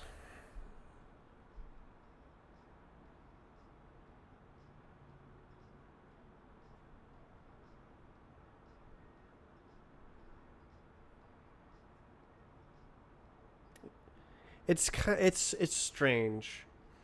I'm wondering if it's the a wrong way to model the problem. So like another thing I'm thinking about is like surgically downloading the blocks, but like it's not a real case. It doesn't happen in real files. If the file is malformed this badly, it wasn't written by my encoder, and like it'll still work. It'll still do something and play. Like it just doesn't matter what happens in the failure case. So the realistic failure case, the realistic fallback is the outliers. I had a file encoding bug 2 years ago, where too many offline blocks were written to the beginning of the file. It's supposed to be able to begin streaming with just the first 3 blocks.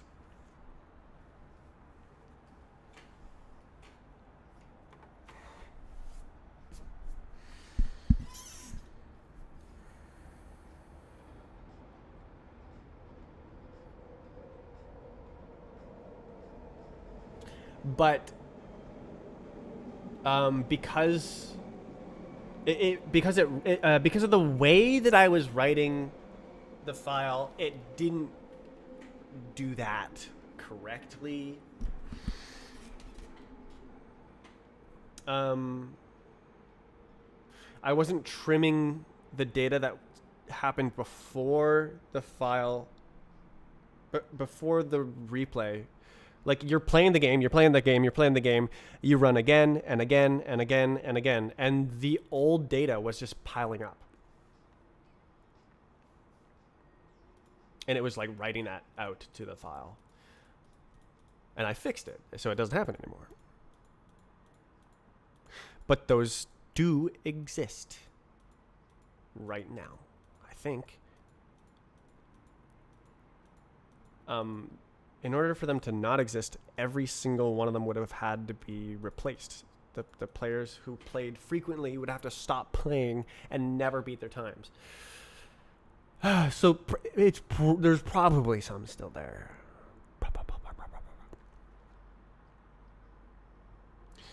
So in that case, what needs to happen is it needs to decode a larger portion of the front of the file. And that's what this is doing. It's saying, oh, we need up to this position in the file.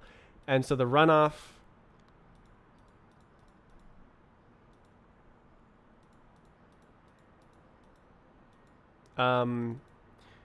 we have runoff, and we need more, and this is the more that we need.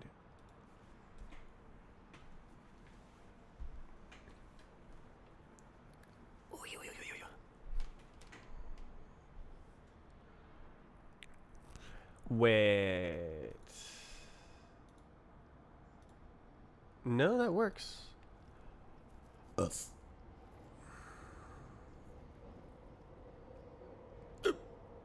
Clone. Uh-oh.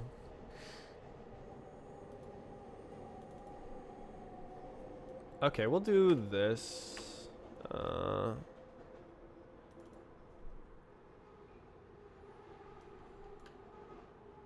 Because it's not quite that. I don't want to clone it.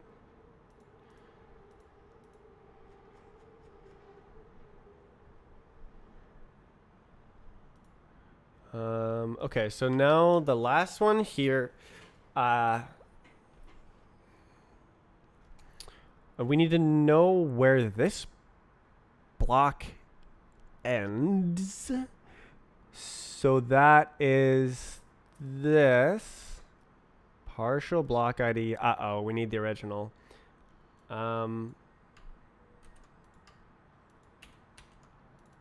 Okay. Yep. Get again. It's const, right? Okay.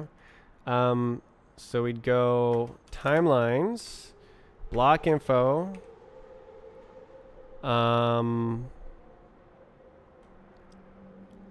Otherwise we don't have a range.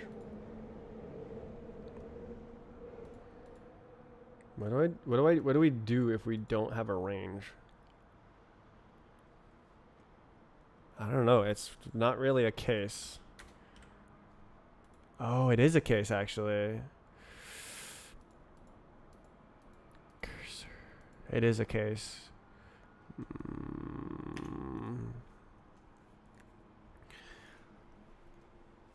Okay, think. So let's say that there's one block overall, and we have the whole thing.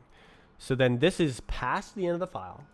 So then this says, we're G. Everything is G. There's no more to download. That's G. And then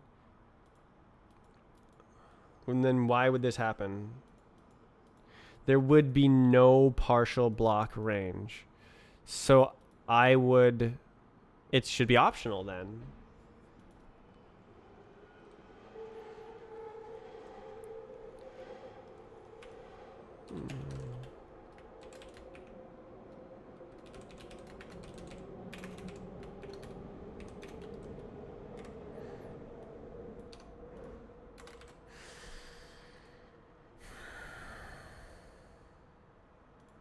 I guess this is match.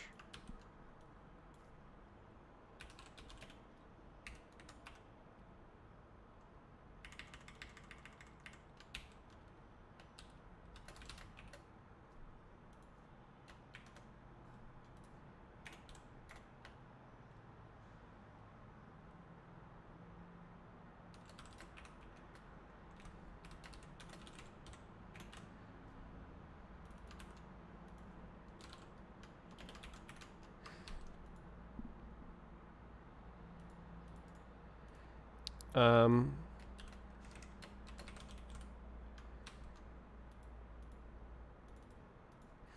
so now I can also make it none if we have the whole thing. So, or if we end on a chunk boundary and the predictions were exact. Okay. So that would be if the runoff is 0. Is that true?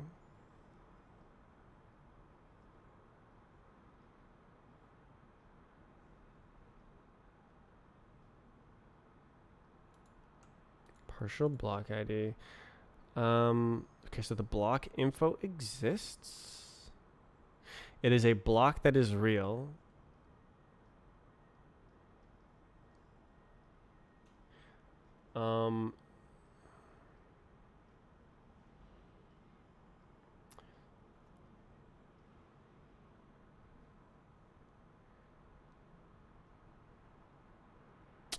So this is dot end. Range is cursor.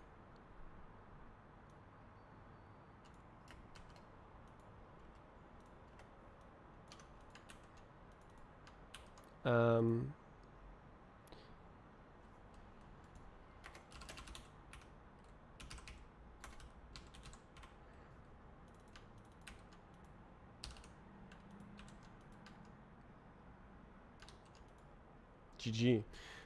So then we actually return none if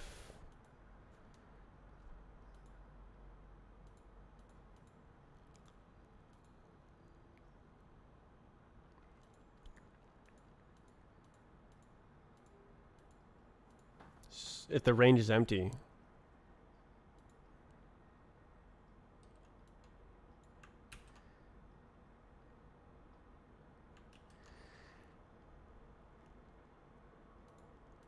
How do you say that nicely?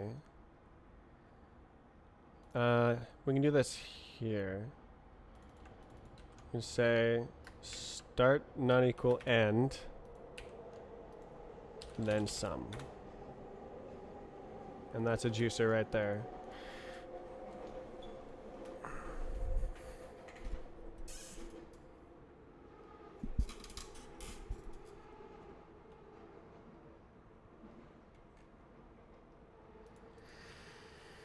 Whew, okay.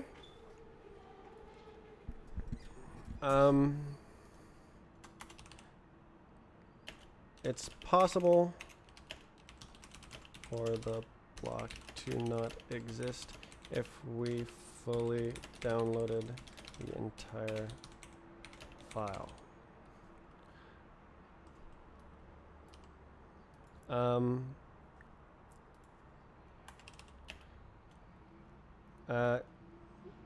There is no runoff if we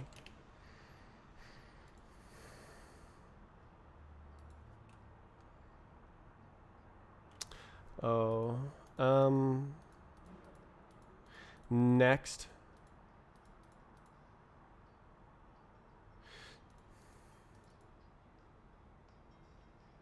If we're at the chunk boundary, it's on that one. So that means it's equal to start. So then this would be start, right?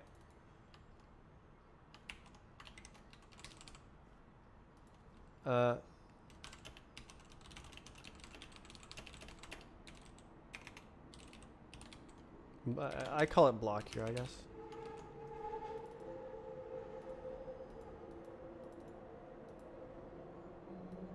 The cursor is.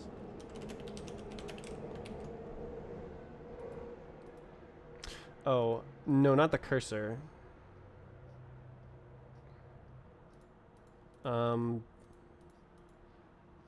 The end of the data, yeah. I suppose this is also, you know what? I think this is a little bit different. We can do cursor.position equals start. Cursor.position.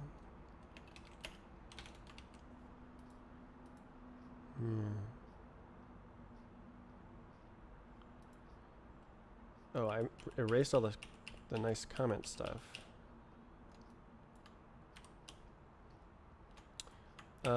There's no runoff if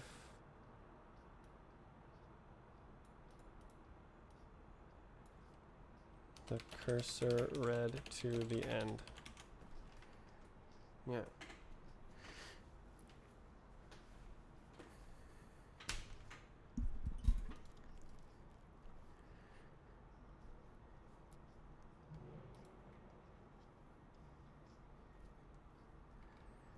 What's up with that?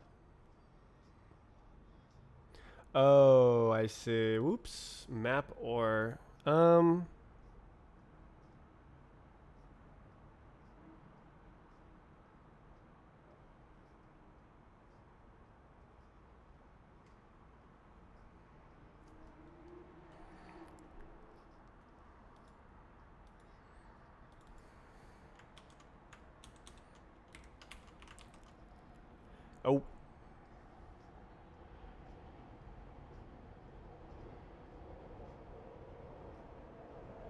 I see.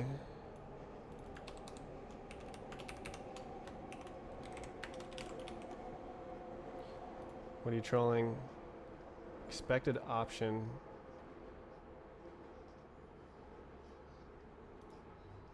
Oh. Oh, it goes on the outside. Okay.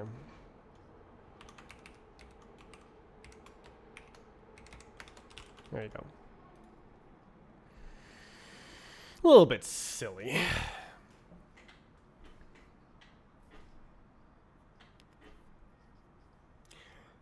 This is prime function real estate, but it references. I guess closure would be a way to do it. I mean, I guess.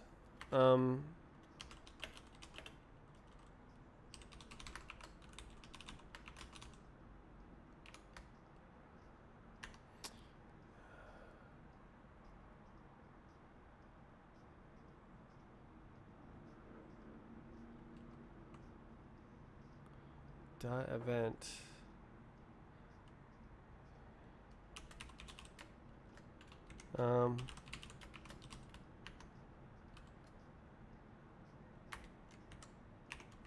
Should be doable.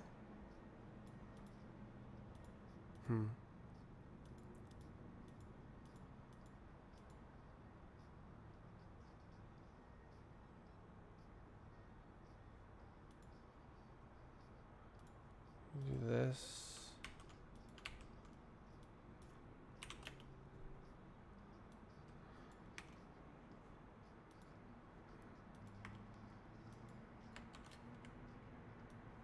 So then that's your if statement.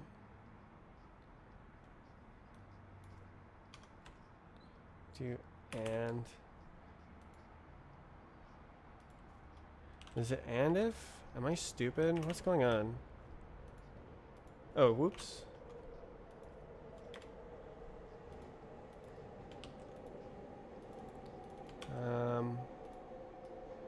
Dot event is this.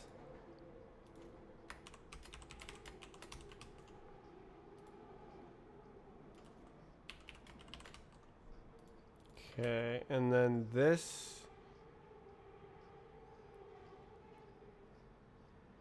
goes to here.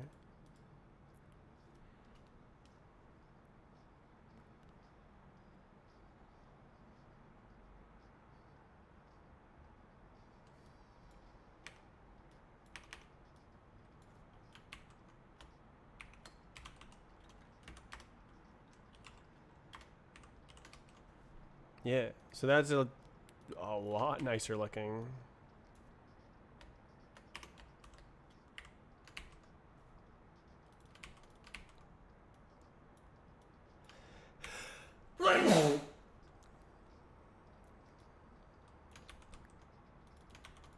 Okay.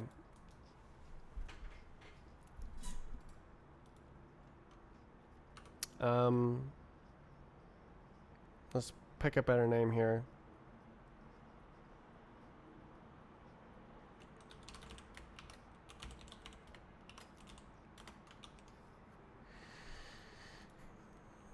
Nice.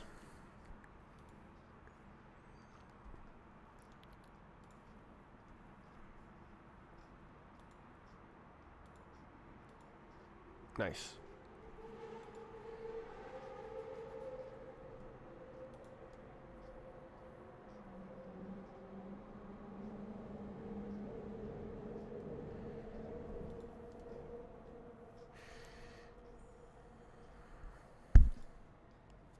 Nice.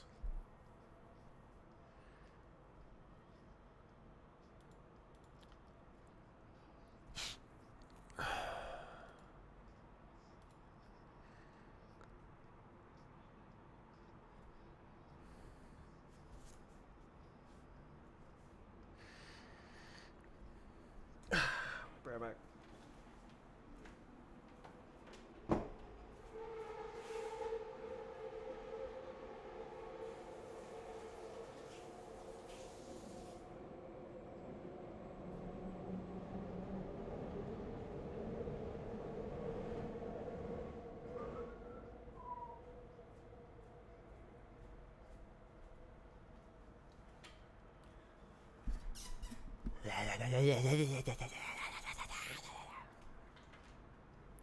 Oh.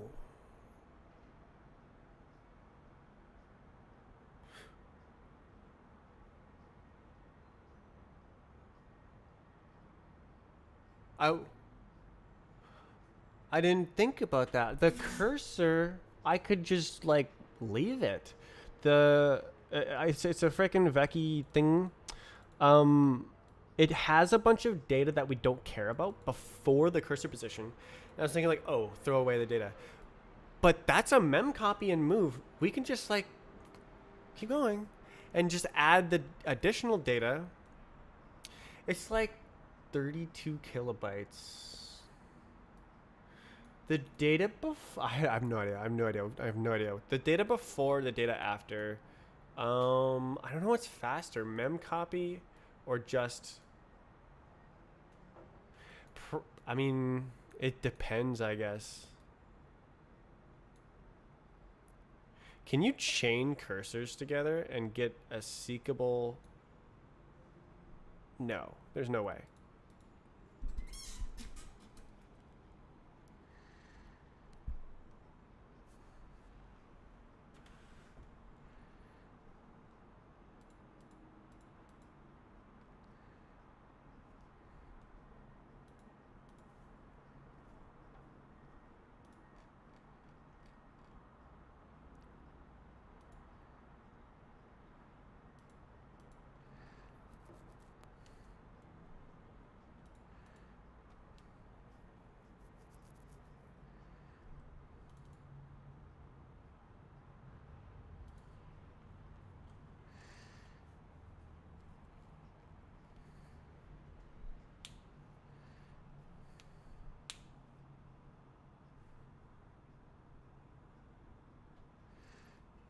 Suppose this is better as U64 and then as U32 here.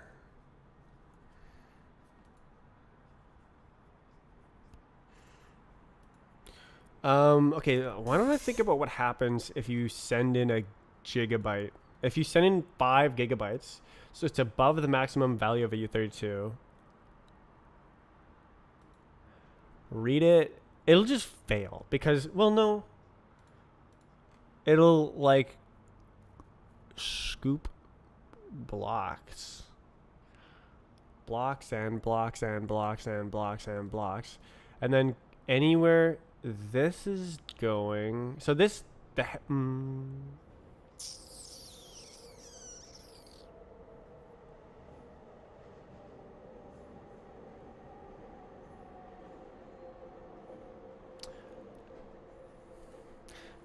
I guess this will be wrong.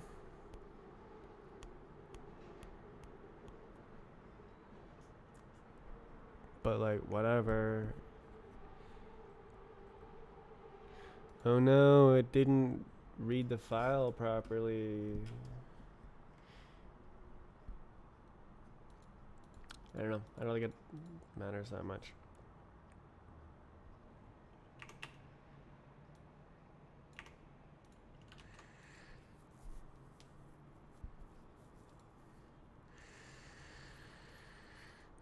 So there's one singular runoff block.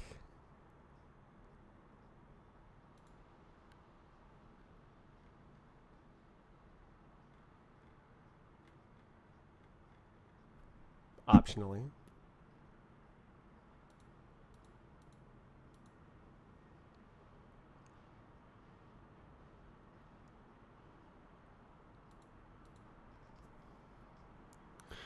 Oh my goodness. Okay. So what's happening? Duration. This. Uh. Can implement first stage of streamable bot builder. I do believe we actually want this. Never mind. It's fine as is.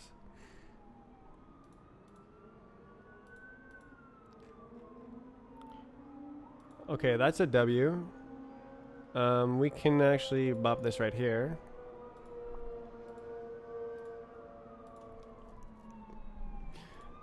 And now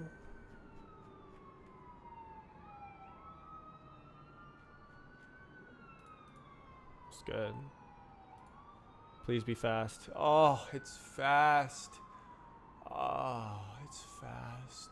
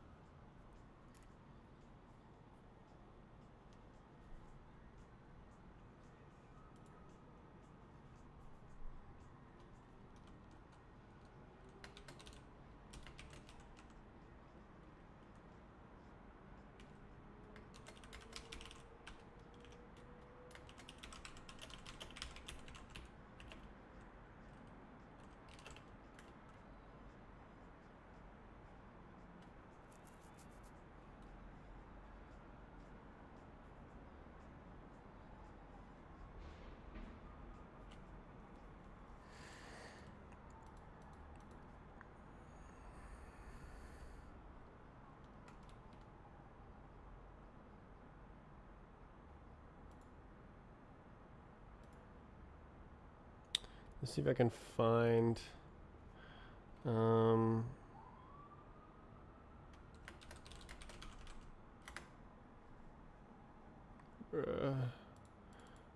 do I do better?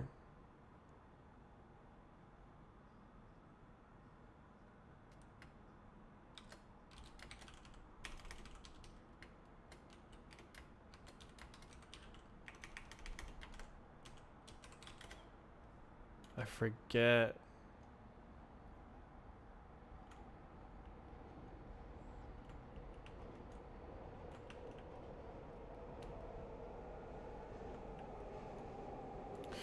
Okay, continuing on.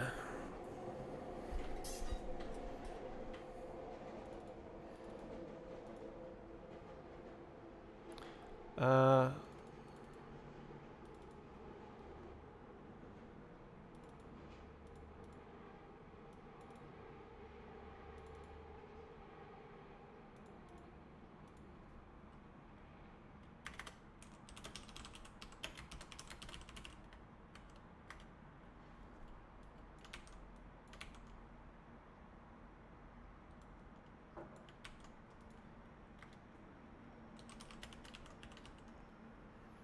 um,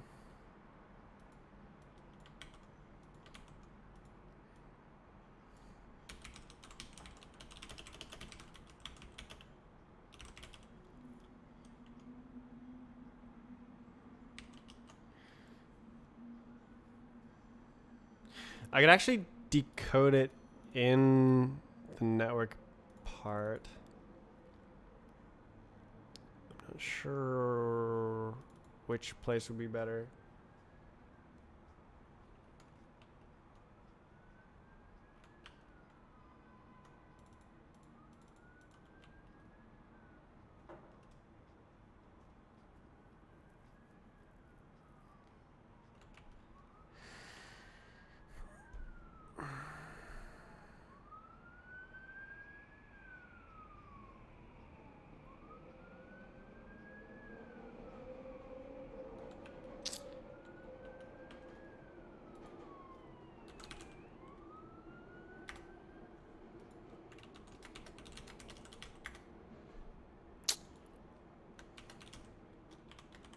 I don't know. It's fine first child, man.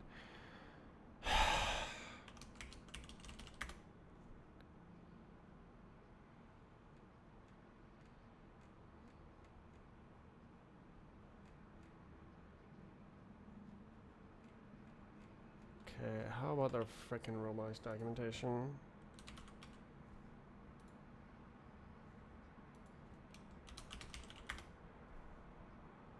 Do it.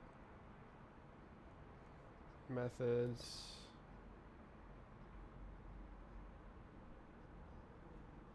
Oh, it's a fricking world root, isn't it?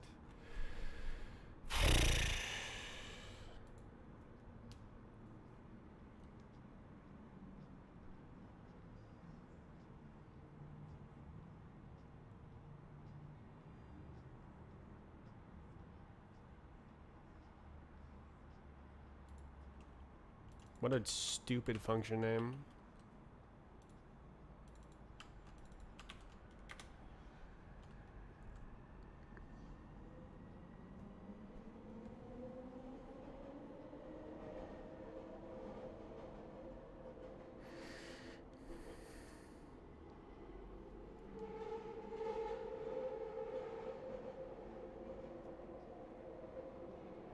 How's this?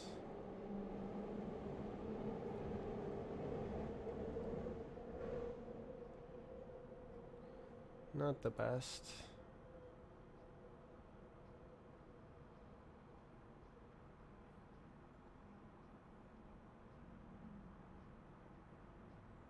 Where's the smallest?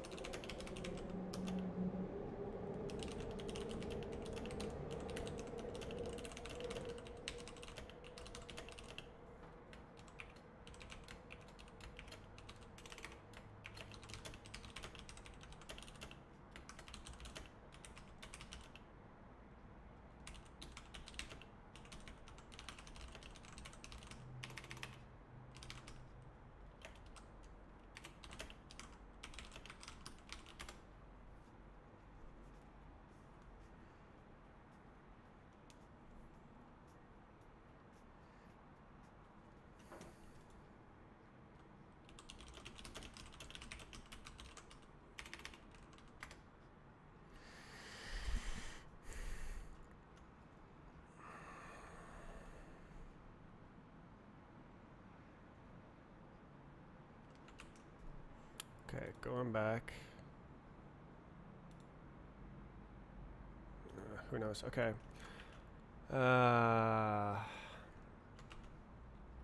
Okay, think about it. If I decode...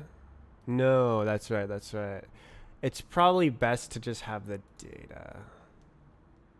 Well...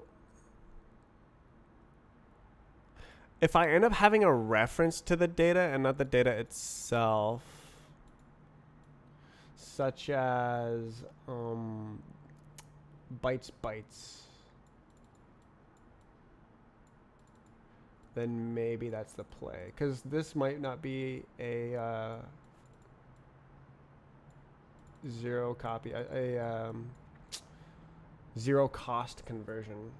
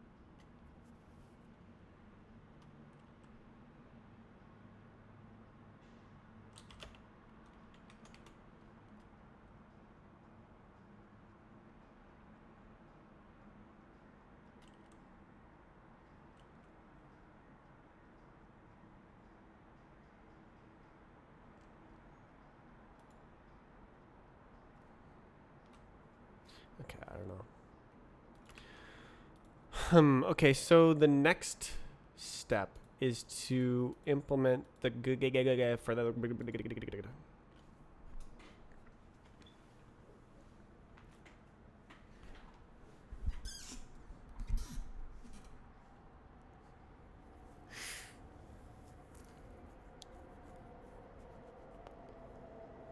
Wait, does the header have to survive at all? Yes. Okay.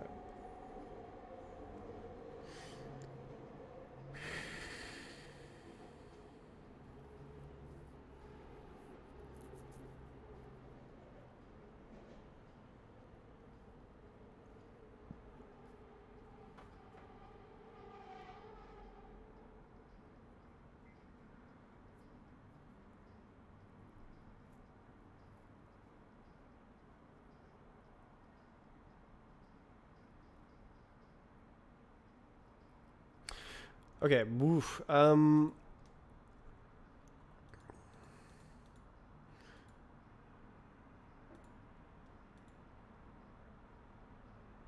Go next. Okay, I'm gonna go next, copy paste, and then die instantly. Okay, so this one, it's yes. Copy paste. Do it. Do it.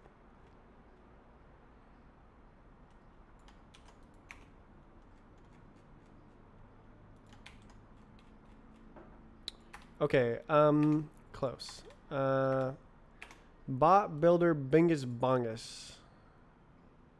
File header output. Oh boy.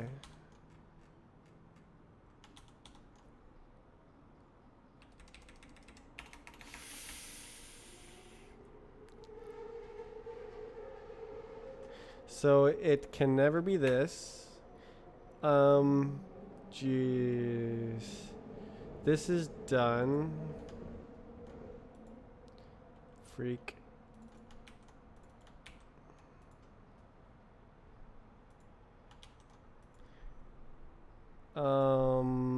We have header.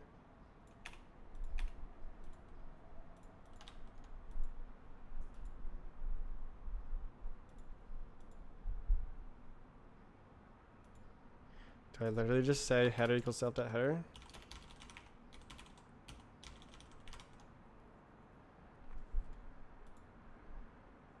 And then the cursor position is now not the absolute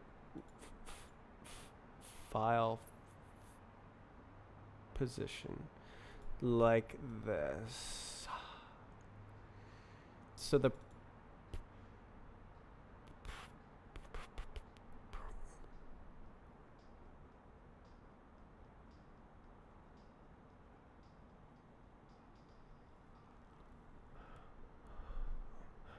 what if I just make it a cursor? Can it like keep getting used? Yeah, so I wrote this in a problematic way where I'm like using the cursor as the absolute position in the file, which is correct in this case, but now it's offset by 16 here. So everywhere where I wrote cursor get ref len is wrong.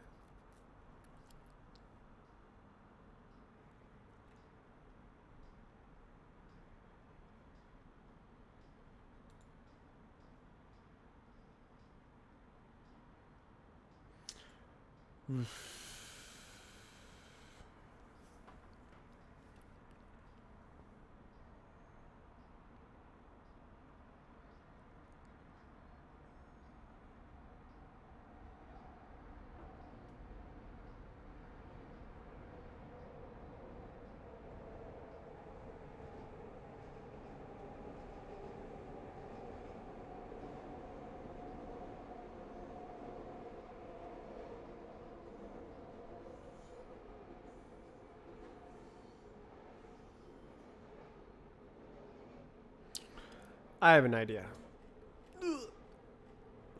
Okay, so we have, oh boy.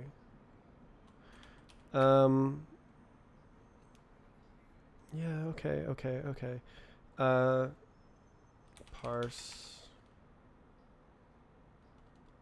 timelines.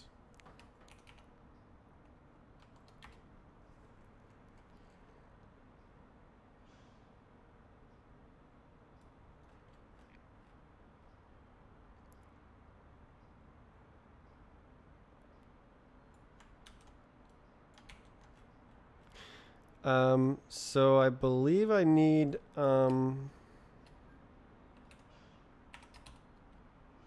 import into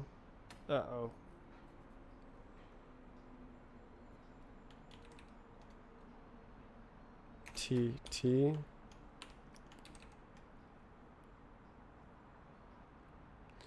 Oh, this is a triple trait bound. Okay, T. So this is where T from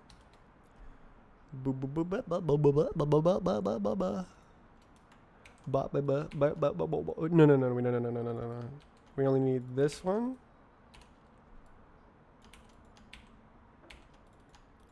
Oh, and this one, and all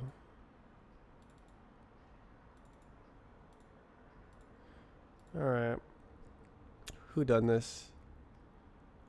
Um,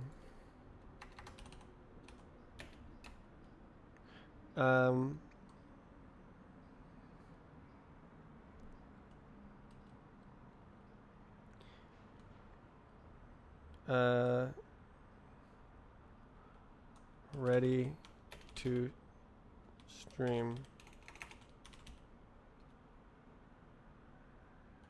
Period. Okay.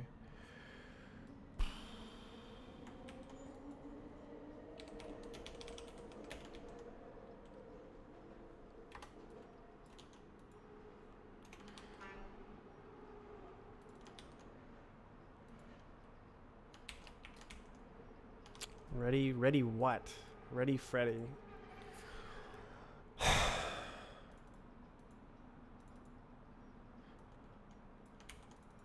Call it like, we could say it's streamable.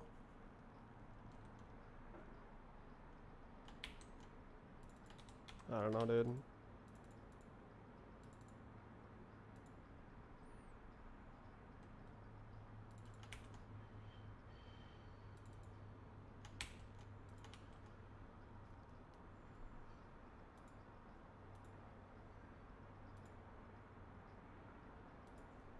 So definitely there'll be some stuff here.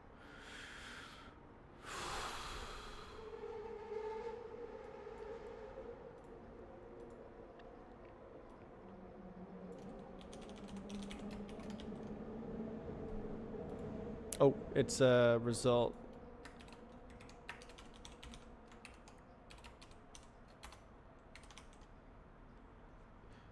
GG.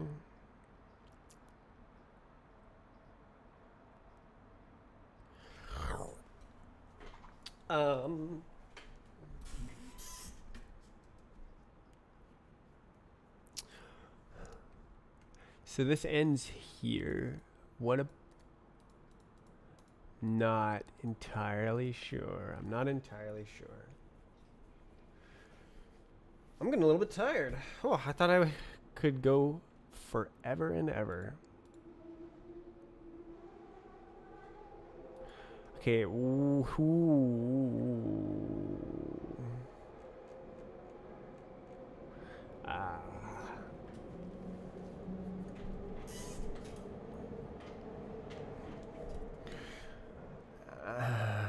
Yeah, so parse timelines will be exactly this one to the letter.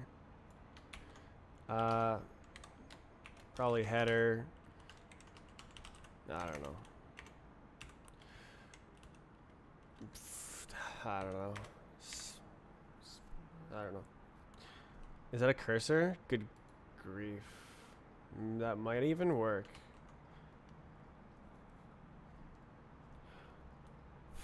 Oh.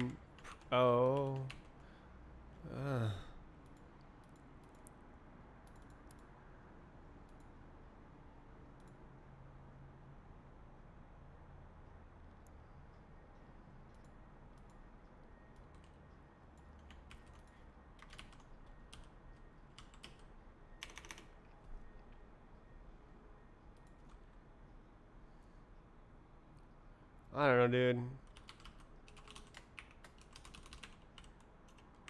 It's gonna be something like this. Printing.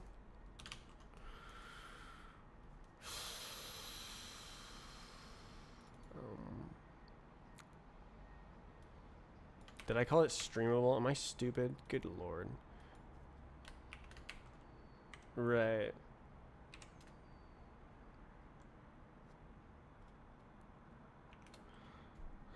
Oh no, it's like this? No.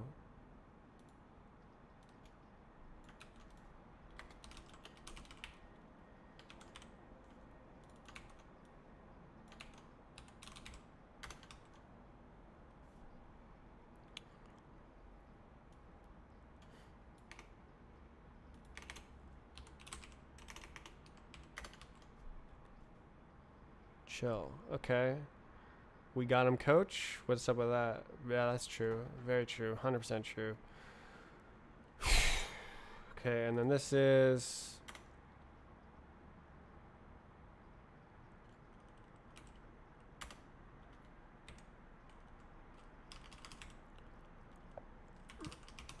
something like that.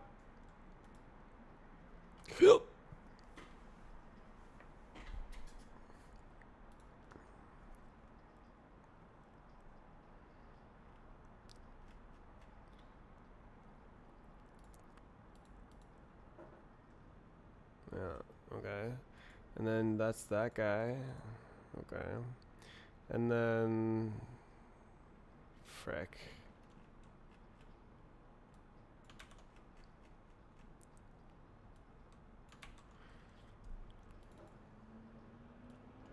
We go next.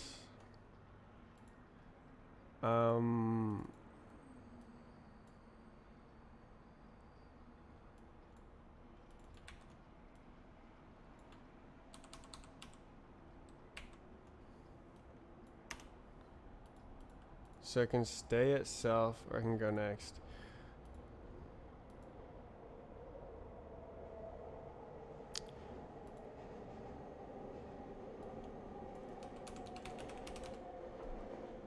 I don't know, man. It's gonna do something.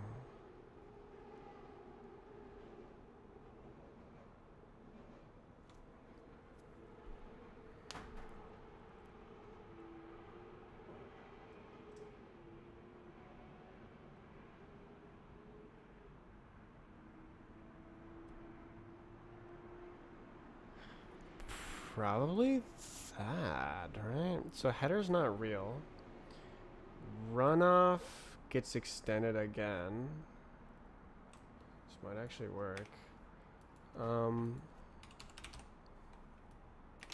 So then you say self dot timelines, self dot blocks, self dot runoff.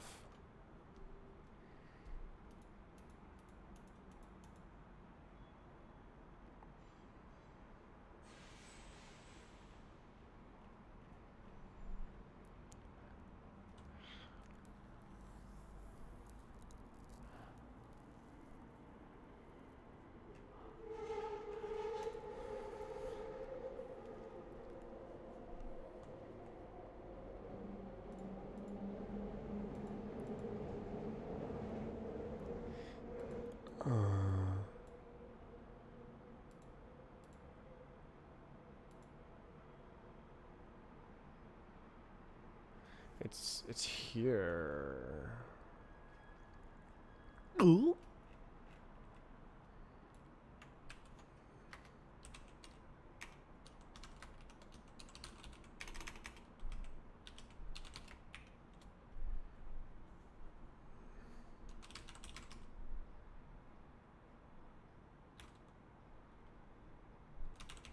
Oh.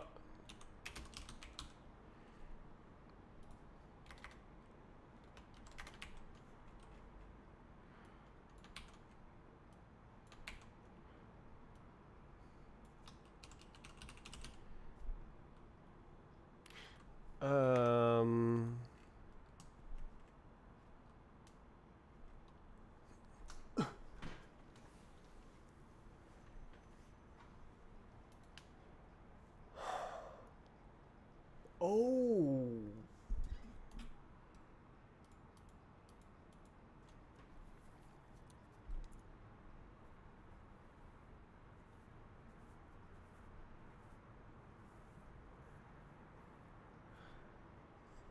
This this goes up here.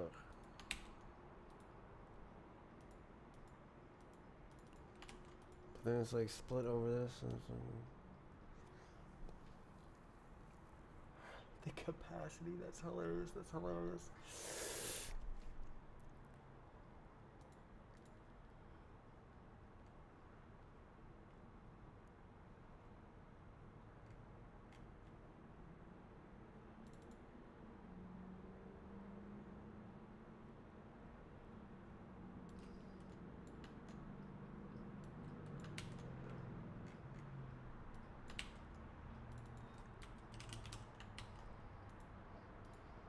It's gonna mutt. That's okay. Mutt.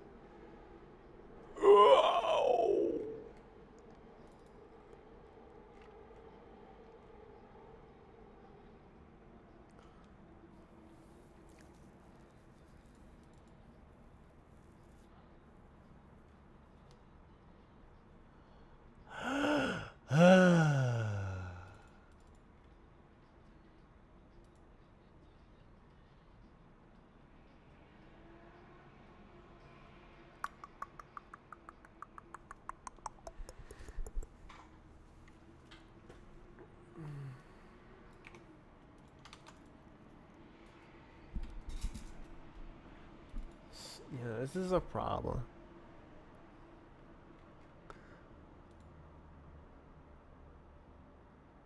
Why don't I implement that as well? Okay. All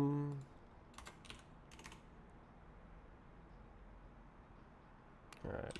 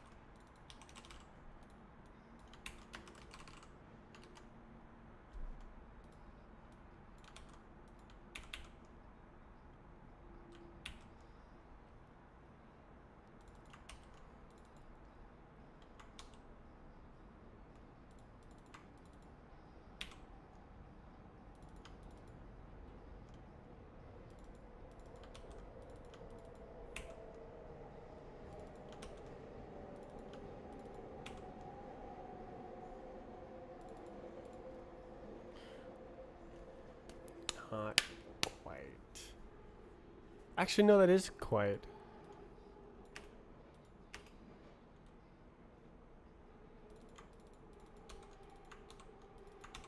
Why? There you go. Yeah. Oh, I can actually copy from here. Wait. This is actually not supposed to be here. There we go.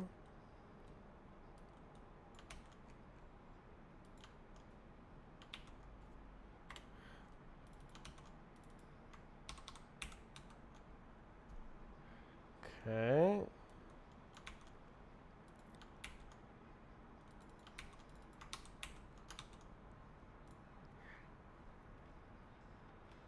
Not bad.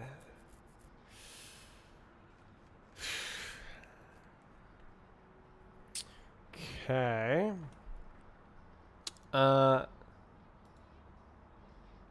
Yeah. And that's it, right?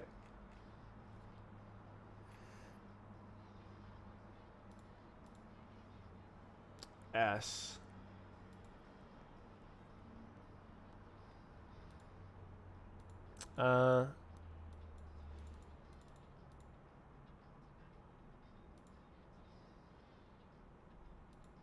Like it should literally just not fail.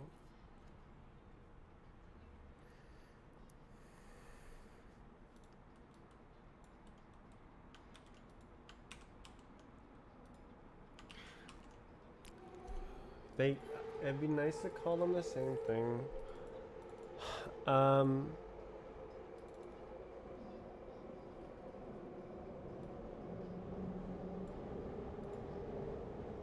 Known exactly. This is true for both the wait. Oh, I see. It is an estimate.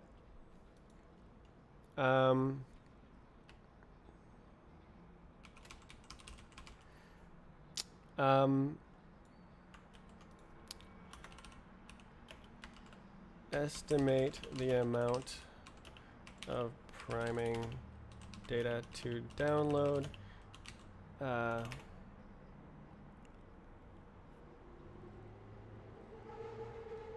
By assuming the file is well formatted. Well formed. And then the last one is when the upper bound is not exactly. Situation.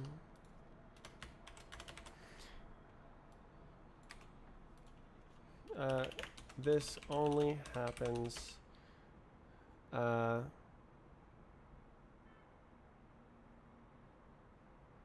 when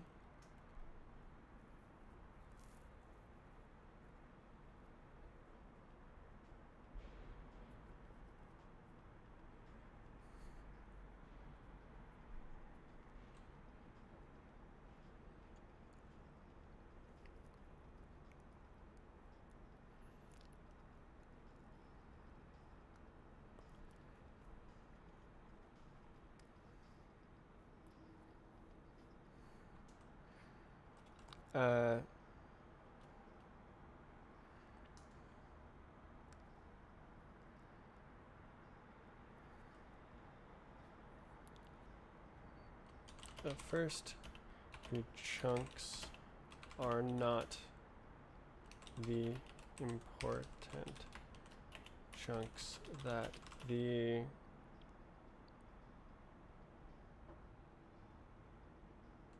streaming requires.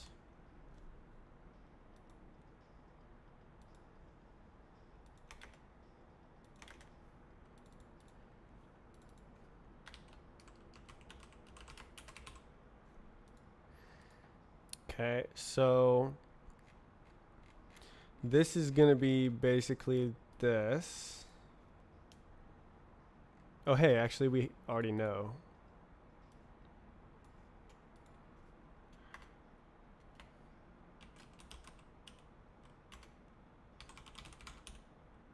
Oh. Oh. Oh, not quite.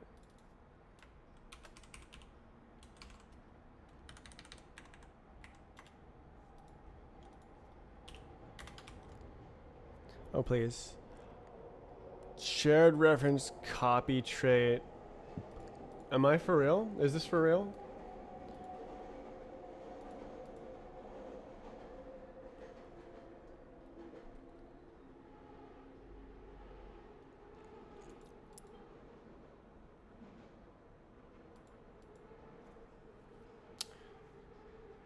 It's like whatever, so.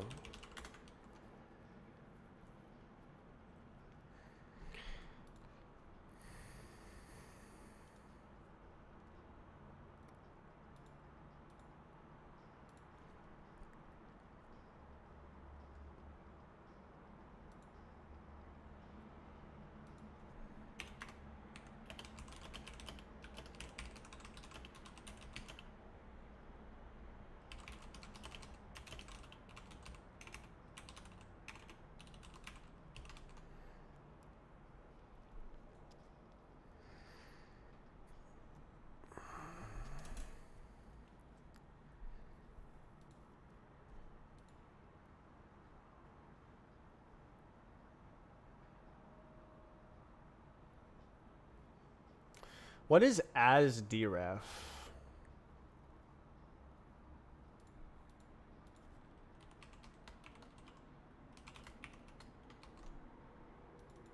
Is that a trait, or is that just like a member function?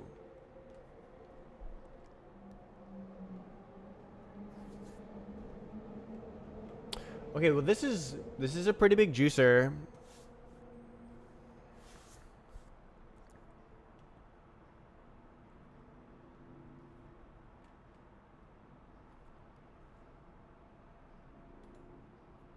I'm kind of surprised how few red underlines there are here.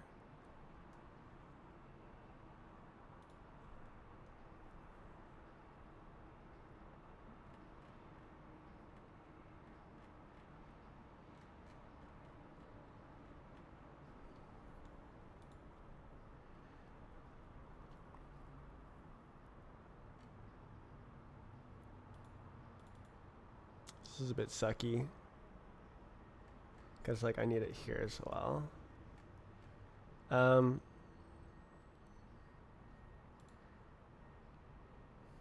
Should I say like block range?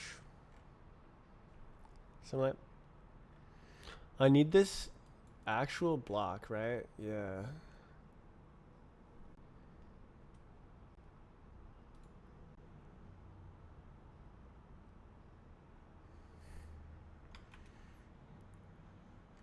Um,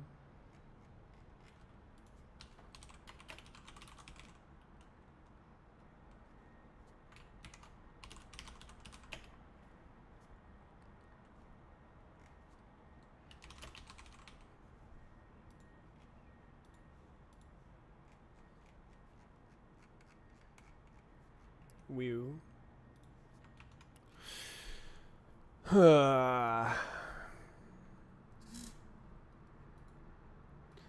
Boilerplate.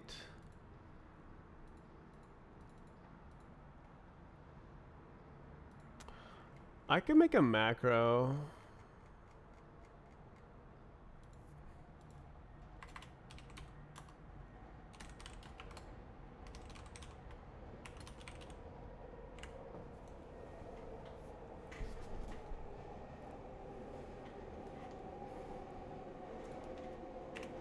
It probably would save a lot of code.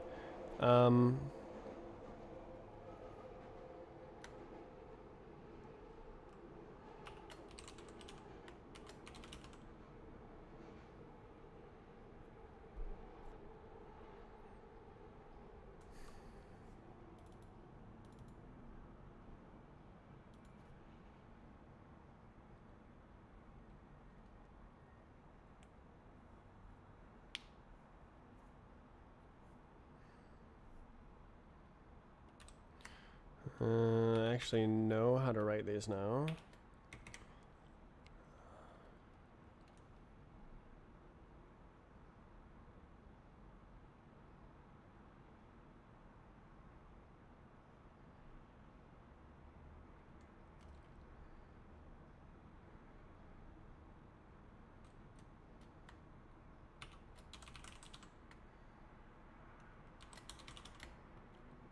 L.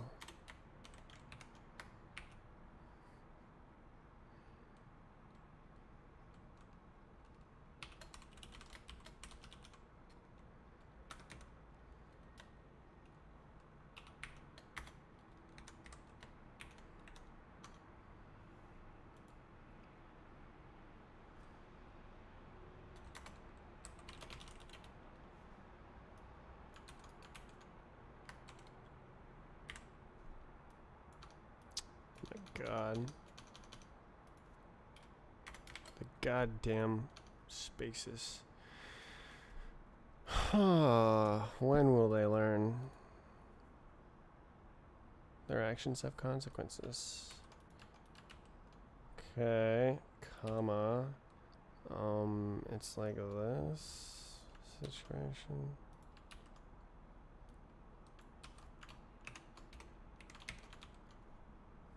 There you go, bro. And then one more.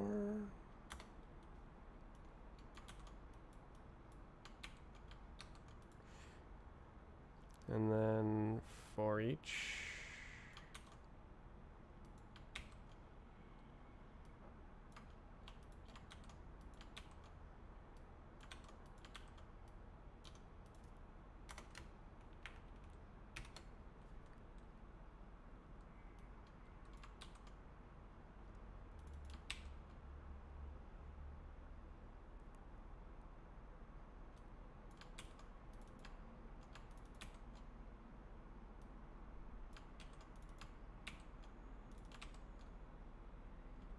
There you go.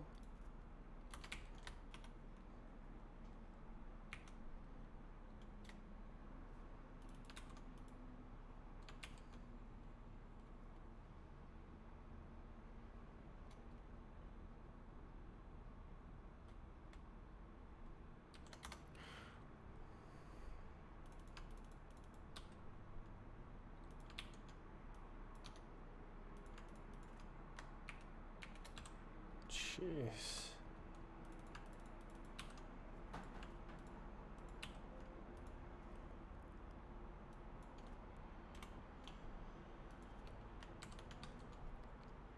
Game.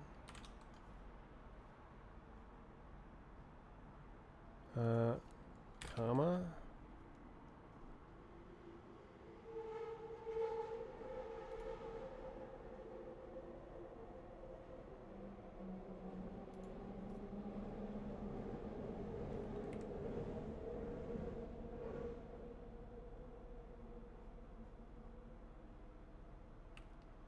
I think it goes here.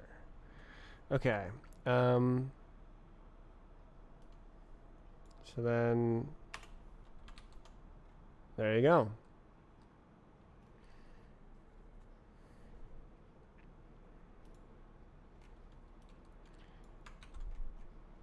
So that does this stuff.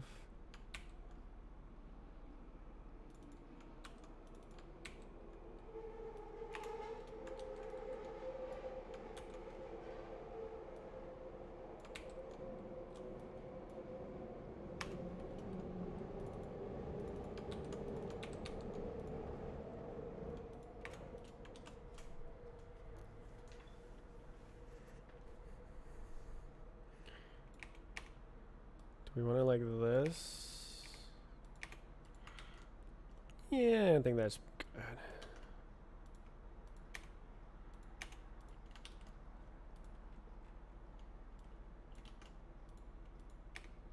It's bespoke, but like, whatever.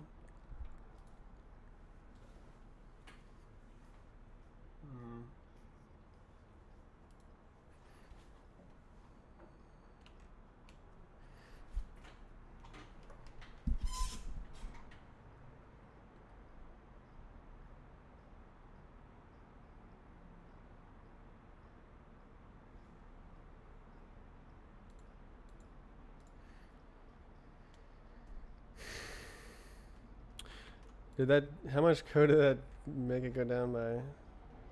Should be quite a bit. Macro it up. 30 lines is not bad.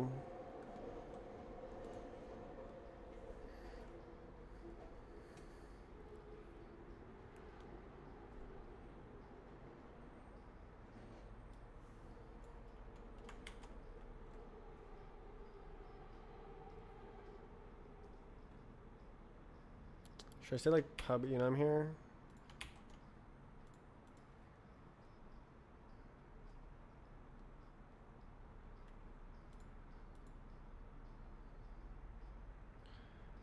It's possibly a good idea. It does make things look good.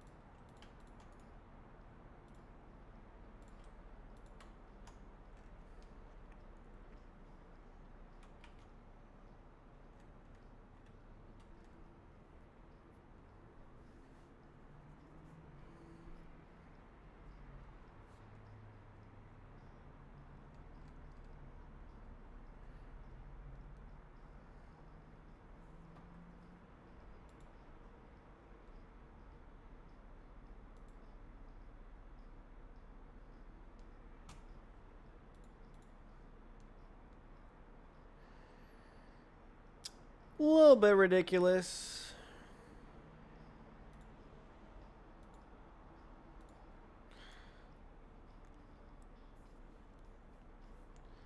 So most of the time it should be able to do one round trip here.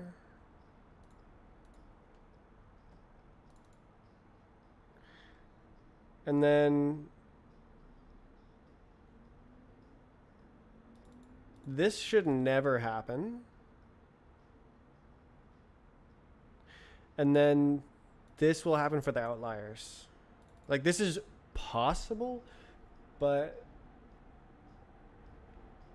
only if it's like a new bot that's never been seen before, that's outside the expected parameters of this estimate.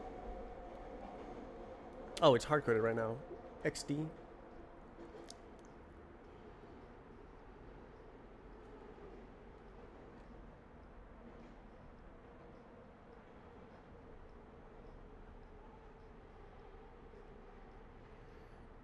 Insanity.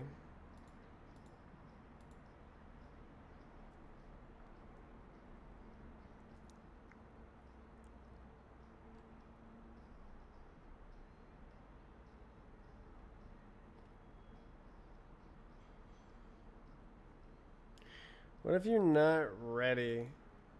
You know, I guess the ingest could tell you the priming. Oh, no, it doesn't. Okay. Okay, so then, oh, yeah, so the other side of this might be a little bit tricky, but I think it'll just be multiplexing nested functions. Static dispatch, well, enum dispatch. Yeah, and then it'll like reuse a couple. I think it makes sense. Homely momely. Oh, I'm gonna implement it in a native player. Wait, oh, but that needs a runtime. JavaScript, not the JavaScript.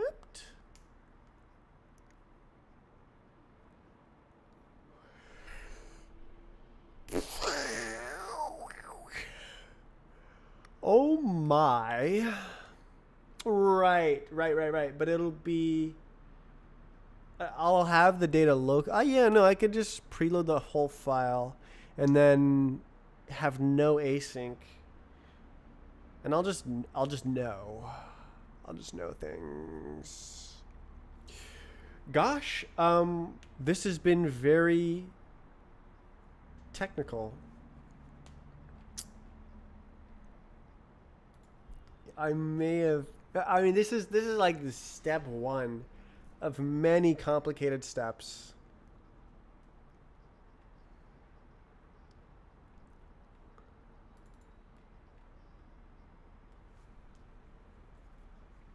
Not sure how I'm gonna pass this through. It's the only thing though. No, that's okay. So there's this that I'm unsure about.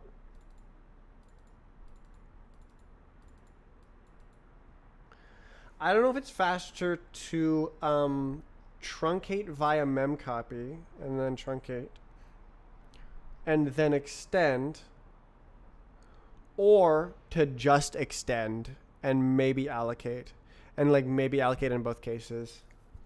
I think it depends on the size. I think it's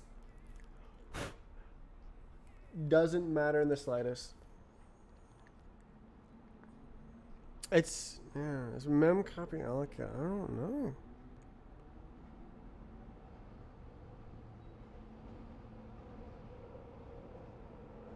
Yeah.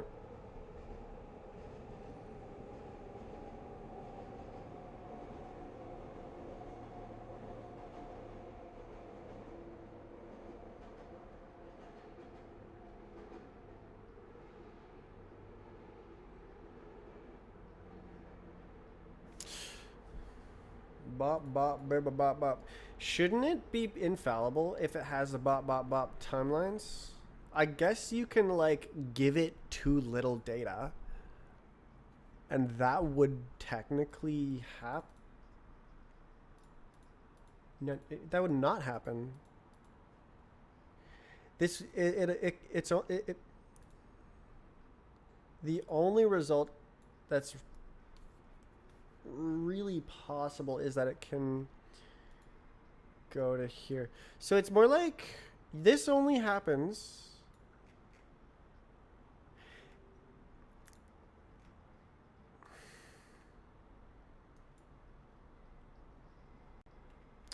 in parse timelines, right? So you ingest the blocks and then I can make this loop better. Or like a function.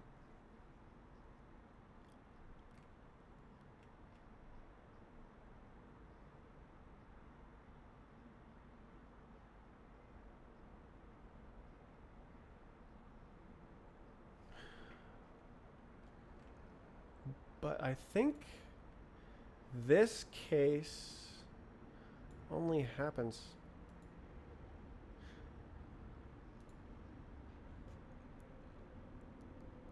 I mean,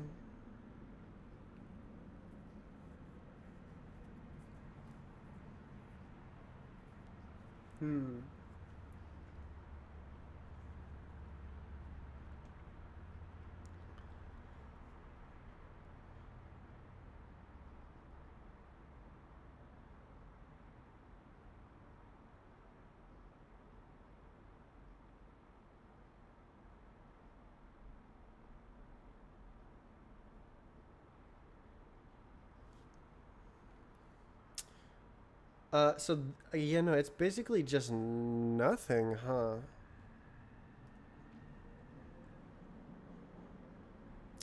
So it's just this and then that. So this whole thing is here. And then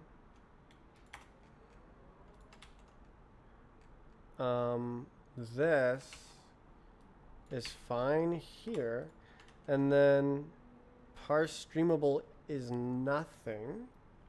It's infallible. So it goes like this. Oh,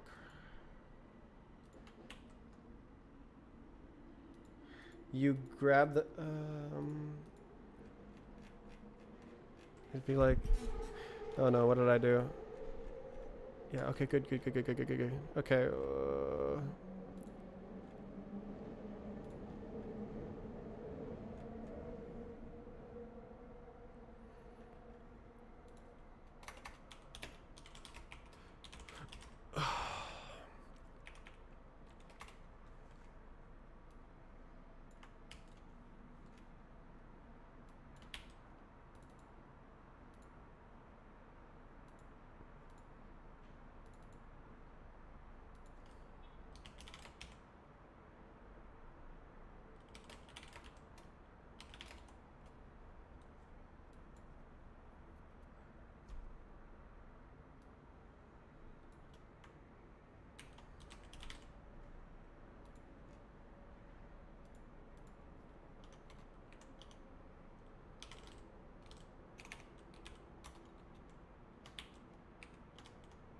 So, and then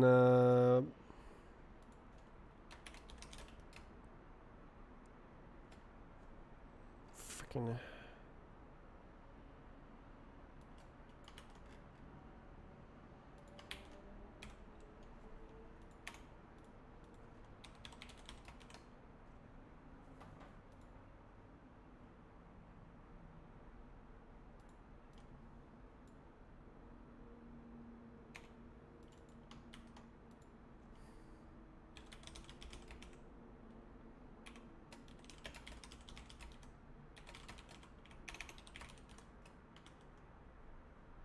Oh, option true.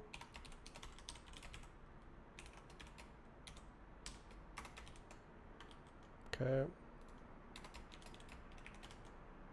Okay. What is that? Do you want V0 block? Okay. Why do you hate me? Oh, goodness.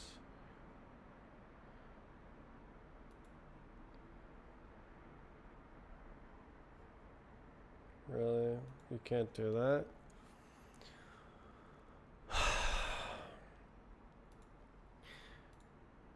How do you do this? Like, I have a mutt cursor, but I want...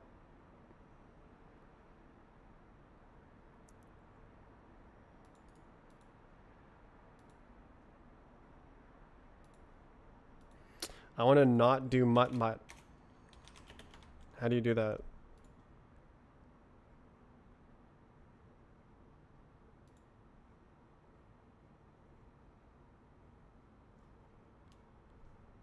Wait.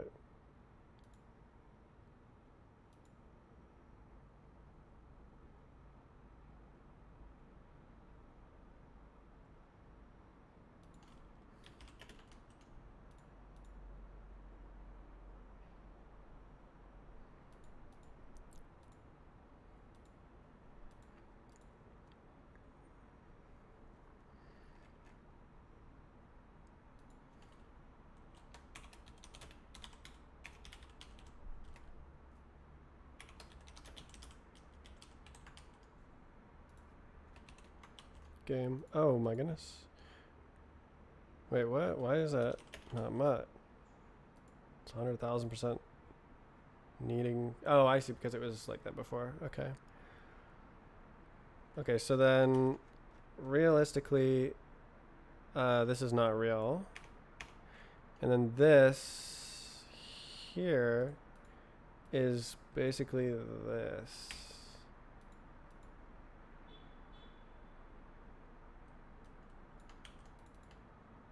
Runoff, and then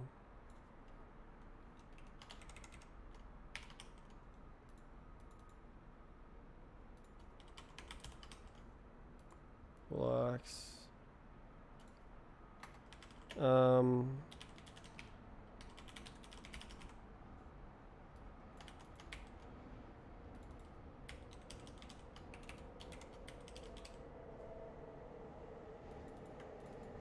Oh.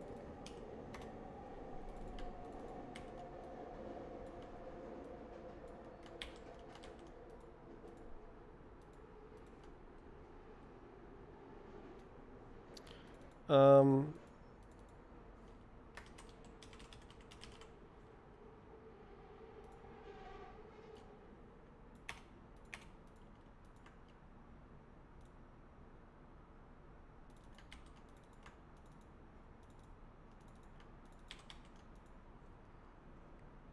okay. Timelines.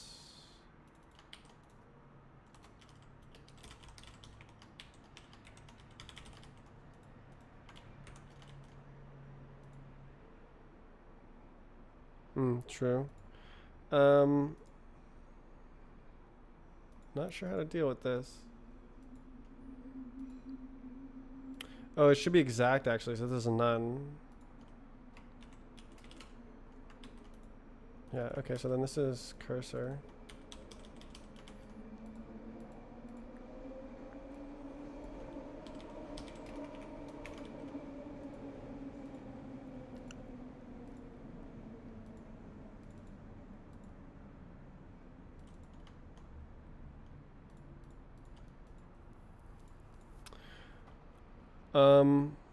Oh, actually I could straight up return it, couldn't I? Oh, well that's fantastic.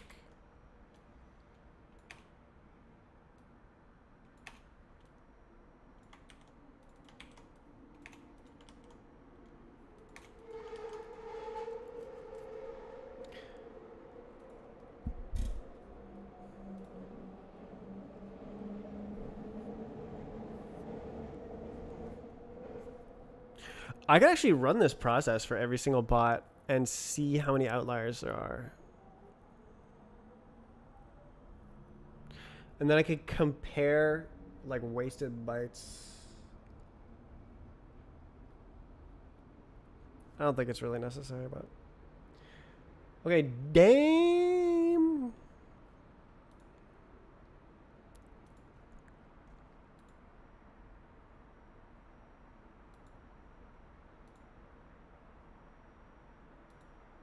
So I'm actually not sure how to know this. I suppose there's going to be a way.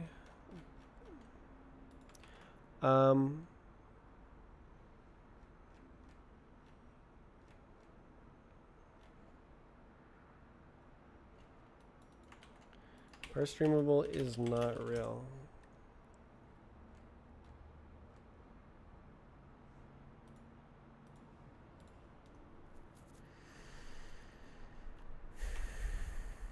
So it's basically parse timelines. And then if you get empty, you parse the timelines. If you get file headers, you parse the timelines. If you get block timelines, you know everything. And so if this is coming in, you're going to make a good one.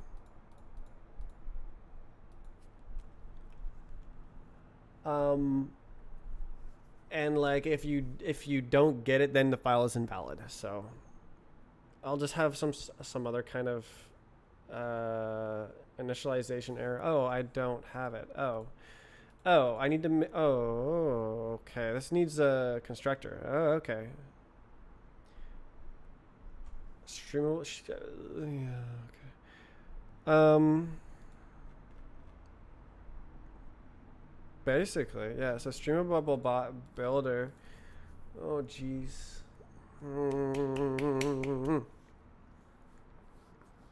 We'll see. It's tough stuff.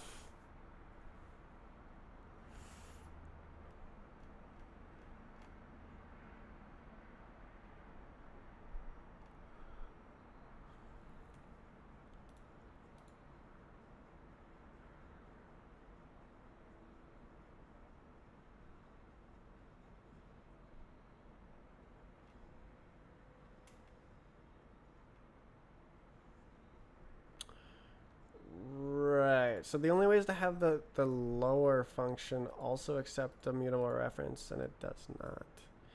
Because it's, okay, because it's...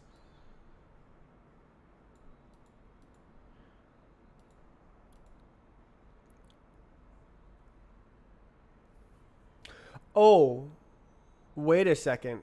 What if I do this? From reader... Oh!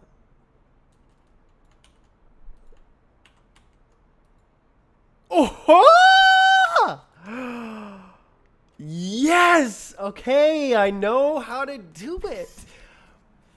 Yes! Okay, I forget what I was thinking. That's crazy.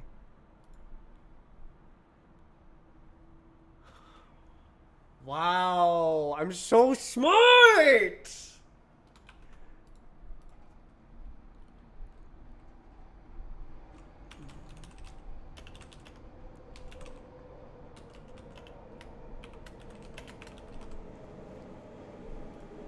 Okay, I want to like go through all of my code everywhere and fix this, because that's next level.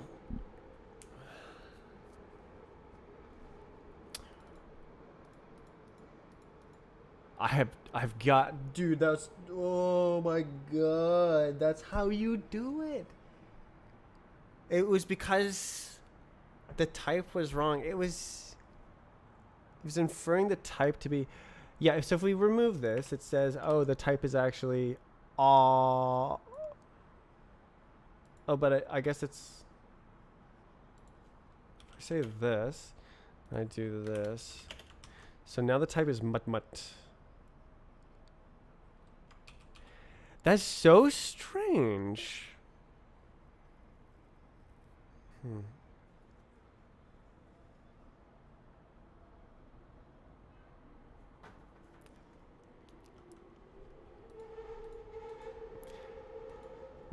Flash of brilliance. I'm back to being stupid.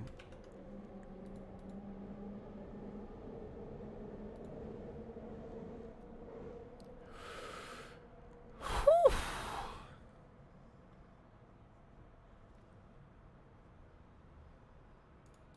Yeah, so this entire shenanigan only happens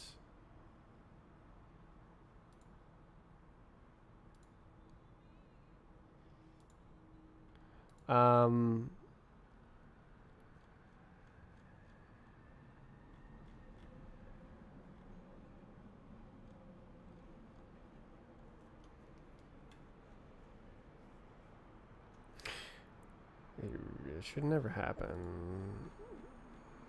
Like, I could just E off. Honestly, I could just E off. And then there would be like this right here. I could omit empty from possibilities,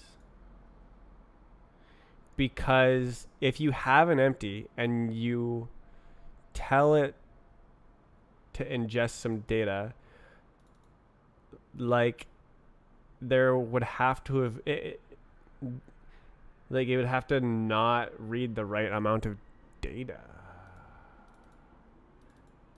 I know that the HTTP range header HTTP range requests, if you provide multiple ranges that are not contiguous, it will just download the whole file. Backblaze, I believe, falls back to downloading the whole file, which is terrible.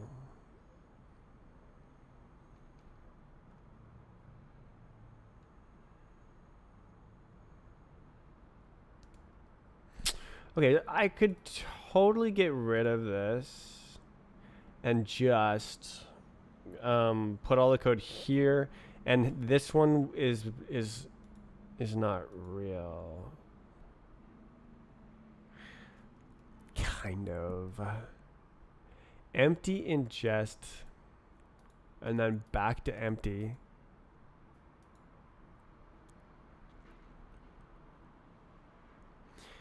Basically, you're guaranteed to get here. But then, and if you're at file header, you're guaranteed to get here, right? Parse timelines. Yeah, it's a EOF. EOF only can happen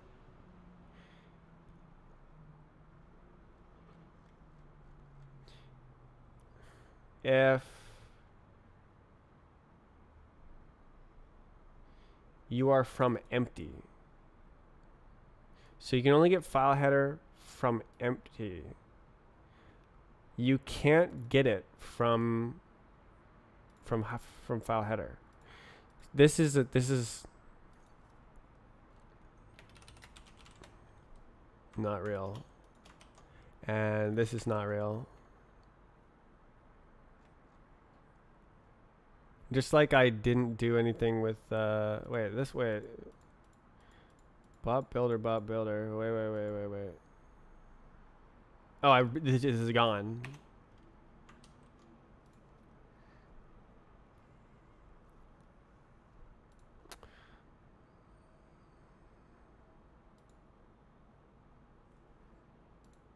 So if it's empty, you're gonna download at least 16 bytes. And if you reached that, I'm sorry, but yeah.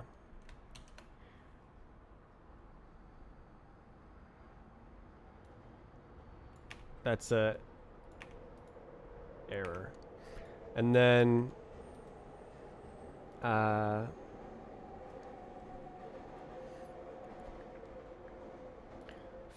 so if you have file header, you know for sure how much you need. So then parse timelines. Yeah. So this can go in empty, and then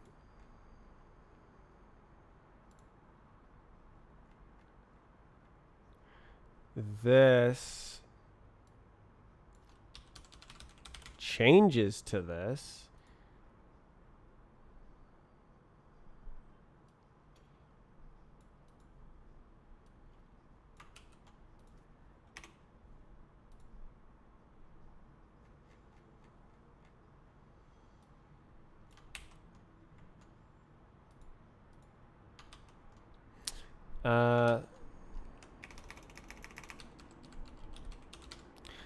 And we get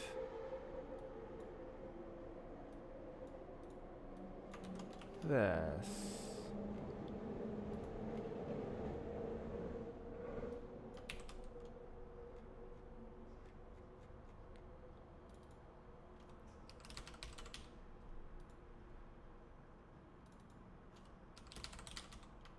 Uh-oh.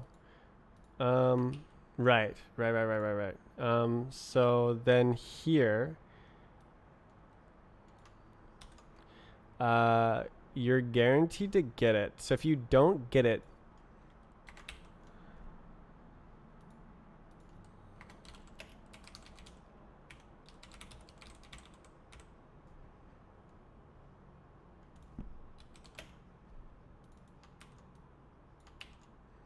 you're throwing.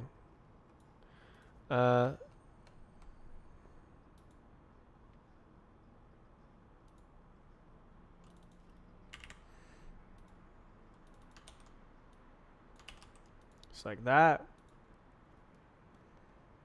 What's up?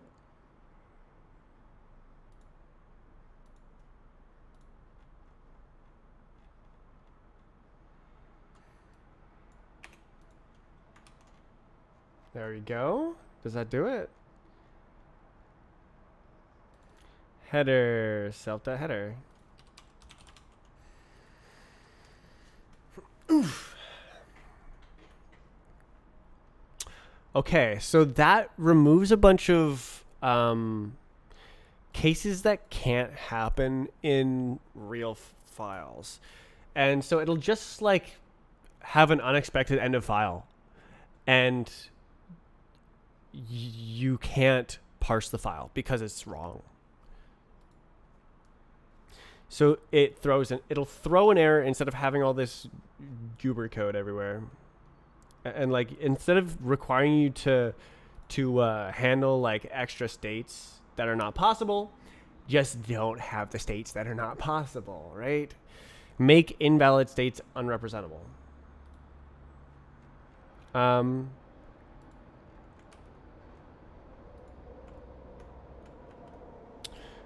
Remove impossible, unreachable states. These will throw EOF if reached.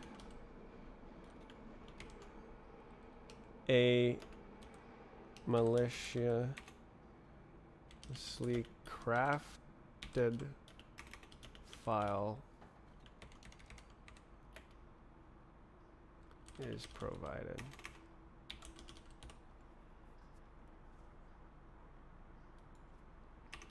We'll do the M dash, except it's just a regular minus sign.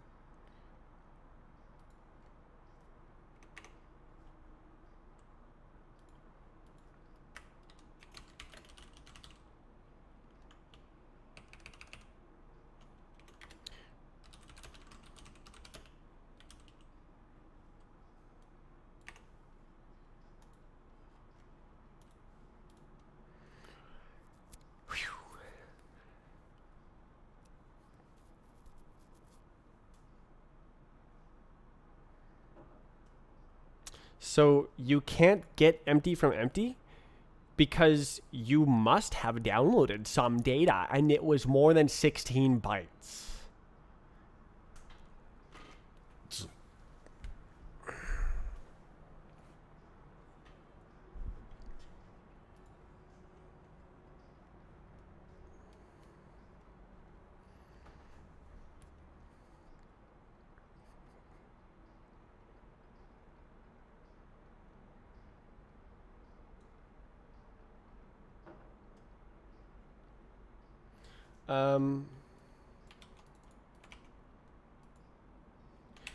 If you don't, if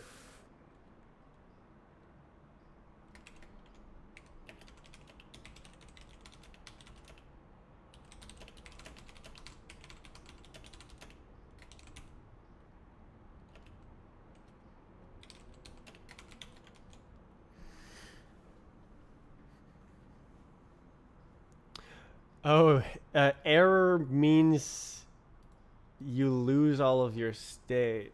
Huh.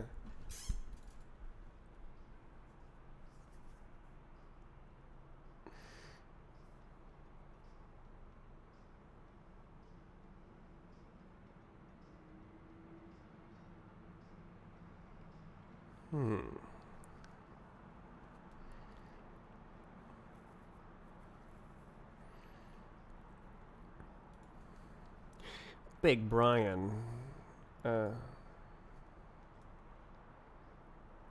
Okay.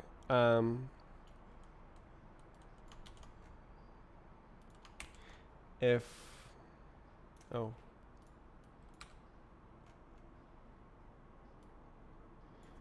there is not enough bytes, then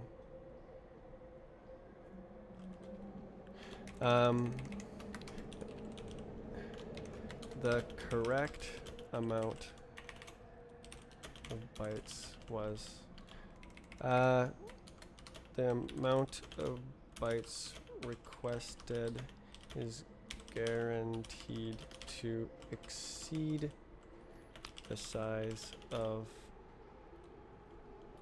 block timelines.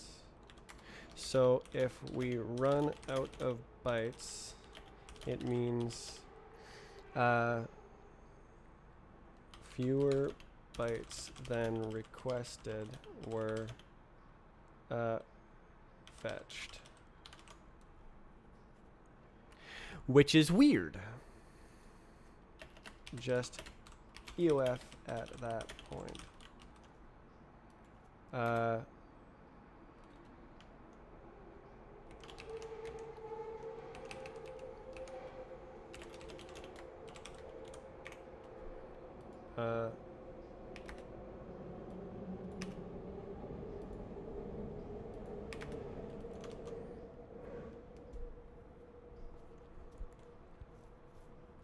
These enums are looking less hot now, this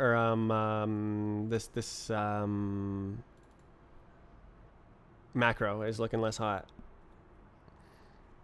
because we only have 2 from impulse. Oh, 3, I guess. It might actually still save. It does obfuscate what's going on, which is bad.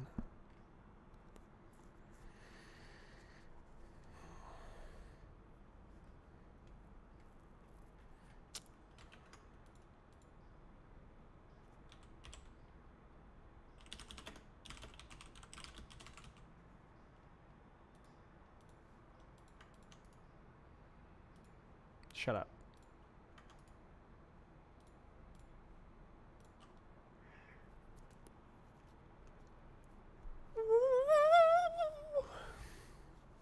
So if you're empty, you're gonna upgrade to one of these, or the final. If you are, if you successfully downloaded the file header, you are going to upgrade to either having the timelines or being fully ready to stream.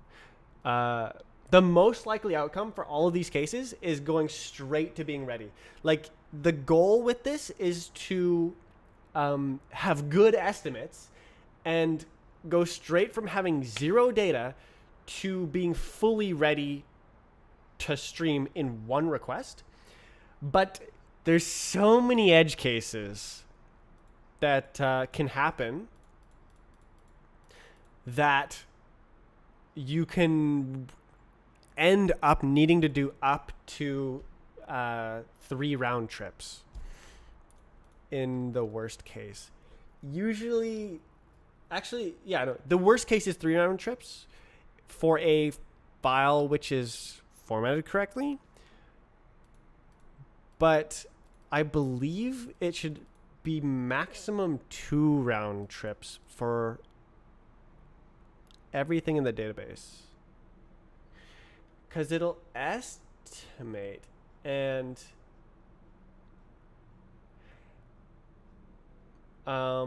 it should always snag the timelines. And if it gets the timelines, even if it comes up a bit short on the required blocks, then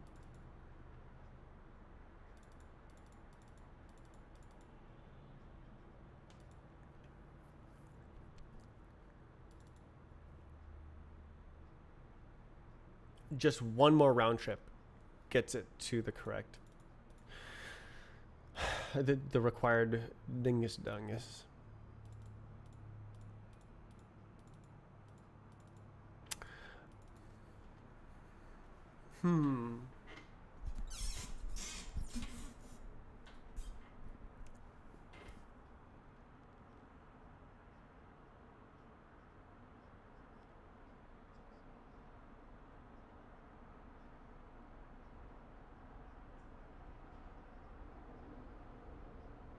It's possible for the run state to split and have no run finish at the end.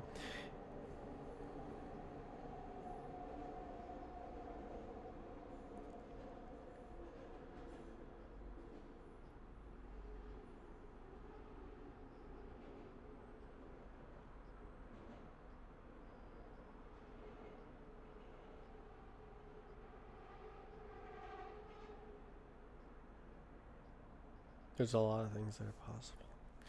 I'll just make it fail to construct it, and then we'll deal with it if it happens, actually.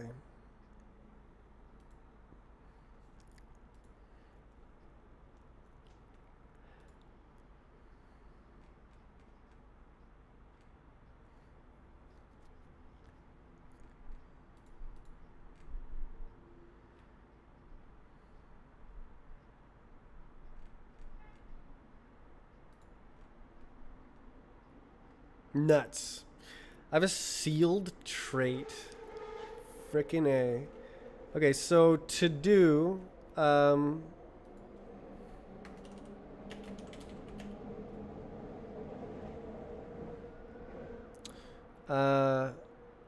deal with cursor, not absolute.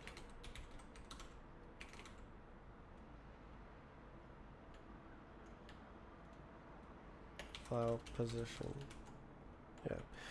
I want to deal with that tomorrow.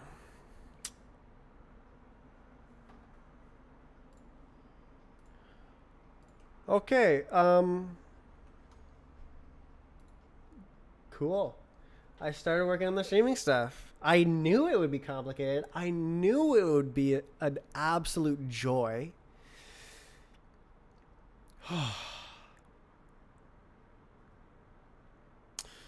Yeah, so this is this is the data ingestion side. There's also the data fetching side. And then the actual streaming side. This is the streaming initialization. You have to like spin a little wheel to make sure you have enough data to begin streaming. This is like initial video buffering type thing, except it's not a video. It's a game data playback thingy.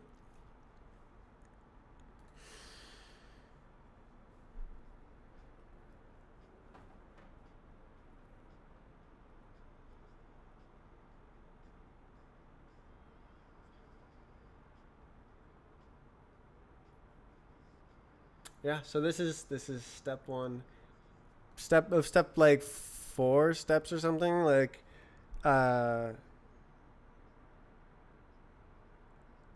streamable bot builder, streamable bot, range downloader,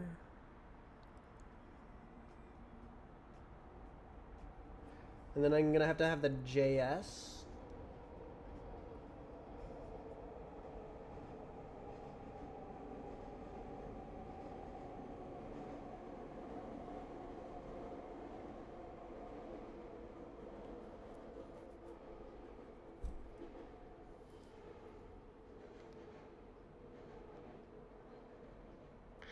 Yeah, so there's gonna have to be a whole JavaScript machine.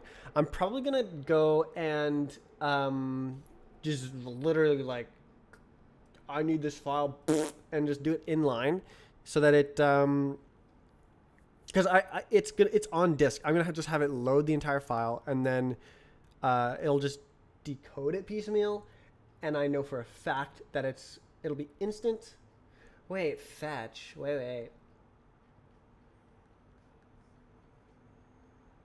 I know for a fact that it'll be instant.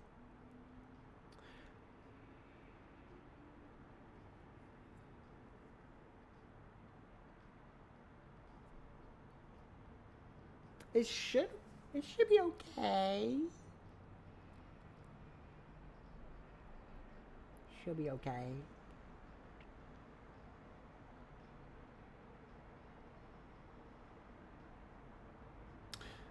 No, yeah. I could do like one chunk per frame or something. I could do a whole bunch of stuff.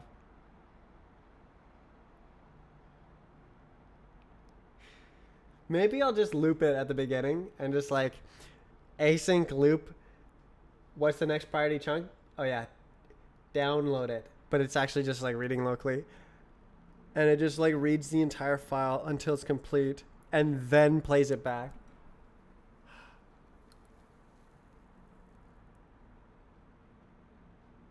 I need to do all sorts of testing though. Surely I just write Rust code and it works, right?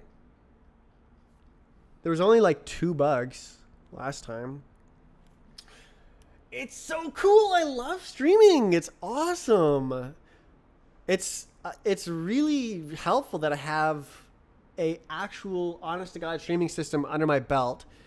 But like, holy smokes, I absolutely went to town with like interior mutability on the one that I made for the Roblox game. It just kind of like shifts the ground underneath its feet as it's trying to run, and it kind of works. So, but yeah, knowing all of the constituent parts, what a joy! What a joy! 18 years or whatever of programming experience leading up to building this, and I'm like leaning on all my knowledge. It's very fun. I love programming. This is an awesome project. This is going to take probably 10 days or something to get the bot streaming, and then maybe like 20 days to get the map streaming, because the graphics is going to be pretty complicated. Woo! Well, maybe not, because I'll have most of the streaming system done already, and it'll just be copy paste from the bot stuff. You totally have, oh my, it's so cool. It's so cool. Okay, I'll come back tomorrow. This part should be done. Yeah, no, next thing tomorrow is like, oh yeah, I have to fix this one thing, that the cursor is not the absolute file position anymore. And then the next thing is to make the actual streaming API once it's ready to stream. Yeah, okay. Great job.